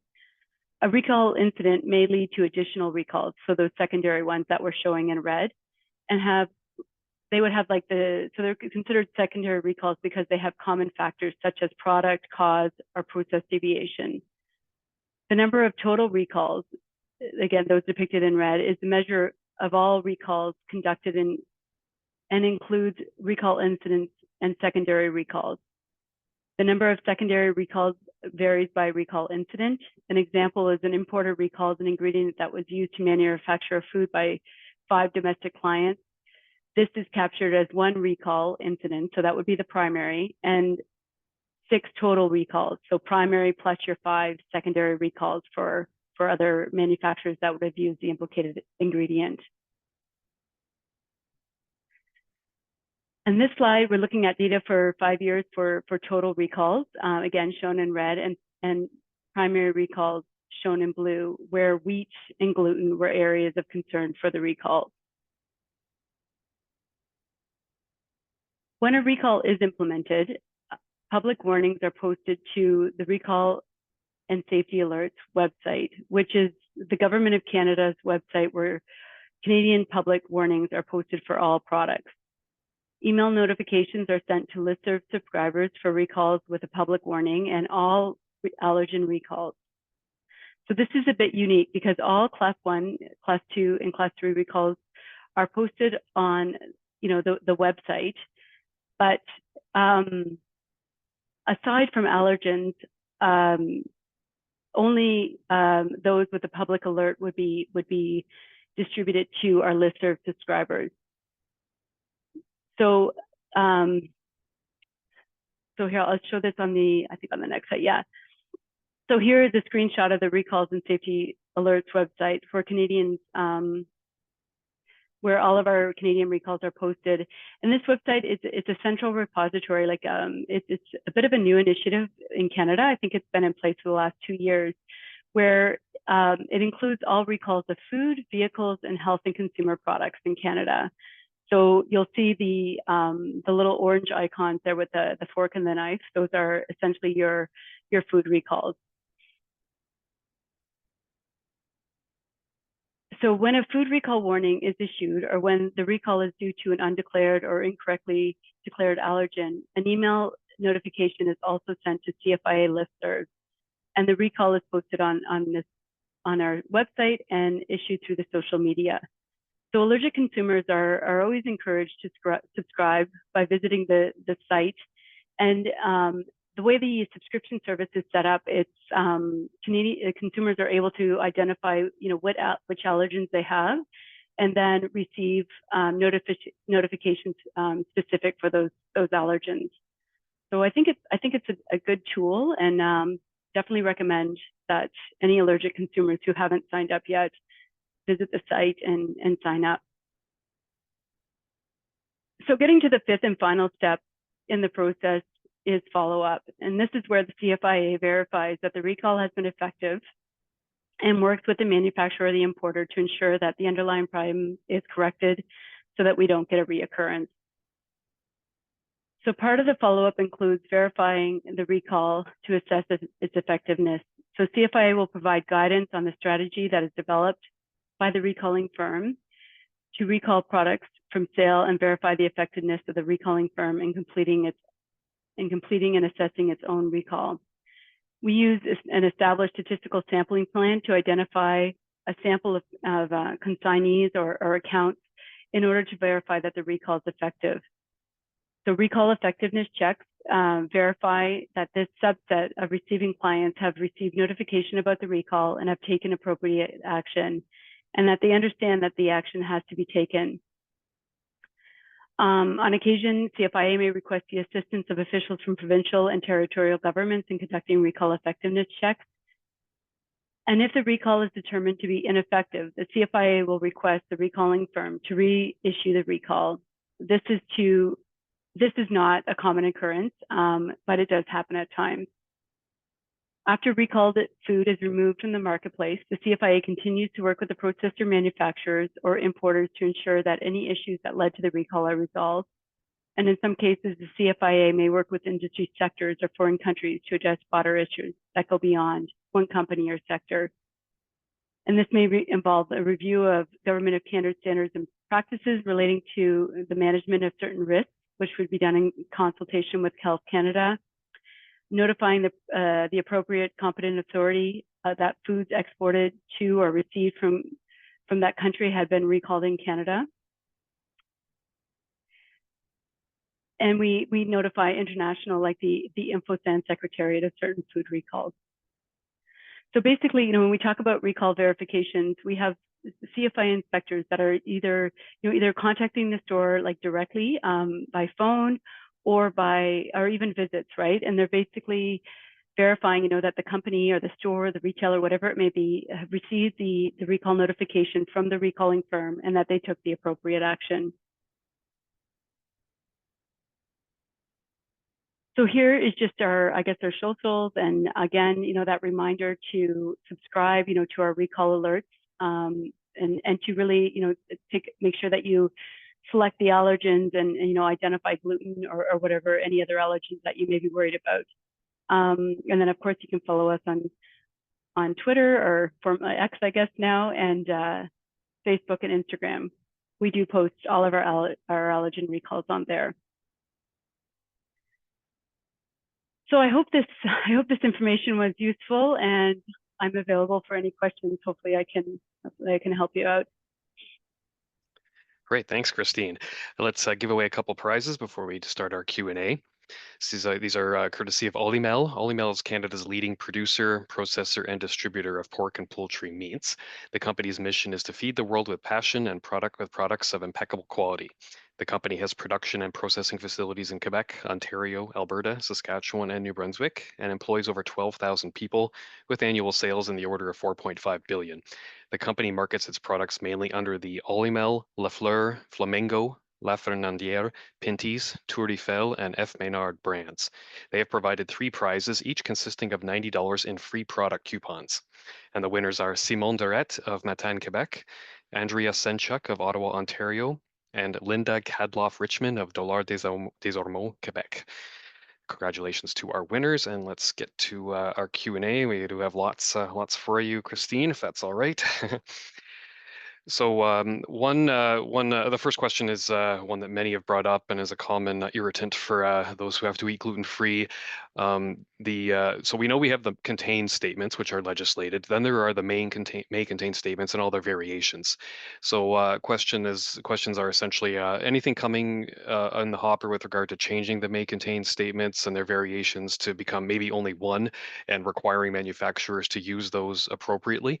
They mentioned Walmart in particular that likes to put may contains on a lot of things, and they have multiple suppliers, don't want to have to change their labels, maybe depending on the supplier. And it was also mentioned that things seem to be better in Europe and down under, where labeling statements standards might be a little more enforced or very more specific. Anything that you can comment on for that? Oh, sorry, you're on mute, Christine. Yeah, so I mean, I think I know what you're saying. There's a lot of variability out there. We see may contains, manufactured in a facility, blah blah blah blah. Like I know there are many variations of those types of statements, and I mean, when it comes to those types of policies, it really falls under the scope of Health Canada. But I can say, that they are looking, and really like globally, there is a lot of interest right now in what is considered precautionary allergen labeling. So sometimes referred to as PAL, which kind of encompasses all of those types of statements. There is, a movement towards, finding, a common messaging At this time, I know Health Canada makes some recommendations. I think, if you look at the guidance, the recommendation is may contain, but, really there's no legislation, tied to a lot of these statements. It's like I said, I know it's getting a lot of attention, but at this point, my understanding is that Health Canada is not necessarily looking at legislating any of these types of statements, but has made some recommendations for industry. I know when CFIA, when we conduct our inspections, we're looking at those statements and, looking at them from the perspective, like, is this statement warranted? We see a lot of times that manufacturers, might be using these statements to, just to be safe. Like, they may not even have, like, the allergens being stated as part of their manufacturing facilities. And we know that that's not okay. And that's the messaging to the company, is that, we're not, the purpose of these statements is not to limit the availability of food for those with allergens. And, the recommendation is definitely to properly evaluate the use of these type of statements and make sure that they are valid, because we know that the overuse of these statements really has an impact on their effectiveness, and I understand that it could be frustrating for consumers. Mm-hmm. Yep. Thanks for commenting on that. It's good. It's a good clarification just for everyone attending. Remember, so Health Canada sets these rules for food labeling. The CFIA is more about the inspection and enforcement of them. So if the issue is with the rules, contact Health Canada or write your MP or whatever, Yeah. Yeah, no, it's not always clear the difference between the two. Someone mentioned as well glucose syrup that has wheat in parentheses after, and how that means it can't be labeled gluten-free, but people with anaphylactic issues with wheat need to have that labeled. But then that causes confusion for the gluten-free community. So, there's a lot of pain points. Yes. Oh, I can imagine. Yes. I'm sure. Question, do food manufacturers have to be, are they required to test in advance for gluten if they are using the claim gluten-free? Is that something you would check on when verifying such a claim? So the expectation is that they would do a risk assessment, right? So they would take a look at their process. They would identify, any hazards present, any potential sources. But essentially, if a product is being labeled as gluten-free or allergen-free, the expectation is that, that they're doing everything they can to minimize any contamination. Like, I know typically for other allergens, we say that the tolerance is 0, right? When you're making those types of claims. With gluten, we know that we have this 20 ppm tolerance that is set by Health Canada. But yeah, the processor is not necessarily having to, for example, test every production lot or every product, to make sure that it's gluten-free every single time. We know that there's always limitations with testing, right? With any kind of food safety system, the expectation is that, everything is evaluated beforehand and processing controls are in place to make sure that, the products don't become, are not, contaminated with gluten or contain any excessive amount of gluten that would make the claim in violation of the requirements. Testing, of course, is a good way to validate, that your process is in control and that, it's performing as it should. CFIA, we do monitor. We have surveillance programs where we target, when we're looking specifically at certain foods. I mean, the testing that's being done on a yearly basis is, it's decided on based on risk and what we're seeing in the market and what the complaints that we're receiving as an industry. So there is some verification sampling being done from CFIA's perspective as well. Yep, and we know CFIA reviews those reports. So if anyone out there you get sick from a product that should be gluten-free, whether it's oats or whatever, let the CFIA know. That's their job. Yeah. I know you said earlier on that restaurants and menus is not within your jurisdiction. Someone commented about how local health units are saying often that they don't have the bandwidth to take on allergen or gluten claims in restaurants. So they're kind of focused on, what's seen as like more urgent from their perspective. I mean, sanitation and food temperature issues, obviously that's very important too, but it does kind of leave out the allergen side. Any thoughts on how that gap can be filled? Yeah, it's tough. I mean, I think from a CFIA perspective, like we would regulate like any of the ingredients essentially that are going into the restaurant, right? Like if they're using, whether it's a product from, a manufacturer, if those products, I'm assuming, that many of the ingredients coming in, if they're making those types of ingredients or products or claims at a restaurant level, would also be gluten-free or labeled accordingly.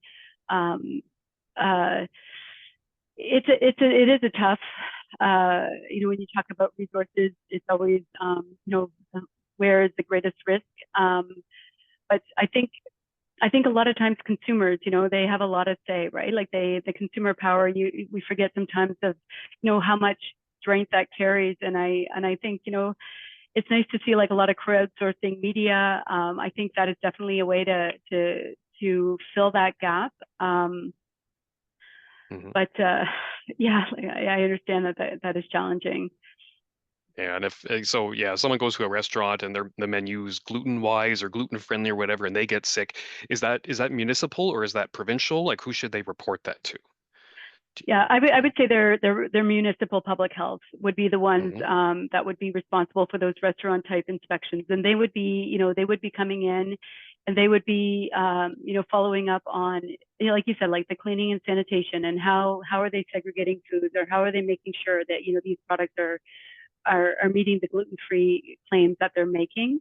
As part of that inspection, like if they were to identify, that, they were receiving a gluten-free oat product, for example, and, that is being suspected as potentially the issue that's, contributing to the issue at the restaurant level, then those types of referrals would come to the CFIA and we would follow up on those types of ingredients. But yeah, I think local public health is really, where those types of complaints would be best directed. All right. Thanks for indulging us on those off-topic questions. So, getting back to the CFIA, so I know you showed data on the average number of recalls per year. I think you said it was approximately 60 per year in the allergen category over the past few years. Do you have that broken down by gluten specific by chance? You know what? I can share that with you, Mark. At a later stage, we would definitely have that data. We a lot of times. It's a little bit tricky, like, just to show some of the limitations is that, as an agency, and I think, generally, like it is we can test for gluten. It's very easy for us to test for gluten in a product. We have a very sensitive test that's reliable. Testing for wheat sometimes is a challenge. So in many cases, we will issue recalls for gluten, but not necessarily, understand whether the gluten source is wheat or another source. But I can definitely provide you with a breakdown of that data. Okay, yeah, that would be interesting to know. And a question on labeling. So there was a few questions about when products come in to Canada from the USA or elsewhere. We might see this a lot in cultural specific grocery stores like T&T or whatever. Like I know I've seen a bottle of soy sauce that it had English. It looked gluten-free in the ingredients, but then they slapped on a sticker in French, and I luckily speak enough French to be able to read that, and there was gluten in the French label, but not in the English.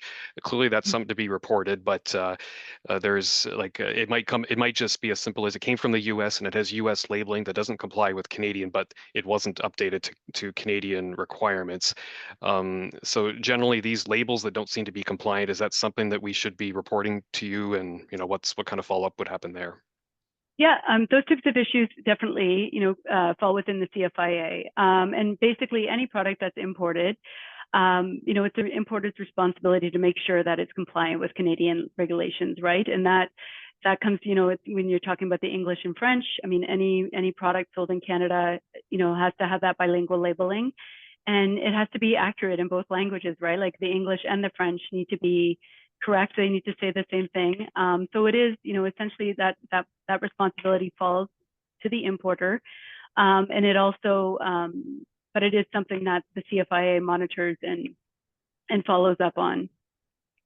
Okay, and I know Melissa has posted in the chat the link to subscribe to notifications from the CFIA, how to lodge a complaint. So check out all those links that have been posted there to Yeah, as Christine mentioned, consumer power is big. You know, they can't know if you got sick from something if it's not reported, right?